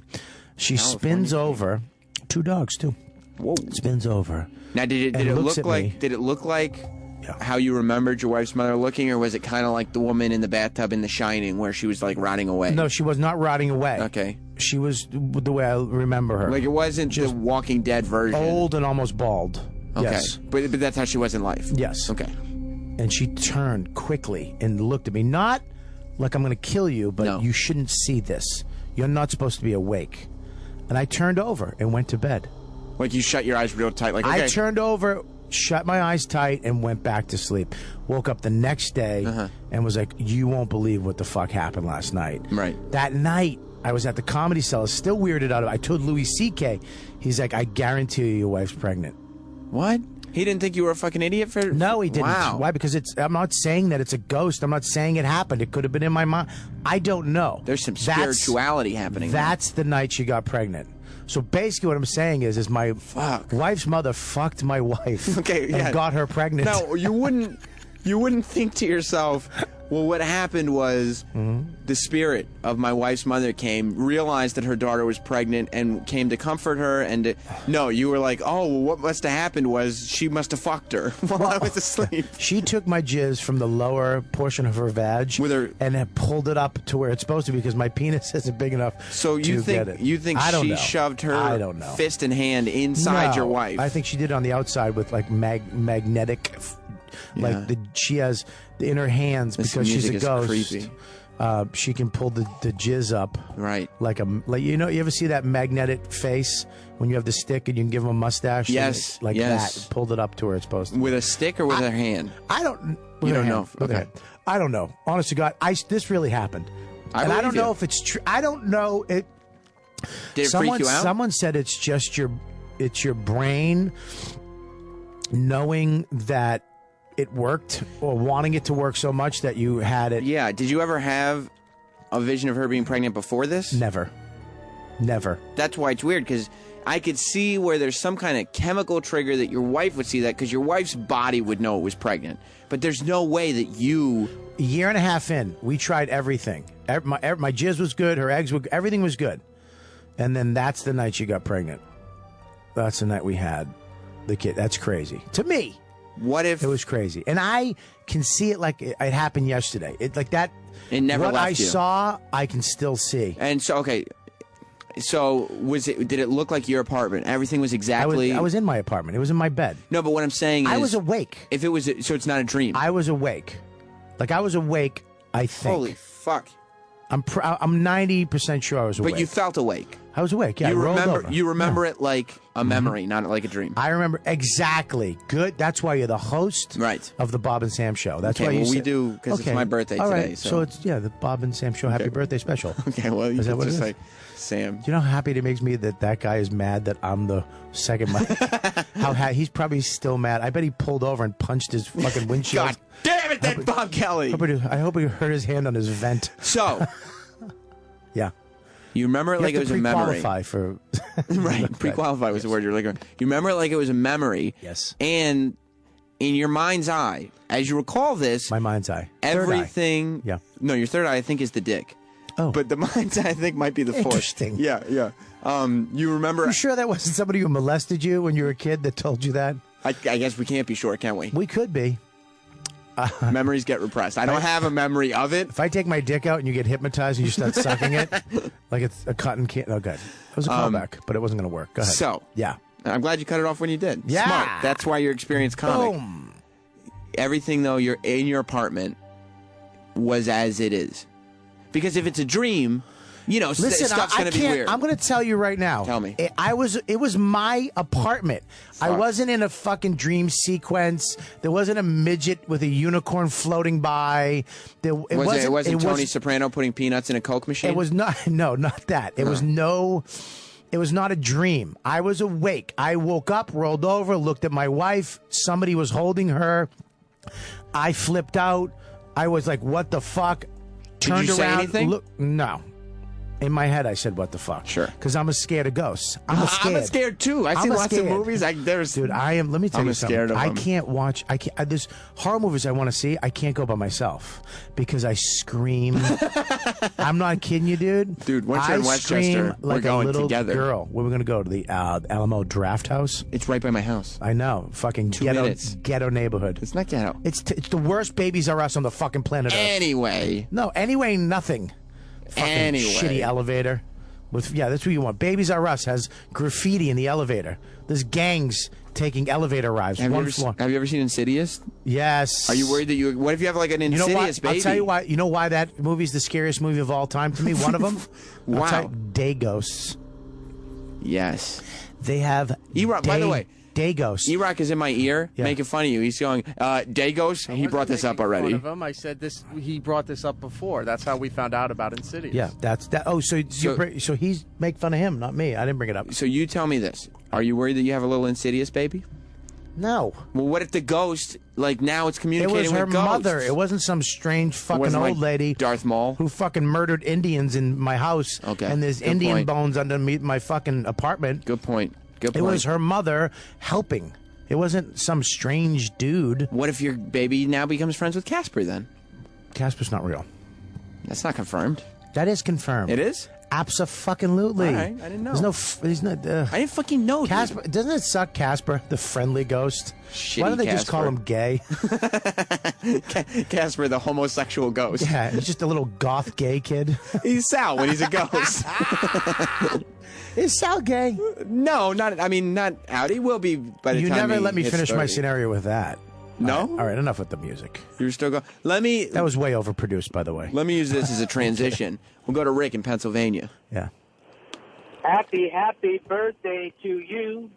Happy birthday to you.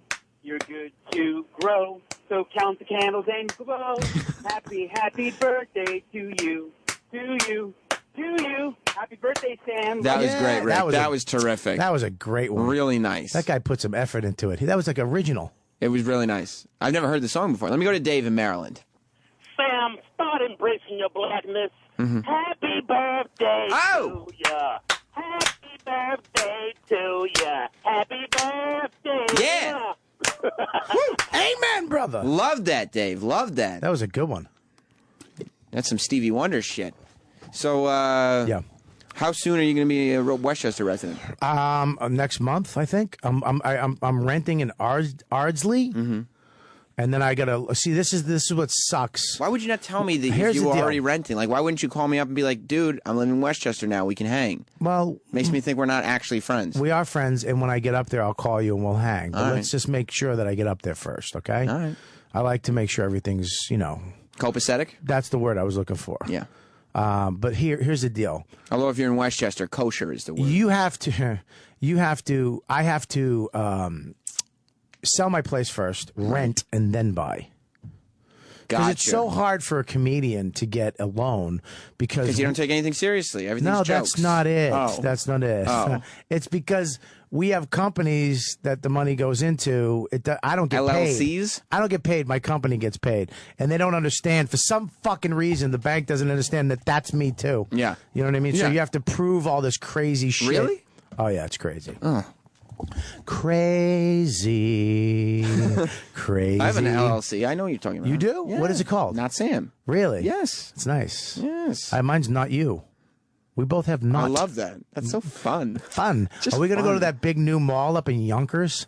Yeah. That's a great mall. The outdoor thing? With the the outdoor, like What's a it little called? town. I don't remember. Who cares? Let's make a name up right now. Okay. Outdoor fun spot. I like it. Cool. I like it. Fun spot. How about grown up jungle gym? I don't like that. Okay, How about we'll a do grown that. up fun spot? Grown up fun spot. I Works. like that. Let me go to Kate in New How Jersey. about gay times? No, I'm not calling it gay times because we're not going there. Why? Whoa. I just got a text from Justin Stengel. This is good news for you too, Bob Kelly. What? He wants to take us both to dinner in Armonk, appetizers included. Wha-bang! Apps included. Are we talking dinner at a nice restaurant or like a cheesecake factory, or are we talking like a shitty place? Like an Applebee's. Yeah. No, Applebee's cheesecake. is good. Cheesecake. I love Applebee's Applebee's. is good. Riblets? Yeah. Go fuck yourself. Kate in New Jersey. What's up? Hey, what's up? I actually wanted to give some insight to seeing your mother-in-law the night she got pregnant. What do you mean? Do you know? What are you? You saw his mother-in-law? Hang on. Let her Sam? There was a lot of information in that sentence. I only caught like the tail end of this. I just got in the car. Nice. I was hearing that I'm actually pregnant now too. Okay. Congratulations, my dear. Thank you. It's a boy. It's not a boy. It's a girl. First of all, I have dyslexia, and when I say something, I mean the exact opposite. I forgot to mention that. Okay, well, that's how is that works. definitely good. Her name's Kathy. My name's Kathy. Babies aren't born with a name. You just name them. Sorry. Yeah, Sorry. yeah. Go ahead. She wants to be named Kathy. She's telling me that now. No, we already have a name. We're good Yeah, to but go. no, but what she wants is not the name you're picking. She wants Kathy. It could be transgender because I saw boy first. Yes. Well, Kathy I Michael. was pregnant before, and it was a boy, but That's what that That's what I was. That's what that Listen, was. first of all, Yeah. that's what I was talking about. And what happened with that pregnancy? Well, Wait, no. I don't care about what happened with that pregnancy. Tell me about the ghost. Okay. Tell me about the ghost. Okay, here we go. When I was 21, I actually died in surgery. And after I was revived, this is no joke, when I was revived, I started getting sensitivity to things like that. And so, swear to God, didn't believe in that crap before. And weird shit started happening afterwards. She didn't even describe but it. what I am telling you is, coming from a pregnant woman, I think what happened was she knew she was pregnant that night, and that's why she showed herself. That's just my, So you think Bobby saw a ghost? It was the real ghost of his mother-in-law, and that the ghost realized her daughter was pregnant, and she came to comfort her daughter. I don't know if it was necessarily the comfort. I think she was just kind of making a statement.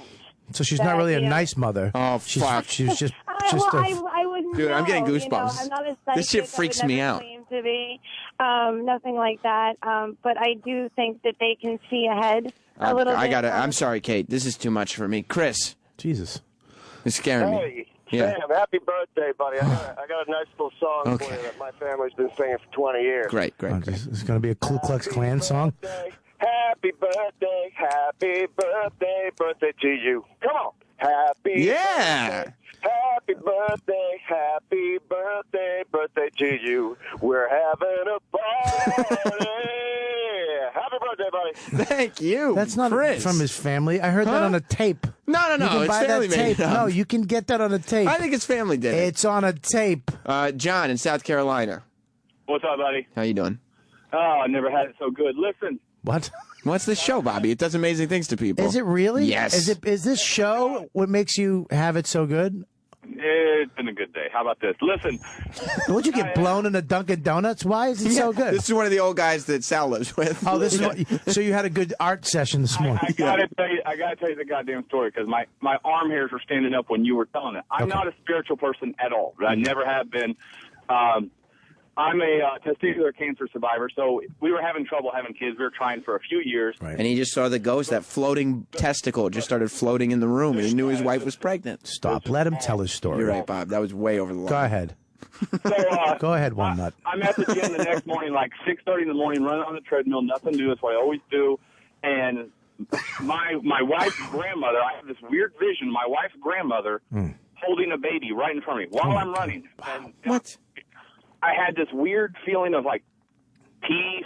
No, it's unexplainable. I sound like a fag explaining it, but it's like I had this like one. Or a human being. come over me, and everything was cool. I felt great and unexplainable, and like it just ended. I look around the gym, everything was just like it was before. Wow. And, like 3 weeks later, my wife tells me she's pregnant. Now we've got a 6-month-old boy. So it was the weirdest thing. I've told very few people because it sounds so weird. Right. It sounds fucking weird. Yeah. And here's the deal. That could be, look, I've had people tell me that could be my super conscious, subconscious mind just knowing that it worked or, But just creating this image, though, it's not like while you're sleeping. Yeah, creating an image while you're awake. Yeah, that's fucking but weird. I think you can. Your brain is that powerful. You could do that, or maybe you saw a fucking ghost. I don't know what I saw, but I know that I saw it. That's all I know. Yeah, I can't. I'm not going to sit here and go, it was a ghost of my. I don't. But you saw some shit. Yeah, this guy was running with one nut on a treadmill. He only had the one, right? And That's what he said? You can't lose two and have a kid. No fucking way. Yeah, I think he knew. He was running to the left. He was just limping the whole time. But that's crazy. Blake. That's crazy. Blake, what a great name. Blake is a good name. That's a great name for a guy. Blake. What's your Just name? like, Blake, you probably fuck a lot of girls, yes? Well, I've been married for 31 years, so I'm only going to commit. I'm only going to say one. Yeah, but you had your day up. Yeah, Go wink, on. wink, wink. Last week at a truck stop. Got it, Blake. Loud and clear. Go on with what you wanted to say. Bob, I just wanted to comment about your vision. I wanted to ask you, how long before that did your mother-in-law pass away? It was 3 years. 3 years. And there was no rotting? No. Okay. No, she was. Yeah, she didn't rot. That's great. It's happened to me twice. It happened to me with my grandfather, and it happened to me with my dad when he passed away. I'm not a religious person. I'm not a superstitious person, but I almost kind of believe after I've talked to a few people, and I don't talk to that many people because I don't want to be committed. And you saw these people that had died like as people. Yeah. I mean, the weirdest one was my grandfather because we actually bought my grandfather's house after he passed away. My grandmother moved into an apartment. Right. And did he have a boy Sal with him? Well, he passed away in the house. He had a heart attack and passed away in the house maybe like 9 months before this happened. And we were starting to work on the house and kind of remodel it. And I was asleep, and I got up to because I heard a noise in my daughter's bedroom. Right. That definitely wasn't. And it wasn't you again. It wasn't me. I got up, and my grandfather is standing over my bed. Wow. Oh my God. That creeps me out. What did you didn't scream though, right?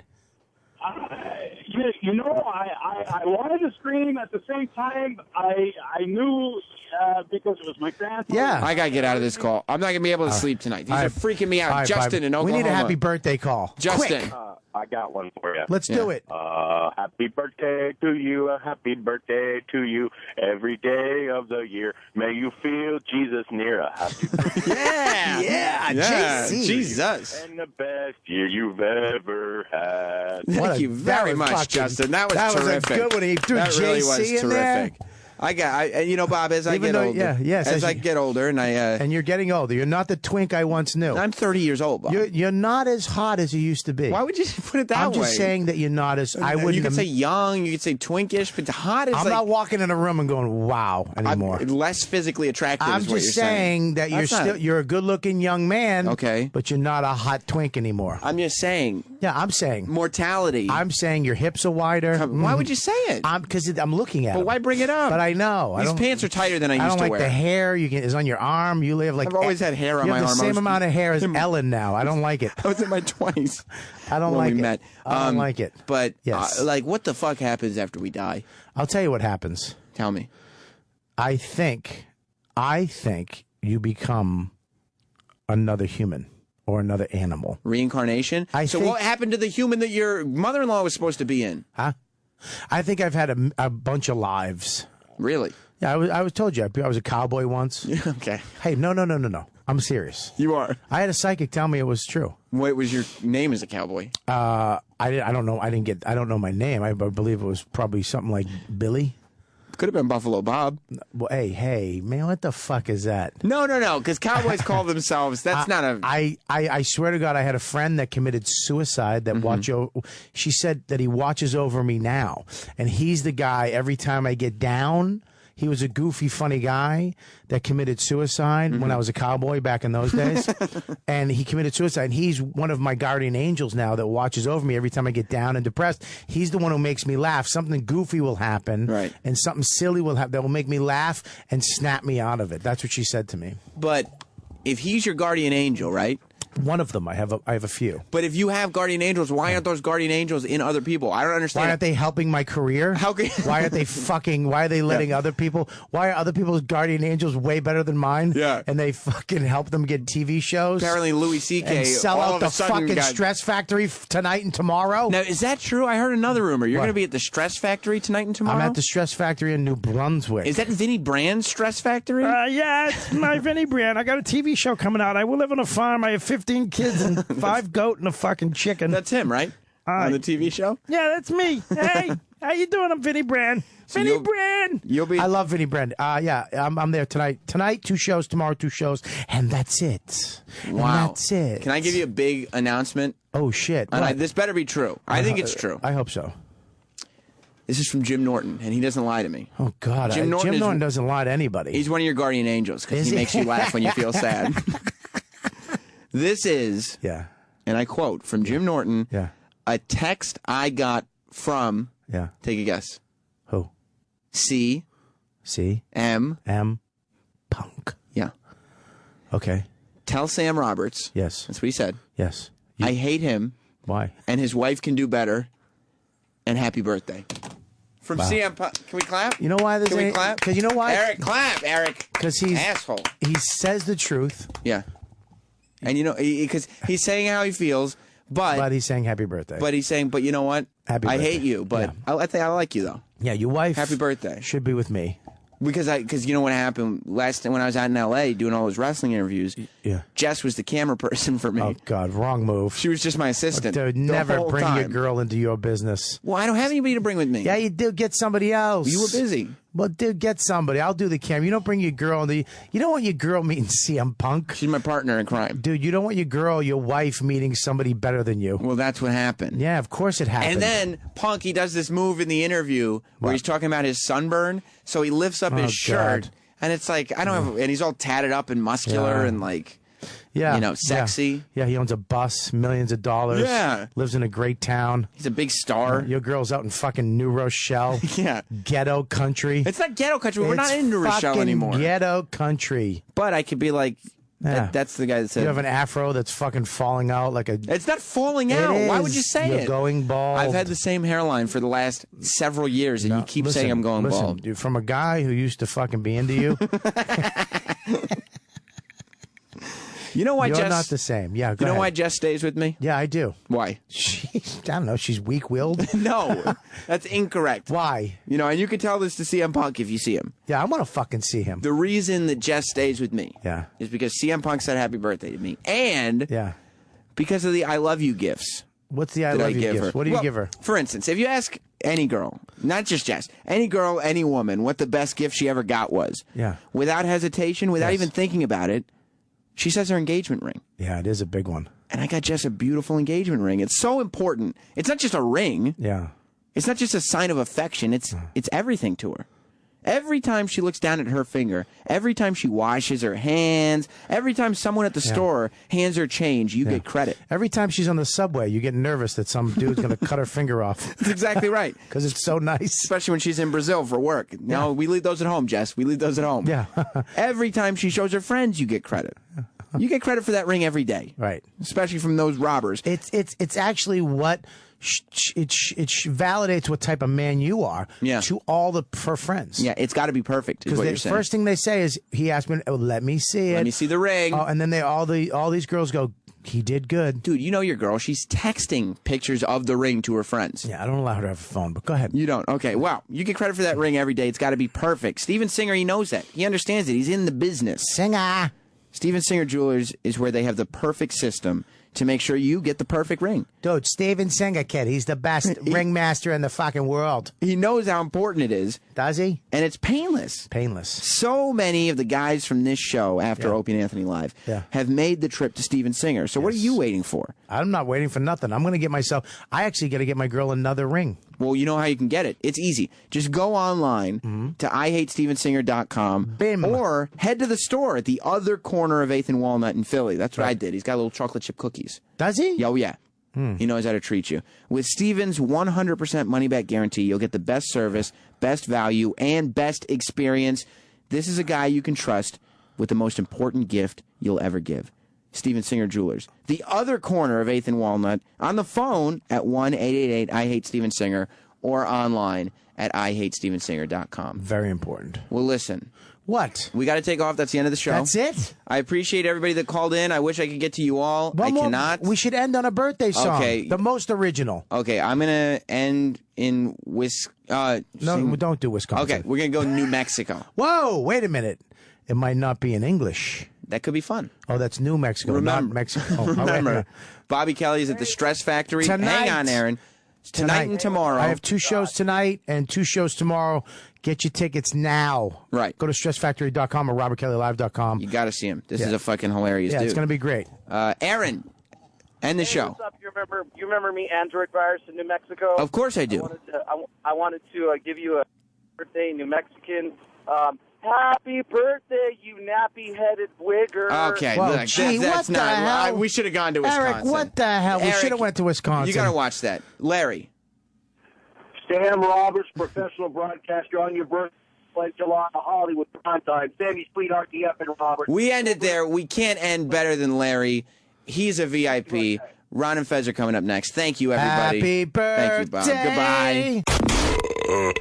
Opie and Anthony Show is now over. For real this time. Check out the O&A Show on Facebook at Facebook.com/Opie and Anthony. And catch Opie and Anthony live Monday through Friday from 6 to 10 a.m. Eastern. The Opie and Anthony Channel on Sirius XM.